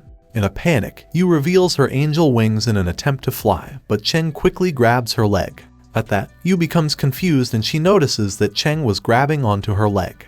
After a short pause, she loudly asks what he is doing and why he is grabbing her leg, whereas Cheng tells her to stop jerking that much or he will fall. Afterward, Yu states that he is too heavy and tells him to fly on his own. She was struggling to keep herself floating, so Cheng asks if she isn't ridiculously strong and tells her to just flap those wings harder. Then suddenly, Yu notices something in front of her and questions if that is an island. On the other side, Cheng gets distracted by Yu's inquiry and begins to slip off her leg. Afterward, he grabs her bikini to halt the fall, but Yu gets embarrassed by his action and lets out a scream. She then kicks him in the face asking what he is doing and tells him to let go of her. After that, they both lose their balance and begin to fall to the ground. On the other hand, Yin looks at the angry advisor and then he looks at Xiao, who was pretending to be calm. Then he wonders what happened between those two, and he could feel a storm coming because of their eerie atmosphere. He has been thinking of running for a while now, but he just can't find the right moment. Afterward, the supervisor slams her hand on the desk and startles them. At that, Xiao tells her to bring it on and that she is outnumbered, since it's 2 versus 1, whereas Yin tells her not to drag him into that. However, the supervisor grabs a drink from the fridge and they silently observe what she is doing. Then she sits on the sofa and it leaves both of them confused. Back to the present, Cheng finds himself on the shore of the island and Yu was lying on top of him. After a short period, she gets up while holding her head in pain. However, Cheng angrily asks if she could get off him and adds that she is heavy. At that, she instantly distances herself while apologizing, but then she notices something strange. She points at him in a panic state and mentions that his ears are back to being normal again. Cheng then asks how long his ears have been like that, and adds that he can't change them back. Afterward, he realizes something about the place they are in, but meanwhile, Yu is shocked to know that he can move his ears like Xiao and thinks they are very cute. Then she wonders what she should do and that she wants to touch and feel their softness. but she holds back her urge and asks Cheng about where they are while adding that it looks deserted. At that, he responds that he is afraid that this is the demon world, and hearing it, she becomes speechless. She then freaks out after learning that they are in the demon world and yells that she is done for, but Cheng angrily tells her to stop screaming and calm down. Afterward, she mentions that she heard demons catch the angels who stray into the demon world and cook their flesh on the bonfire, to which Cheng angrily yells that she won't die and that they are not savages. He then tells her that the place they are in is, in fact, the demon world, but it doesn't entirely belong to the demon realm. At that, you ask what he means, so he explains that his sister sent them to that place, so it's his bastard sister's island. Hearing that, Yu gets shocked and asks what kind of family owns an entire island. Cheng then tells her to stop screaming suddenly and explains that her sister is a demon king's understudy, so this island comes as a bonus with that job. At that, Yu tells him to give her a minute to process all of this and reconfirms with him if this place is an island that's kinda like in the demon world, and Xiao is the one who sent them there. Then she asks what will happen next, but he angrily yells that he wishes he knew. Afterward, she glances at her surroundings and asks if this is the place he grew up. He replies not really, and mentions that this is the place where his sister stores her collectibles and goes on vacation. Then she inquires if there is anyone else on the island. However, Cheng answers that this place is special, and the general public can't get in. Afterward, Yu comes to the conclusion that Xiao sent them there on purpose so that they could relax and hang out, but Cheng tells her that she is definitely up to no good. Then he wonders what they should do now, since he doesn't know the way out and if they have to spend the night on this island. Additionally, he thinks that a single guy and an unmarried girl wearing nothing but a swimsuit is something that he bet never crossed Yu's dummy's mind. However, looking at her carefree attitude, he believes that this won't be something to worry about for a while. Then Yu asks if what he said is true, and then it's okay if she does something. Cheng tells her to go ahead and thinks that he is the only one here who is concerned about their future. Afterwards, Yu reveals her wings and stretches her body, saying that it's been a long time since she had a chance to spread her wings. However, Cheng says he would advise against striking that kind of pose, and the next moment, something snatches her swimsuit off her body. Meanwhile, Cheng becomes speechless while looking at her body, and it is revealed that it was a pigeon that snatched her clothes away. After that, Yu screams in embarrassment while hiding her melons and asks what that was. Cheng explains that they are her sister's pets, which she calls uploaders, and adds that they like to play pranks on unaware people by snatching their clothes when those aren't watching. He also mentions that her sister taught them weird phrases. Hearing that, Yu replies that it's unforgivable and flies towards them at an incredible speed. Meanwhile, Cheng tells her to wait, but she ignores him and yells at the pigeons to give her clothes back. Then as she was about to grab the pigeon that stole her clothes, the landscape suddenly changed to the beach and she crashed on the ground. Afterwards, she asks what happened, to which Cheng replies that's why he told her to wait. Then while displaying her bare melons, she says that she was sure that she was flying up, not down. Cheng explains while looking away that if she tries to leave the island by ordinary means, she will end up back there, and adds that she should cover herself. Then she screams in embarrassment and covers her body with her hands in the brink of tears. Looking at her sorry state, Cheng feels guilty and then he lets out a sigh. After that, he grabs his jacket and throws it towards her. Then he tells her to put this on and makes her angry by saying that he didn't see anything worth crying about. Moving on, Yu wears Cheng's jacket and thanks him in a calm tone, but Cheng tells her now that she is dressed, she should stop crying and yelling. Suddenly, Yu notices some scars on Cheng's back and asks him about it. However, Cheng remains silent. After that, he walks some distance and lies underneath a tree and says that he is going to take a nap. At that, Yu tells him to wait, but Cheng angrily asks if she has another bright idea on how to leave this place. He then continues that if she doesn't have any ideas, she should stop wasting her energy on playing around and just get some sleep, and adds that once his sister gets bored, she will come and get them out of there. On the other side, Xiao spies on them using the camera she installed in a drone, and while licking a lollipop, she states that it looks like things are going well over there. However, she glances over at the supervisor, who seemed to be in a calm mood, and wonders what that four-eyed moron's deal is. Xiao then approaches the supervisor while referring to her as a four-eyed moron and asks what she is doing. She continues to ask if she doesn't want to know where her little angel girl is now, and mentions that no matter how calm she looks, she knows that she is worried sick. Then Xiao teases her by saying that if she wants to know that badly, she might consider telling her. 10 minutes later, Xiao angrily tells the advisor to give her at least some reaction, and adds that she is making her look like a clown. She continues to tell her to open her mouth and ask, whereas Yin thinks that he should better stay away from them. Afterward, Zio loses her patience and reveals to her that she actually sent those two to that island, and also asks if she managed to surprise her. At that, the advisor closes the book she was reading and says that 56 minutes and 36 seconds is a new record, though she still can't last an hour if no one is talking to her just like the old times. Then Zio realizes that she got tricked and angrily yells at her. Afterward, the supervisor mentions that if she acted the way she wanted to, she would have toyed with her, and this could have gone on for 3 whole days. Additionally, she tells her to be careful considering how long she has known her, while Zio with angry expression calls her old hell. Then the supervisor prepares to depart for the island and invites Yin. However, Zio tells her to wait. In a panic, she tells the supervisor to give her 3 minutes and adds that she has a good reason, and hearing that, the advisor becomes intrigued. On the flip side, Yu wipes her sweat as she finishes building her grandiose sand castle. Then she glances over at Cheng to see that he is still sleeping and makes a bored expression. Meanwhile, Zio lectures the supervisor by saying that her methods are too conservative and that they simply don't work. Additionally, she asks if she can honestly say that those two made any progress for the past few months, and adds that it would be better to do it her way. Ian on the other side wonders how it came to that and believes that he will be alright, as long as he stays out of that. Afterwards, Zio surprises Yin by asking his opinion on her statement, to which he hesitantly replies yes. Hearing that, the supervisor menacingly glances at Yin and leaves him frightened. Then she angrily tells Zio that a melon plucked before ripening will not be sweet. However, Zio argues that sometimes catching them unprepared yields better results. After that, they simultaneously glares at Yin and asks who he thinks is right, but Yin on the verge of tears requests for someone to save him.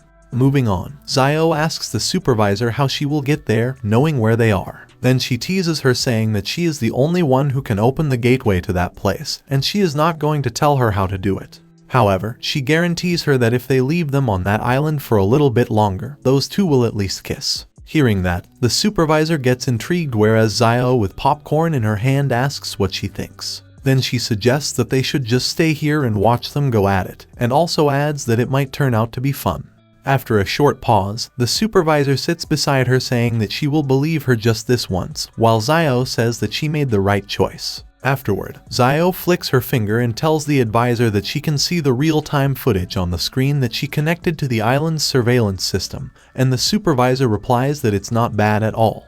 Then Zio and the advisor order Yin to bring them drinks and snacks, whereas Yin thinks that both of them are demons. On the flip side, as it was getting evening, Yu lay on the beach while her stomach growled because of hunger. Then she states that she is very hungry and also mentions how she skipped breakfast as well. Afterward, she glances at Cheng and sees that he is still taking a nap. Then she approaches him by asking if he is hungry and if he knows where they can find some food. However, because of his lack of response, Yu thinks that he is too carefree and thinks about finding it herself. After she departs inside the forest, Cheng takes a peek and thinks that she will be alright since there is nothing dangerous on the island. Meanwhile, Yu finds the foliage to be so dense that it's dark in there. Then she decides to go deeper in search of some wild fruits, and thinks that she can fly up and look around if she gets lost. Afterwards, she comes across some wild mushrooms and intensely looks at them. However, she didn't know what those mushrooms were and whether they were edible or not. Then she decides to take a couple of them and show them to Cheng. She believes that he could do something with them.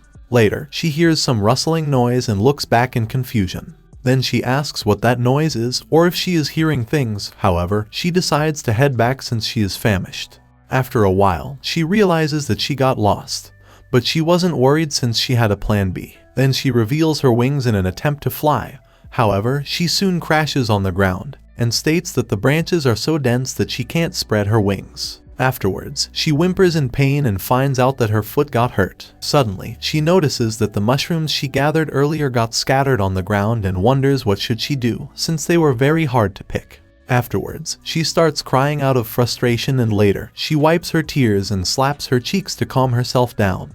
After a short pause, she starts crying again and depressingly questions how could she be so useless, that she can't even do such a simple thing. Then she wonders what now, since she is starving, hurt her foot, and got lost. It's almost night and she can't see in the dark. After that, she looks at the sky wondering if she were to shout his name and if he happened to hear her, would Cheng come looking for her. Meanwhile, Cheng hears everything she is saying since he was quietly following her. Then he wonders how he ended up there, since it's cold at night and his body is itchy from all the grass. He also wonders why he followed her, and there must be something wrong with his head, since whatever she is up to is none of his business. However, since his action was saying otherwise, he comes to the conclusion that he is just being rational and trying to preserve everyone's strength. Additionally, he thinks about getting a strange feeling just now, and it's like there is something else here on this island. He notices that Yu is out of his sight and asks himself where she went. On the other side, Yu travels through the forest while complaining that Cheng would have a sour expression on his face, even if he responded to her call, and adds that she would rather not see that kind of face right now. Then she decides to get to the beach, or at least find a clearing in the woods, since sulking won't get her anywhere. As she was on her way, she says that she is very hungry and wished that she could have some meat. Suddenly, she notices some fruits on a tree, and then she finds out that they are mulberries and begins to take them with her. However, a bear menacingly appears in front of her from the bushes and lets out a roar. On the other end, Cheng hears that sound and gets alerted. After that, the bear menacingly glares at her, but she remains speechless. Then the bear loudly roars at her face, but Yu still remains calm, leaving the bear confused. After a while, she starts drooling while looking at the bear with sparkling eyes, and then she yells meat. At that, the bear gets frightened and lets out a roar out of fear. On the other side, Cheng wonders what is going on, and he thinks the sound came from close by. After that, he dashes towards Yu, asking what that noise was and if something happened. However, he witnesses Yu biting on the bear while the bear runs for his life, and seeing that, he becomes speechless. Subsequently, the bear takes her to the beach while running in a panicked state. Yu then grabs the bear's head, saying that she got her dinner and that he shouldn't think of running away. Afterward, she notices that by chasing him, she got to the beach and questions if she was hearing things or if she heard Cheng's voice just now. Meanwhile, Cheng becomes speechless seeing her actions and approaches her. On the contrary, Yu calls Cheng, saying that she found food for them, and hearing that, Cheng smacks her head. Yu asks why he hit her while on the verge of tears, whereas Cheng pats the bear's head to comfort him. At that, Yu gets confused, so Cheng explains that the bear is her sister's pet, and adds that she often leaves him on the island to watch after the house. Hearing that, Yu gets shocked and asks if that bear is his sister's pet. Cheng further explains that he is usually docile, and the most he can do is play a prank on a stranger by startling them. At that, Yu apologizes to the bear, saying it wasn't on purpose and that she didn't mean to hurt him.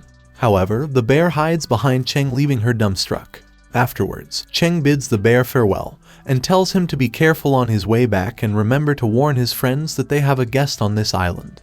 Then suddenly, Yu's stomach starts growling, and she states that if only she knew, she would have brought the food she gathered, instead of chasing after the bear. However, Cheng tells her that if she had eaten those mushrooms, she would have been dead by now. Hearing that, Yu says she didn't mention that the food she gathered was mushrooms and asks how he knows. He replies that it was just a guess, since he knows the area well and it would have been more strange if he didn't guess it. Afterward, he lets out a big sigh and tells her to go with him, but she asks where they are going. He replies they are going to find some food and a place to stay the night, and also something to wear since it's cold as hell. Then Yu mentions that it's pitch dark in the forest, but Cheng tells her that demons can see in the dark just fine, and that as long as she follows him, she will be fine. Later on, he tells her to hurry up and move before the temperature drops too low. Then he looks back to tell her to stay closer, but she vanishes from his sight. Yu on the contrary states that he suddenly vanished from her sight, and as she was about to go in the opposite direction, Cheng angrily yells at her. Then he says that she is such a pain, and tells her to stay closer. Afterward, as he glances back to ask how she managed to get lost when she was this close to him, he notices that she disappeared again. Then he sees that she is looking elsewhere, so he angrily yells if she is toying with him. Later on, she ties her hand using his tail and angrily tells her that now, she won't get lost anymore. Yu on the contrary touches his tail, saying that it's warm, and mentions that his tail is more coarse than Ian or Zio's. At that, Cheng tells her to shut up and stop randomly touching his tail. She then apologizes to him, saying she will do her best not to cause any trouble, so she requests him to not be angry in a cute manner. Seeing that, Cheng instantly looks away out of embarrassment and wonders why he can't look her in the eye. Then he wonders what's going on with him since this morning and that there must be something wrong with him. Yu gets upset seeing his reaction and wonders if he already hates her. Then she suddenly notices something and catches the pigeon that was trying to sneak up on her. Afterward, she addresses the pigeon as a horny pigeon, and says that it was naive of him to think that she would fall for the same trick twice. Afterwards, she lets go of the pigeon, but the pigeon angers her by calling her forever flat. Later on, Cheng pulls her using his tail, and asks what she is doing, but she tells him to wait, since her clothes got stuck on something. Then she frees her clothes from the vines and runs towards him. However, she doesn't notice that her swimsuit clothes are hanging on the vines. Moving on, Yu, with a perplexed expression, looks at the huge statues of different designs that were on the island, and gazing at 3 humanoid statues, she exclaims, "Wow." Cheng explains to Yu that these are the items from his sister's collection, and as soon as she sees something, she takes it to this island, but Yu shockingly asks if she even got that one. Cheng replies that this seems to be the lower part of some statue of which Xiao didn't like the entire assembly, but she simply couldn't not pass by, as she usually takes the original here and leaves a replica in its place. However, this time she left the original head there too.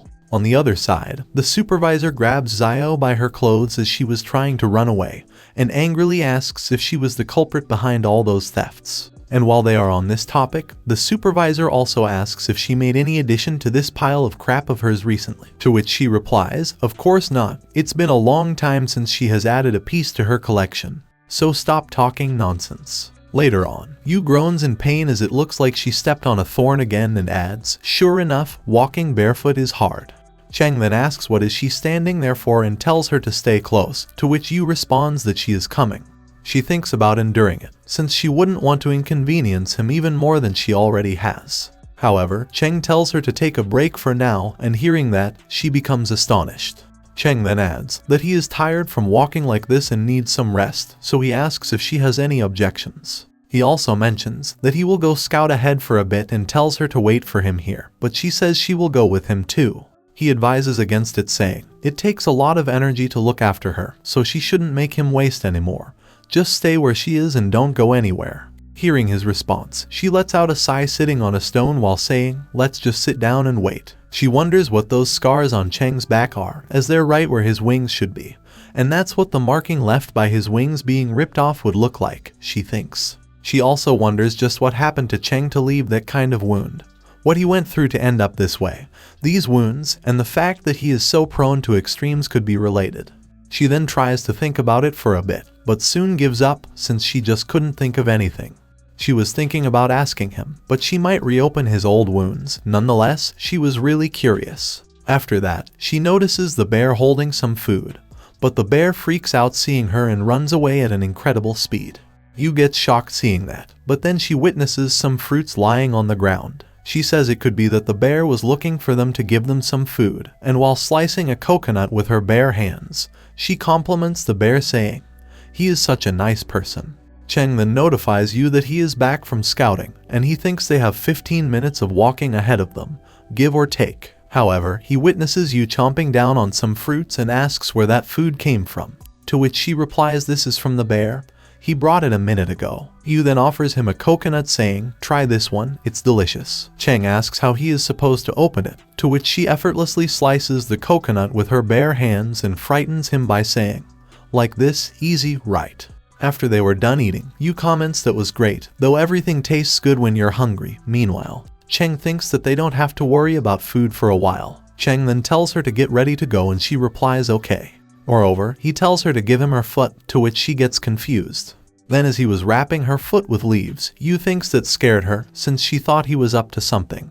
She says that she feels like a dumpling that is being wrapped up, but Cheng makes an angry face hearing that, and Yu tells him to let her do it herself. Cheng then adds that this is a leaf of Japanese banana and it's thick enough to make a foot wrap. However, Yu asks if that scouting just now was an excuse to go look for these leaves. Hearing that, Cheng makes an intimidating expression and Yu says that was a joke. He just happened to pick it up while scouting, since he noticed how slow she was walking, and adds that the longer she stays silent being afraid to draw attention to the issue, the bigger the issue will become, to which Yu apologizes. After wrapping up one of her legs, he asks her to give him the other one and she replies with a yes. After that, he glances over her body and is surprised to see that her private part is not covered with any fabric. Then he blushes from the sudden surprise and wonders why she is going commando. He wonders why she is not wearing any clothes, but judging by her expression it doesn't look like she is doing it on purpose. It could be that she accidentally dropped them somewhere. He further thinks there is no way that someone could be stupid enough to not feel that their clothes are coming off, and that means the reasonable explanation would be that he just imagined it. Afterward, he thinks about giving it another look, but then he looks away since she really isn't wearing anything down there. He additionally thinks, how could she not feel that it became cold down there, and wonders why was she wearing a strappy swimsuit in the first place. He then comes to a realization and angrily thinks that this must be the supervisor's doing. On the other side, Zio compliments the supervisor saying that an accidental exposure of a girl's private parts is one of the fastest ways to close the distance between characters. The awkwardness and hormones running wild, not only did she achieve the desired result, but she did it in a way that the audience loves. The supervisor replies she is not as well versed in this as Zio is and her skills are barely on the level of someone who is dabbling in rom-com. But Zio tells her not to be modest since she is the one who should be learning from her. On the flip side, Cheng wonders what he should do and if he should warn her, but he can't think of a way to tell her. He then imagines himself telling Yu that her clothes fell off and thinks that there is no way he is telling her that. Later on, Yu asks if there is something wrong, to which Cheng becomes startled and hurriedly binds her foot. After he is finished, Yu says, wow, her feet doesn't hurt anymore, this is so much better. Meanwhile, Cheng closes his eyes and thinks to himself that just pretend he didn't see anything. Yu then thanks him with a smile, but Cheng blushes from witnessing that. It would be one thing if he didn't know, but now each time he remembers that there is nothing under those clothes, he can't help but be conscious. He accidentally glances at her lower body and then he bashes his head on a tree thinking, sinful thoughts, begone. He then adds, let's go, to which she replies sure. As they are traveling, Yu notices his tail and grabs it, to which he gets startled. Seeing his reaction, Yu asks what's wrong and if he is feeling unwell. She also asks if he is having a stomach ache, but Cheng bashfully tells her to stop touching his tail. She becomes speechless seeing his reaction, but then she drops his tail in a panicked state. She then tells him that he is the one who told her to hold onto his tail, but Cheng tells her to stay close and then she won't have to hold it. She replies that she understands while wondering what's going on since he wasn't afraid of his tail being touched in the past. She also wonders what's with the expression he had just now, as this is the first time she has seen him like that and it feels a little lewd. Yu then asks why he is walking while leaning forward like that, but Cheng tells her to shut up and just watch her step. After a while, Cheng announces that they have arrived and this should be the place. Yu asks what place and states that there is nothing here but a lake. However, Cheng mentions that this spot is the center of the island. He thinks that it was around here and then he finds it. Yu exclaims, wow, a kitty statue, whereas Cheng says that there should be another one here. Yu then looks at the posture of the other cat statue and says, what a weird pose. Meanwhile, Cheng grabs both of the statues and puts them together in a mating position. Seeing that, Yu gets shocked and wonders, what the hell? She then notices something in the water and questions if something is rising to the surface. She keeps looking at that thing as it surfaces on the ground, and after a while, she shockingly asks what that is. She thinks she has seen this thing on TV when she was a kid, but Cheng asks why she is surprised after all those things she saw today. Cheng then invites her to go while she stares at the gigantic structure in shock. After that, Cheng remains speechless so Yu asks him if is there something wrong. Cheng replies that it's locked and apparently they need a password to open it, so Yu asks what they do now. On the other side, Zio maniacally laughs asking if they really thought that she would let them in this easily, and adds that Cheng is naive. The supervisor asks if she made some preparations, to which she replies she bets she did. In order to obtain a password, they will have to complete a series of challenges, the hints to which she has planted all over the island. And each challenge involves physical intimacy of one sort or another, including, but not limited to Princess Carrie, snuggling, caved on, kissing, and other intense and exciting challenges. There will be a lot of situations involving that famous suspension bridge effect so popular in rom-coms, the one that brings people together and stimulates their feelings. And that's not all, there are 6 main and 10 side quests, as well as 76 decryption challenges, which she called the Forest Book. Hearing that, the supervisor replies that she always found that kind of development rather too cliché. Zio then angrily says that it's called classic, and adds that it never goes out of style, but the supervisor asks how much money has she earned on it. Zio tells her not to underestimate these kinds of challenges, and she is telling this to her as someone with lots of experience in this area. She continues that if everything goes according to her plan and they complete all these challenges, then they will surely arrive to the happy end in no time. The supervisor then asks if that really is the case, and she replies that she gives her word to her. Meanwhile, Cheng wonders what the password could be, and then he enters a sentence, to which the password gets accepted and they are granted access. At this, Yu exclaimed wow, and adds that it's spacious just like she had seen in movies, whereas Cheng said, let's go. Witnessing that, Xiao gets dumbfounded and asks how Cheng knows the password, since she never told it to anyone. The supervisor guesses that she used some meme or a phrase from some anime or a game of a password. However, Xiao replies that she was prepared for this kind of situation. In order to pass through the next door, they needed to say the passphrase out loud, and in order to obtain the passphrase, they needed to go somewhere. Hearing that, Cheng becomes irritated, whereas Xiao says she equipped the second door with the passphrase lock, and after the first incorrect attempt, the system will go into lockdown. However, Cheng yells, I love Elijah, at which the passphrase gets accepted and then the door starts to open. Seeing that, Xiao gets shocked and asks how Cheng got it on the first try. Yu then states that his sister is a security freak, and asks how he knows all the passwords, to which Cheng replies that it wasn't like this the last time he was here, and adds that Xiao likes to use memes and famous phrases from anime and games as password, so if they keep up with her watch list and games backlog, they might have a high chance of guessing the password. The advisor then menacingly glares at Xiao, to which she asks, what's with that, are you right in the head, and adds that she still has a trump card up her sleeve. Afterwards, Cheng and Yu come across a security mechanism in the shape of a lock, and Yu mentions that it says that they can get the key by completing challenges. Xiao then excitedly says that they didn't expect that, and adds that it's a lock that they will need an actual key to open.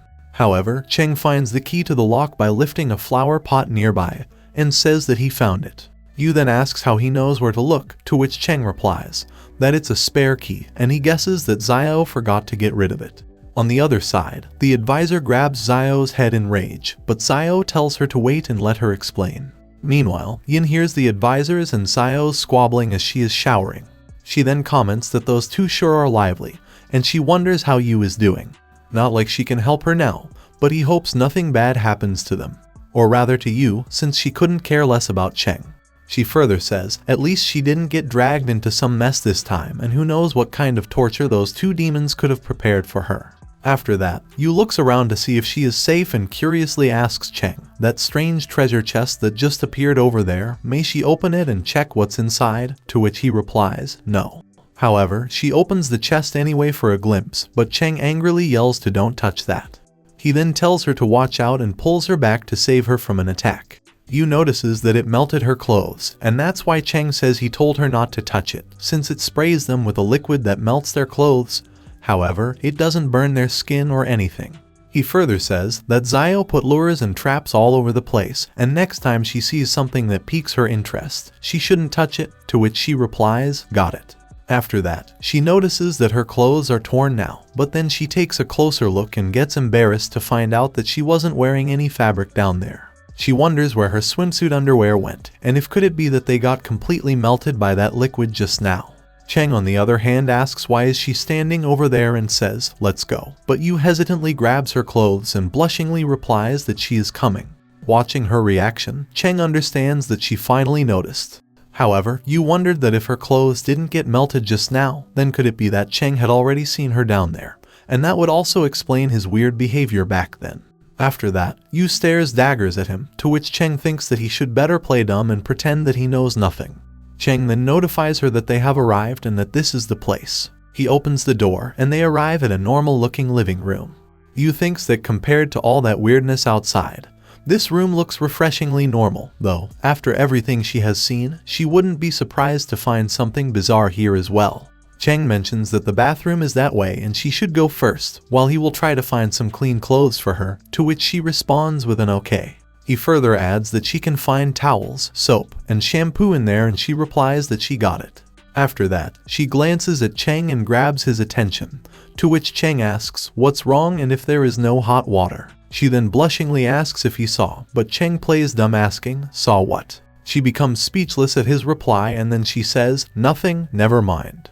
She thinks that it looks like she was worried about nothing, and speaking of it, how could she be so stupid to not even notice that she lost her clothes? Meanwhile, Cheng stops his nosebleed thinking that he thought he was done for, and if she stayed over there even a second longer, she would have found him out. On the other side, Yu stretches her body while taking a bath and comments that this is refreshing. Cheng notifies her from outside the bathroom that he found some old Zio's clothes and he will leave them at the door, to which she thanks him. Yu then thinks that Zio's clothes might be too small for her since she has the figure of a little girl. After that, she wears Zio's clothes and gets amazed to know that they actually fit. She then touches the part of her melons and comments that even here too.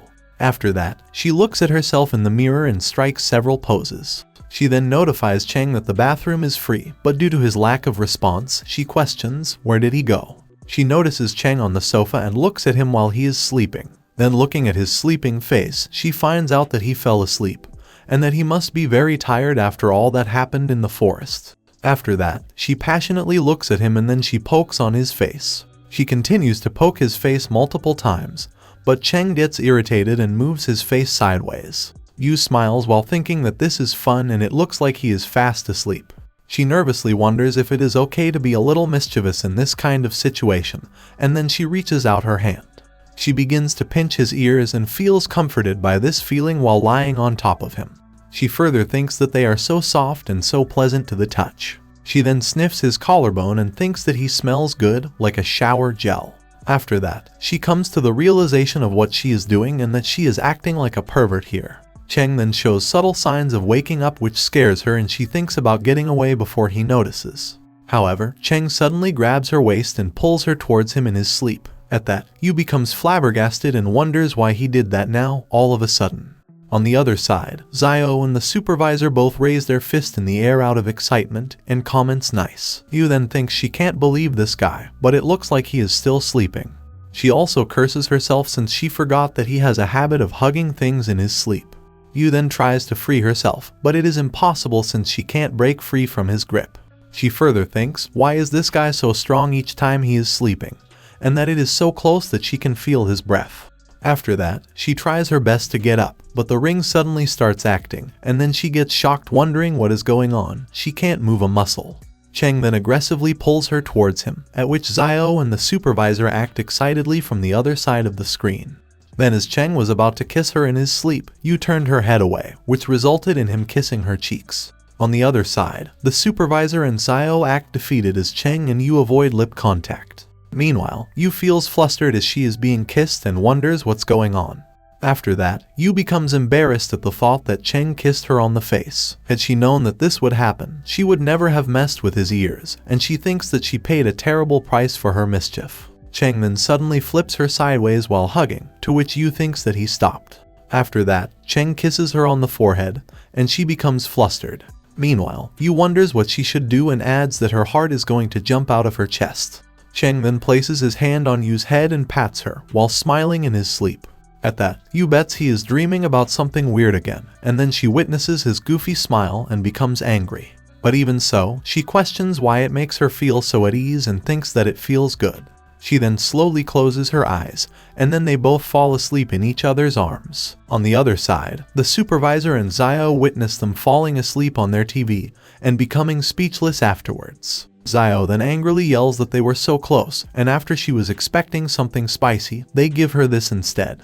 It's like when the newest episode of the show they are watching builds and builds, then finally gets to the juicy part, and then it suddenly ends. Meanwhile, Yin finished her shower and comments, that was great. She then says that drinking a can of juice after a bath is the best. However, she notices something strange. She asks the supervisor and Zioa about what's wrong and why they are staring at her like that.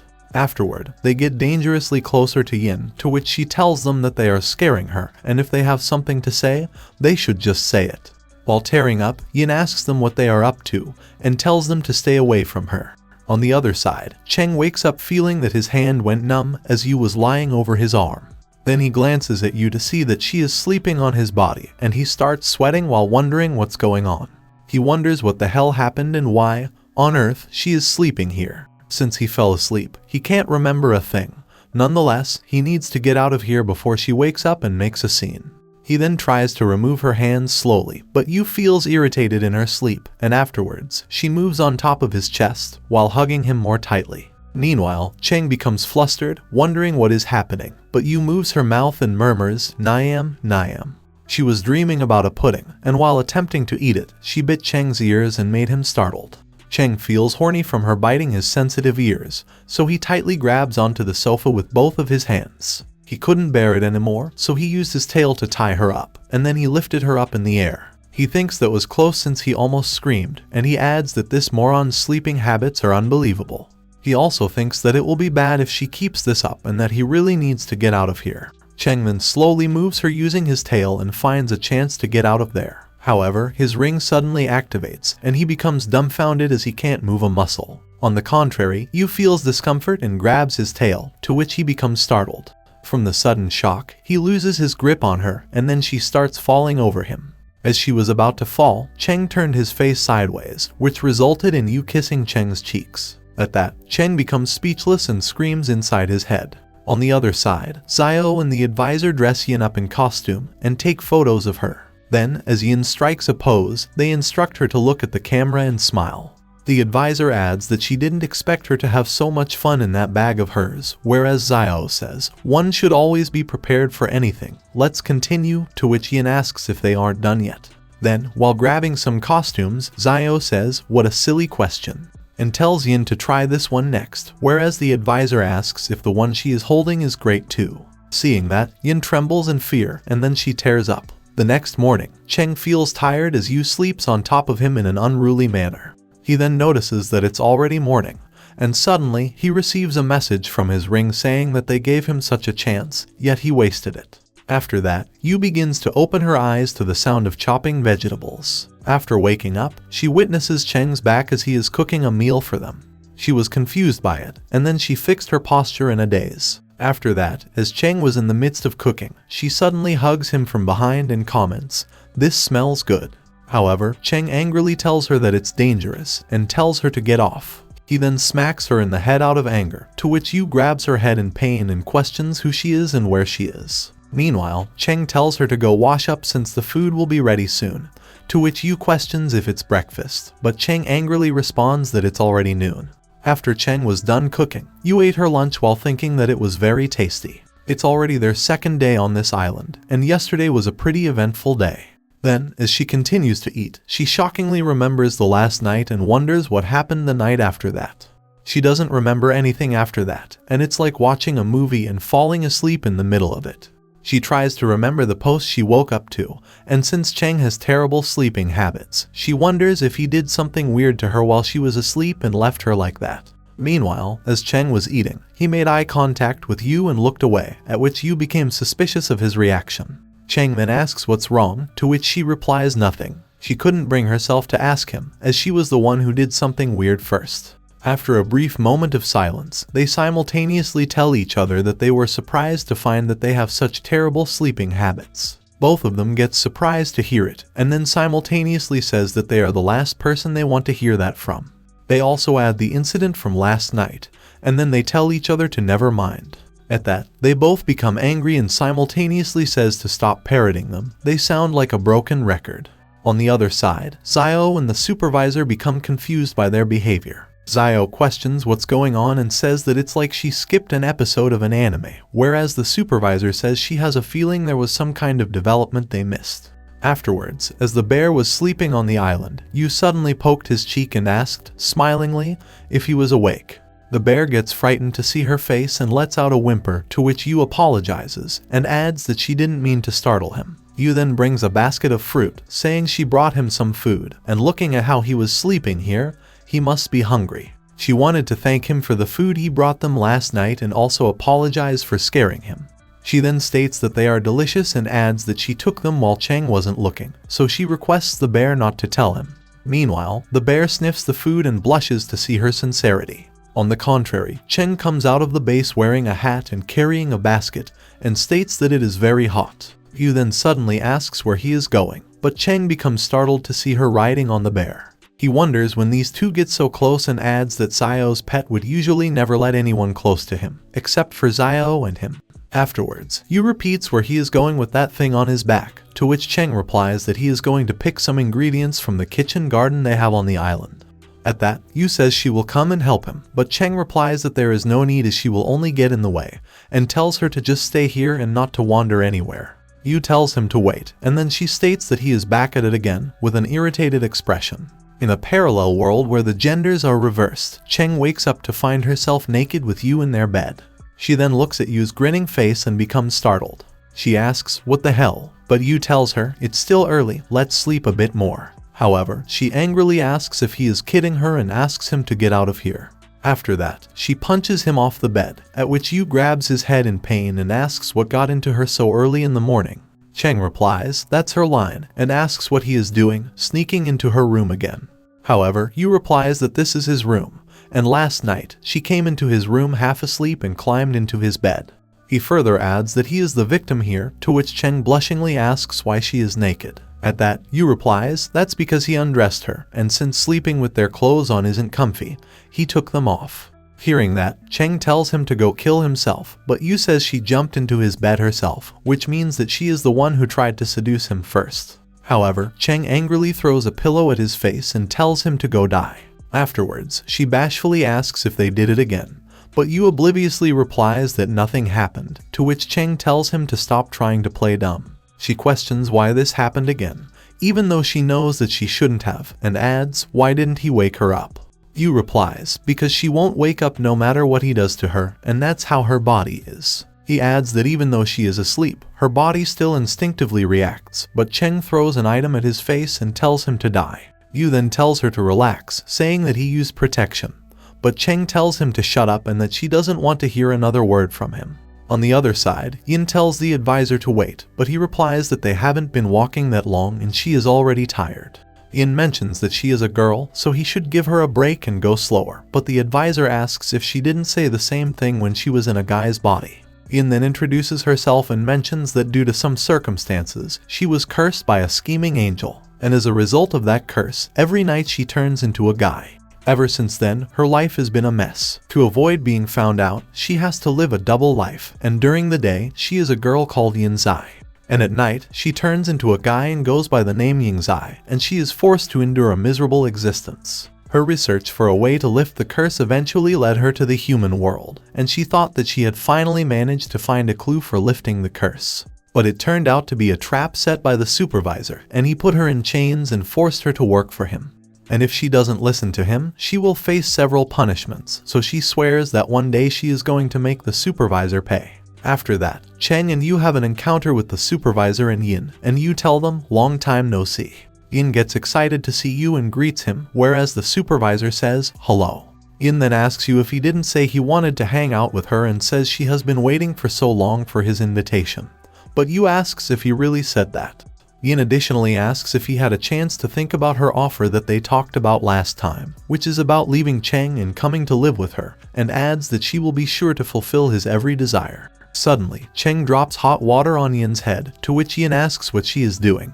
She then menacingly asks if she is looking for a fight, but Cheng replies that's her line, and tells her to watch her mouth. Meanwhile, the supervisor comments how wonderful while looking at their quarrel, but Yu tells them to stop fighting.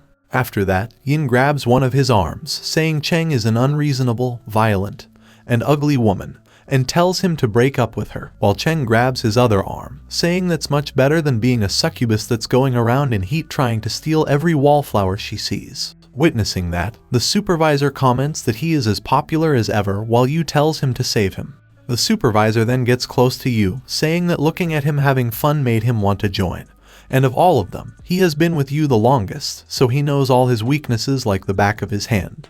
The supervisor then gives them examples by touching Yu's sensitive spots, and meanwhile, Cheng and Yin become embarrassed to see it. They also get a nosebleed while thinking, it looks like he can, after all. Moving on, the advisor grabs Yin's collar, saying they have some work to do, so they will be taking their leave now, but Yin asks what he is talking about and tells him to let her hang out for a little bit longer. The advisor then menacingly tells her that she has been talking back to her all day, and adds that it looks like he will have to teach her that basic lesson all over again. At that, Yin apologizes, saying she won't do that again, she will do anything he says, and that she learned her lesson. Afterwards, Yu tells Cheng that they should be going too, but Cheng turns his face away. He then asks if she is mad and apologizes, saying, please don't be angry with him. He tries to hold Cheng's hand, but she moves it away, telling him to move his dirty hand off her and don't touch her.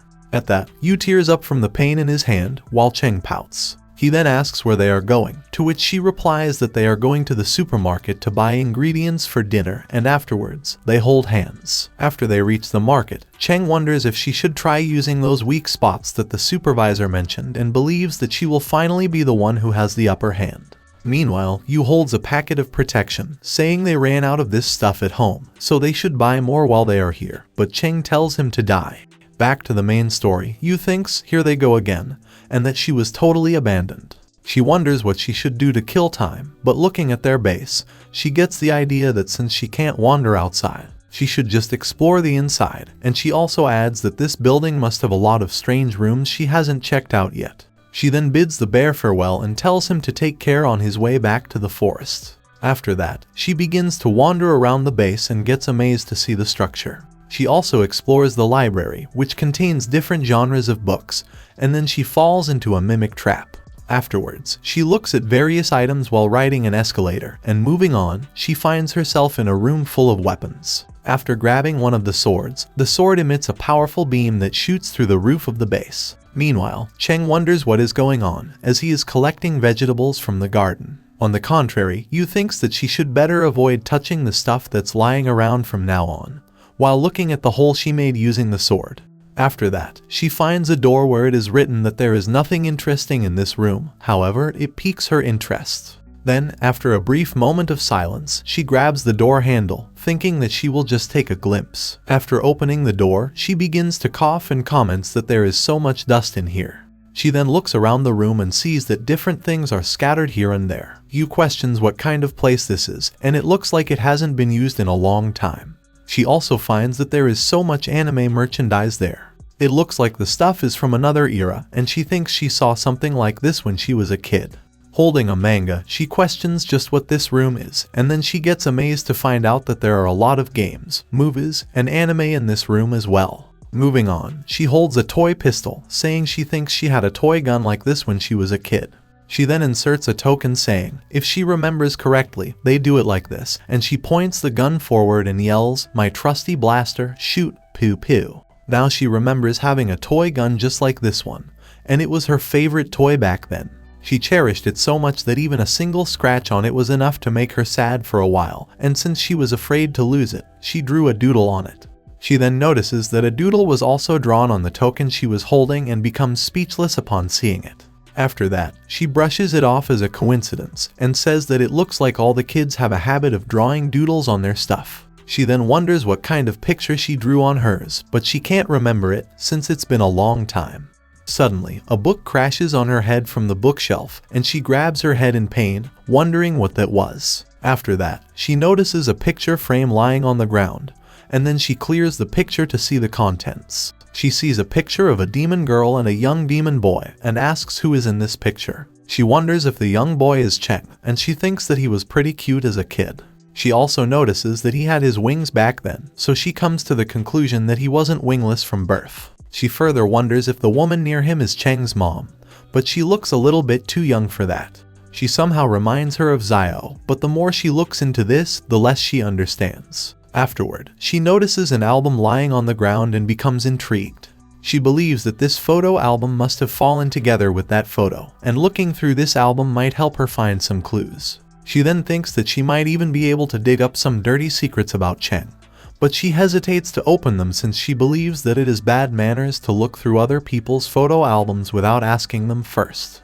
But she is really curious, and it's not like he is around to ask his permission, so sneaking a peek shouldn't be a big deal as long as he doesn't find out. She then attempts to open the album, thinking that she will just take a glimpse. However, she finds out that all the photos inside the album were torn to shreds, so she wonders why all the photos on that album are like that. Then, as she was looking through the album in shock, suddenly, Cheng entered the room and menacingly asked what she was doing here, as she was told not to wander around. Moving on, Cheng menacingly asks Yu if she was not told not to wander around. Yu becomes speechless seeing him, but Cheng quickly kicks her out of the room. She then grabs her head in pain, and after Cheng comes out of the room, she curiously asks if this was his room. Cheng leaves while ignoring her, so she tells him to wait, but suddenly, Cheng slams his hand on the wall while facing her. He tells her that whether it is or not is none of her business and stop with her yelling since she is giving him a headache, and repeats to stop wandering around and don't touch anything there. He then asks if he made himself clear, to which Yu nervously replies with a yes. Yu glances at him as he leaves and makes a sad expression. On the other side, Zio comments that this sucks as she was kinda expecting a quarrel or something. She further says that this is no fun and asks the supervisor's opinion on the matter, but she remains silent.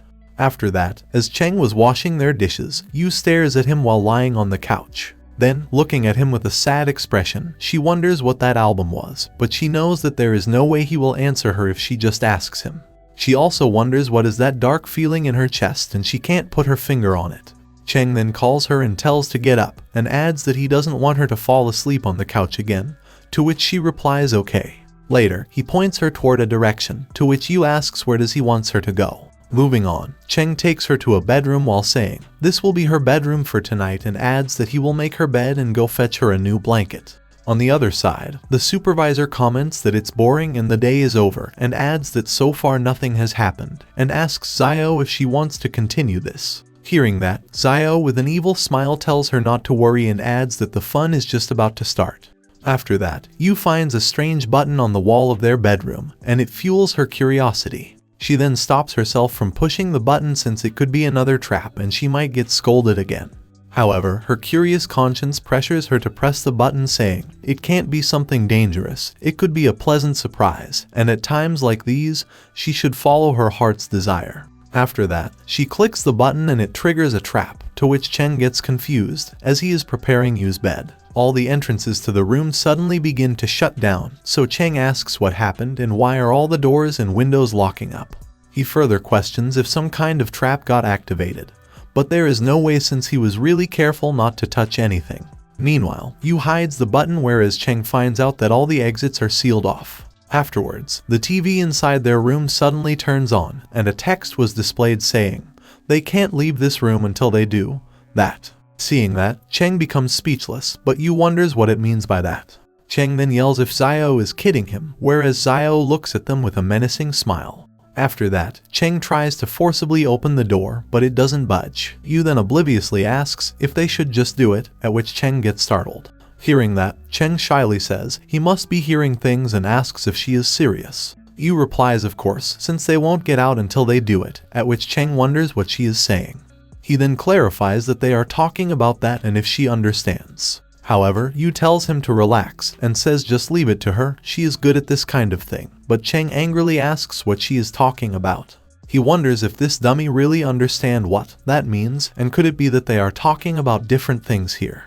After that, Zio appears on the screen saying, today they will talk about what that means and how to do it, and if they don't know yet, she will give them a tutorial, following which even a fool can learn how to do it. Later, Yu mentions that she is about to tell them the rules, but Cheng questions if that tutorial is what he is thinking. Yu then seriously concentrates and takes a notebook whereas Cheng makes a concerned expression. However, as the tutorial continues, Yu becomes speechless seeing it.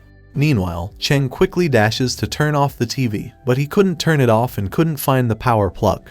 Later, Zio tells them that this tutorial was provided by Zio's spirit lifting library, and thanks them for watching.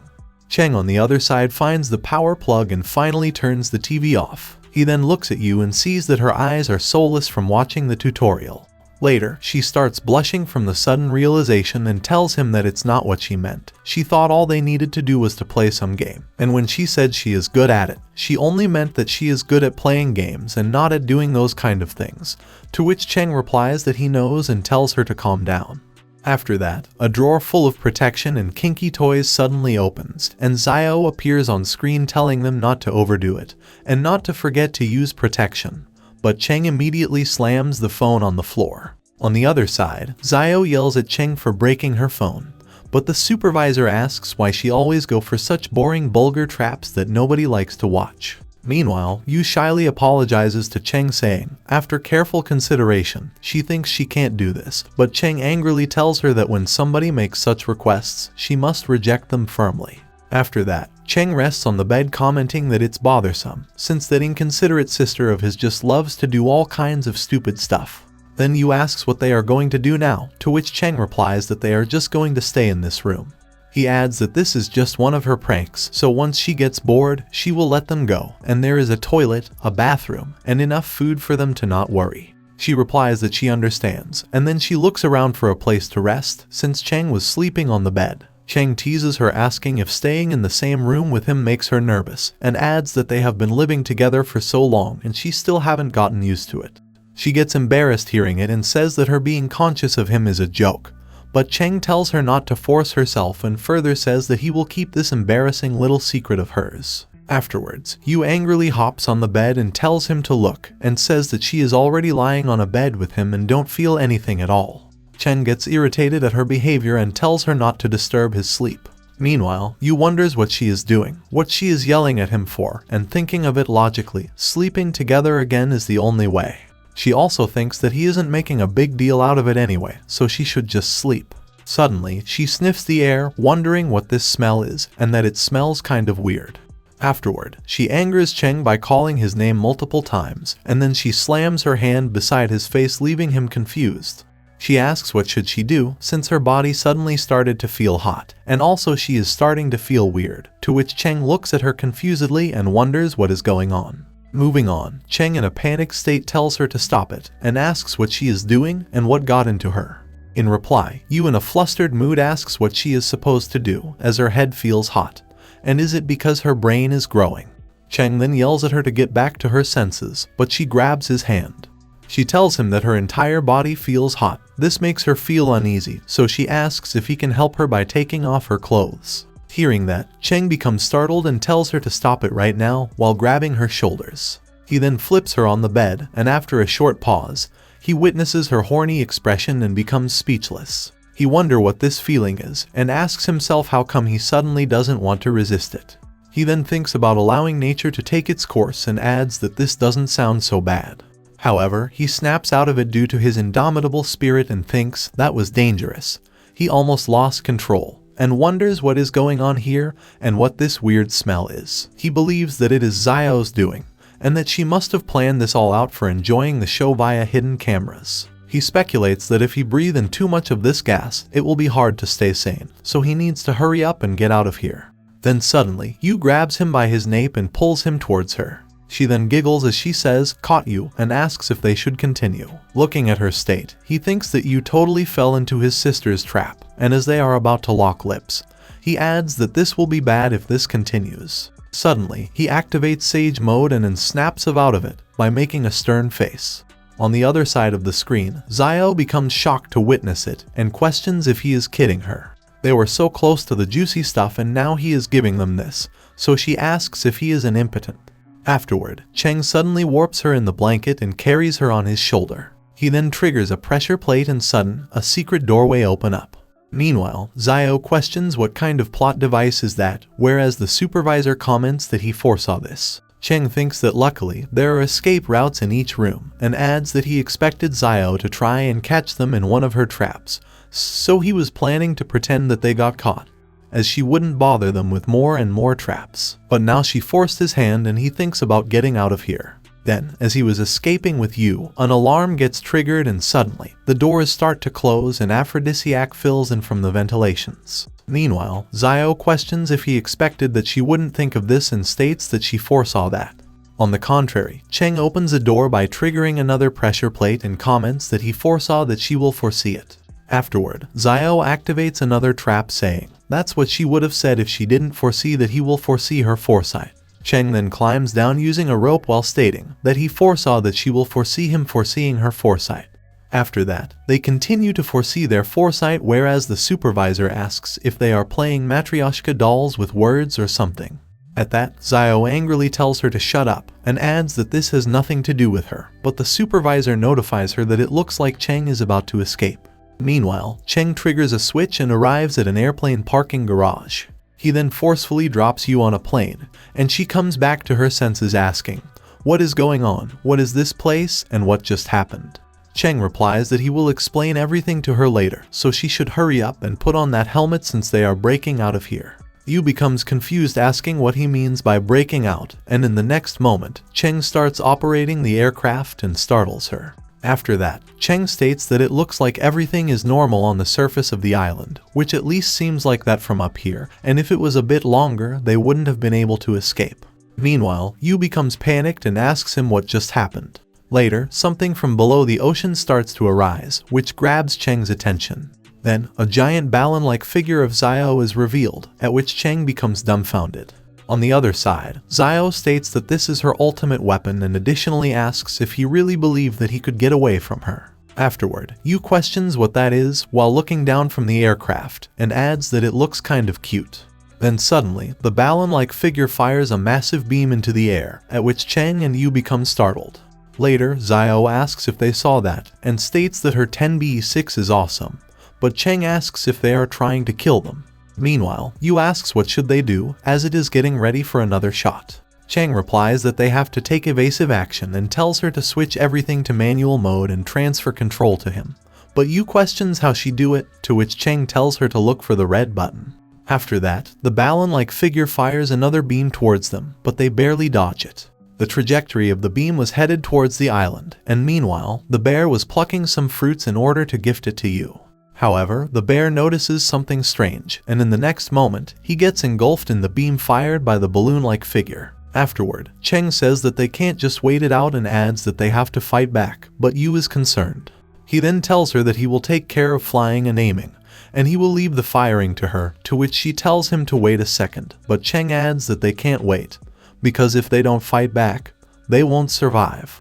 After that, Cheng locks on the target and orders Yu to open fire, but she asks how she is supposed to shoot. At that, Cheng asks what she has been doing all this time and mentions that it is the yellow one, to which Yu replies that she was trying to ask him, but he was interrupting him all the time.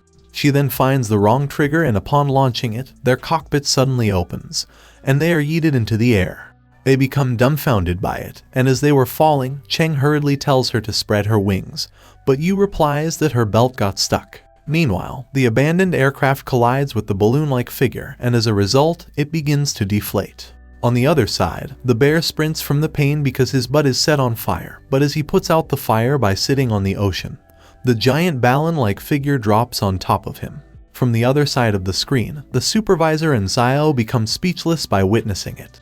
After a short pause, Xiao comments that everything went just as she planned, but the supervisor asks what was the point of that, since they are back to square one. On the side, Cheng and Yu arrive back on the shore of the island in tatters. After that, Yu holds her head in pain and asks what just happened. And on the other hand, Cheng says that he have had enough of this bullshit, and questions how he ended in such a mess. He then menacingly looks at Yu and points him toward her noise saying, this is all her fault. He further says that ever since they landed on this island, it's been one after the other and she has been messing around at every opportunity that gets her into trouble, so he asks, why can't she eat or sleep like a normal person? She replies that she is the victim here and being spirited away, and getting involved in the strange event is not something she did on purpose. However, Cheng says that he noticed her pressing the button that activated the trap, and had she kept her hands to herself, they wouldn't have ended in this mess. She replies that there is no way she could have known that was a trap, since that house is full of weird stuff, so it is easy to mistake one thing for another. Cheng then adds that had she not pushed buttons in a cockpit at random, they wouldn't have ended like this, but Yu responds to him saying, she had no way to find the right button under the circumstances, and by the time she came back to her senses, she was confused by what was happening. After that, Cheng angrily shouts that he doesn't care anymore and tells her that from now on, she is on her own, to which she angrily pouts. Then suddenly, they hear a rumbling sound and become alerted. At that, Yu asks what is happening and if it's an earthquake, but Cheng seems to be aware of it. Afterward, the ground between them splits in half, so Cheng hurriedly tells her to come to his side, while reaching out his hand. Yu was confused as to what was happening, so she quickly grabs his hand. Cheng then pulls her towards his side and becomes irritated at their situation. Yu closes her eyes as the island continues to rumble, and after a short while, she opens her eyes asking if it's all over. She then notices that they are far up in the sky and becomes confused by it. She questions where they are and what the hell just happened. They were at the beach just a second ago, so she asks how come they are in the mountains now, and has the island just changed its shape? To which Cheng replies that this island changes its shape once a week, and anyone not familiar with the quirks and oddities of this island is bound to get lost. Hearing that, she replies that she understands why he told her to come to his side. But Cheng replies that he just wanted to save himself time and strength instead of wasting them on searching for her, and also tells her to stop yelling and fold her wings. She then mentions that they will have to spend the night here since they don't have a place to go to anyway. Afterward, Yu asks what he is looking for and Cheng says, "Here it is." Later, she asks what that is, to which he responds to her saying, "It's camping equipment that he gathered and brought it here during the day, just in case something like this happened." At that, Yu exclaims wow and sarcastically says that he is so prudent. However, Cheng angrily asks whose fault that is, and had she not been known for sticking her nose where it doesn't belong, he wouldn't have had to waste his time preparing for emergencies. She replies that she is sorry, but Cheng continues that he is asking her for the last time to promise him to stay here, and to not touch anything, to which she replies that she promise. Cheng then tells her to help him, since she is strong, and she replies okay. After that, he gives her a bag, and then he continues to stack more bags on top of each other. Later, he notifies that that's pretty much it, and now all that is left is to set up the tent and go back to bed early. Suddenly, Yu's stomach starts growling, which makes her feel embarrassed, whereas Cheng feels irritated. After that, Cheng begins to prepare dinner for them, and after finishing their dinner, Yu comments that she didn't expect him to prepare provisions as well. He then gives her a glass of warm milk and says that it should warm up her body and adds that the nights here can be cold, to which she responds with a thank you. He also gives her a blanket telling her to put it on, and that he doesn't want to tend to her when she gets sick again. Meanwhile, Yu feels good while wearing the blanket and thinks that his preparations are so thorough. He then looks up at the stars in the sky, and after a brief moment of silence, she comments that it is very beautiful, and that this is the first time she has seen so many stars. On the contrary, Cheng replies that it looks like normal to him, and he guesses that he got used to seeing this scenery. Later, Yu tells him that it feels like they are camping, but Cheng angrily replies that they are not camping, but they are forced to stay the night like this. She also asks if he have been going out camping often in the past, to which Cheng replies positively and adds that he has been forced to tag along with Xiao often when he was a kid, so he doesn't have any fond memories. He reminisces about the time when Xiao invited him to go camping, to go diving, and to become idols, to which he replied, over his dead body. Back then she was doing whatever she set her mind to, and each time after doing it earnestly for a couple of minutes, she usually left all the chores to him. Yu replies that it sounds like they were getting along, but Cheng comments that he was just a tool for her amusement.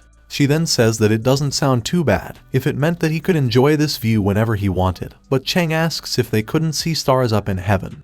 Yu replies that it's not like that, but she was kind of forbidden from going outside in the evening, though she didn't have a lot of opportunities to go out in the first place. Hearing that, he questions why they were this strict in raising her, as their family was usually letting them roam the wild freely, to which she replies that she is very jealous. After that, Cheng notifies her that he is sleepy, so he is off to bed, but he couldn't find his blanket, so he wonders if he forgot to pack the second one. Yu tells him that she will give him hers and adds that she will be fine without it. Then she spread her wings and guards herself, saying she will be alright with just the wings, since the feathers keep warmth just fine.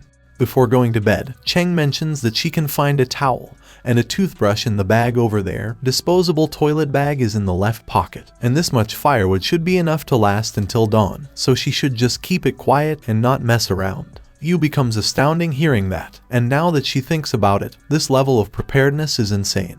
On the other side, Xiao comments that it turned out this way again, but the supervisor asks why she sounds so surprised as her plan was silly. Xiao then tells her that she seems unusually calm today, to which she replies that she have wasted 2 days on this already, and she would have been in a much worse state had she not seen anything at all. After that, Yin comes back from shopping and apologizes to them as they were out of chocolates, so she brought them the snacks she was able to find.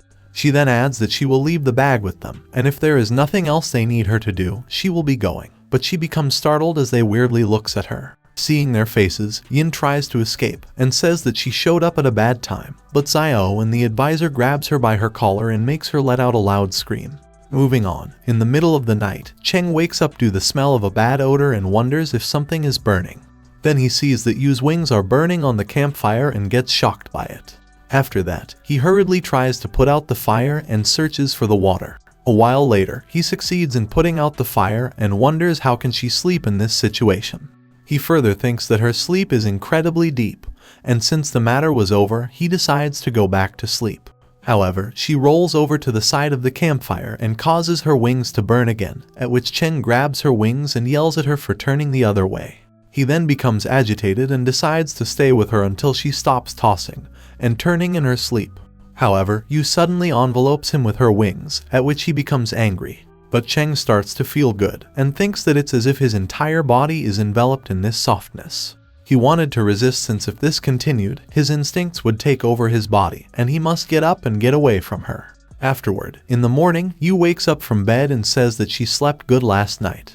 She then wishes Cheng good morning and comments that she sees that he is up early. However, Cheng remains speechless as he is brushing his teeth, and seeing him, Yu gets confused. She then asks what is wrong, to which he replies nothing. He was thinking how humiliating it is, as after she wrapped him in her wings, he slept through the night. He also wonders why it felt good and that she must never find it out, since it is embarrassing. Suddenly, Yu notices something and notifies Cheng that there is something on his head. Then she questions what that is and if it's her feather, but Cheng freaks out asking what she is doing all of a sudden and tells her not to come close to him. She apologizes for that and asks if last night she caused him trouble again, while making him speechless. He replies that she didn't and tells her to go wash up and get ready for breakfast, to which she replies sure. Meanwhile, Xiao and the supervisor become dumbfounded as they were brushing their teeth. Xiao then says that she is having a strong sense of deja vu and questions if she missed another episode of the show, whereas the supervisor asks if she forgot to set up recording this time as well. Afterward, Cheng says that he thinks they should better camp here tonight as well, and adds that it seems that they are short on food, so he will go pick them some vegetables. Yu then asks if there is anything she can help him with, but he replies that he doesn't need her help, at which she wears a sad expression. Later, she asks where he is going, to which he replies that he is going to pick some vegetables not far from here and come back. She then says that she'll come with him, but he replies that there is no need, as he will save some energy and will be back earlier if he won't have to babysit him, and tells her to sit tight and not wander anywhere. Hearing that, Yu becomes depressed and gets flashbacks from the times he told her that she would get in his way. Cheng then mentions that they are almost out of water and it looks like he will have to take a detour to get some, at which Yu tells him to let her go, but he replies that he told her to stay out of trouble. She again tells him to let her do it and insists that she won't cause him trouble. Later, she asks if he just said that the place he take water from is far from the one he is headed to, and states that she thinks it will be more efficient to split up. Besides, when it comes to mobility, hers is higher than his, and since they are at the mountaintop, there will no problem in searching water using her wing and she won't get lost. She then tells him that there will be no trouble and stubbornly stares at him. However, Cheng says that the clothes she is wearing right now aren't suited for a walk in the forest, so she should just stay here. Afterwards, Yu begins to rip her clothes apart to make it easy for her mobility and asks if there should be no problems now, while giving him a cold gaze. She then reaches out her hand, and after a moment of confusion, Cheng hands her the bottles. Later, she menacingly stares at him and tells him that she is not a troublemaker as she tears up. She then flies away in search of water and leaves him confused. Meanwhile, Yu wipes her tears as she is flying, and a while later, she discovers the lake and questions if the lake ended up there after the terrain moved around. However, a strong gust sweeps her away, and then she begins to fall while questioning why the wind is strong and why can't she control her wings. After she crash lands on the ground, she wonders why is it hard to fly this time. She then grabs her wings asking how her feather got messy, and it's no wonder flying felt so wrong. She comes to the conclusion that after arriving on this island, she was careless and fell a few times, so this must be the reason. However, there was no helping it now, as it looks like she will have to walk the rest of the way on foot. Afterward, she wonders where is the place she was supposed to go and if she just got lost again. She further wonders if she just made an unrealistic promise and that she didn't accept that she would fail so fast. She thinks about Cheng making fun of her and tries snap out of it, thinking that if she doesn't want to see him laughing at her, then there must be something she can do. She tries to assess the situation by saying that if she trace her fall, she should notice that the wind was blowing from there, which means that she should go in that direction since there is some water vapor in the air coming from there, so it means that the place shouldn't be far from here. However, she knew that if she go in that direction on foot, she would get lost for sure, and wonders how to continue going straight without getting off track. A while later, she comes to the conclusion that as long as she continue going in a straight line, she will get there. Then she looks at the bamboo trees and takes a stance for punching them. After breaking all the bamboos in a single line, she states that as long as she follows the line formed by the bamboo trunks, she won't get lost, and if she keeps it up, she will be there in no time. On the other side, the bear emerges from the bottom of lake in tatters. He then witnesses a large tree falling on top of him, and then he again drowns inside the water. Meanwhile, Yu comes out of the jungle and comments that she has finally arrived. Then she wonders if she just heard a roar or something, but she thinks that it must be her imagination. A while later, she finishes preserving the water inside the bottles, and comments that this much should be enough. She then feels pain in her hand, even though it's just bamboo. Hitting it for too long takes a toll on her hands. And her stockings were in bad shape as well, since there were many sharp rocks on the way. She thinks she might be of some help this time, and later she states that she can do it if she wants to, and she is not some troublemaker. She then says that it's getting late and that she should be going back now. She also says that it might be hard to fly, but it's worth trying. Then she resolves herself and gets ready to take off. Meanwhile, as Cheng was cutting some vegetables back at their camp, he hears Yu screaming, and later, he witnesses her crashing in front of him. Cheng then comments that he didn't expect her to come back on her own, and he was thinking of getting ready to look for her, but she replies that returning was not all she did. Later, she shows him the bottles, saying that she brought them some water and asks if she is amazing. However, she notices some water bottles beside Cheng and asks about them. He replies that he took a detour on his way back after gathering the vegetables, since staying short of drinking water is not an option. She then asked why he said okay when she went to get them water, so he replies that he just didn't expect her to bring any from the beginning. He additionally says that in case she couldn't come back on her own, or came back without water, they would have ended in more trouble. He further says that it's just a precaution since he didn't expect her to be able to find her way back. But Yu asks if it doesn't make her look like a fool, and she worked so hard to get them water. Cheng continues to say that she was able to get back here on her own and saved him the trouble of searching for him, so she shouldn't go around doing unnecessary things in the future. Suddenly, Yu splashes the water she brought on Cheng's face and makes him surprised. She then throws the bottles in front of him and asks if he said unnecessary with a cold gaze.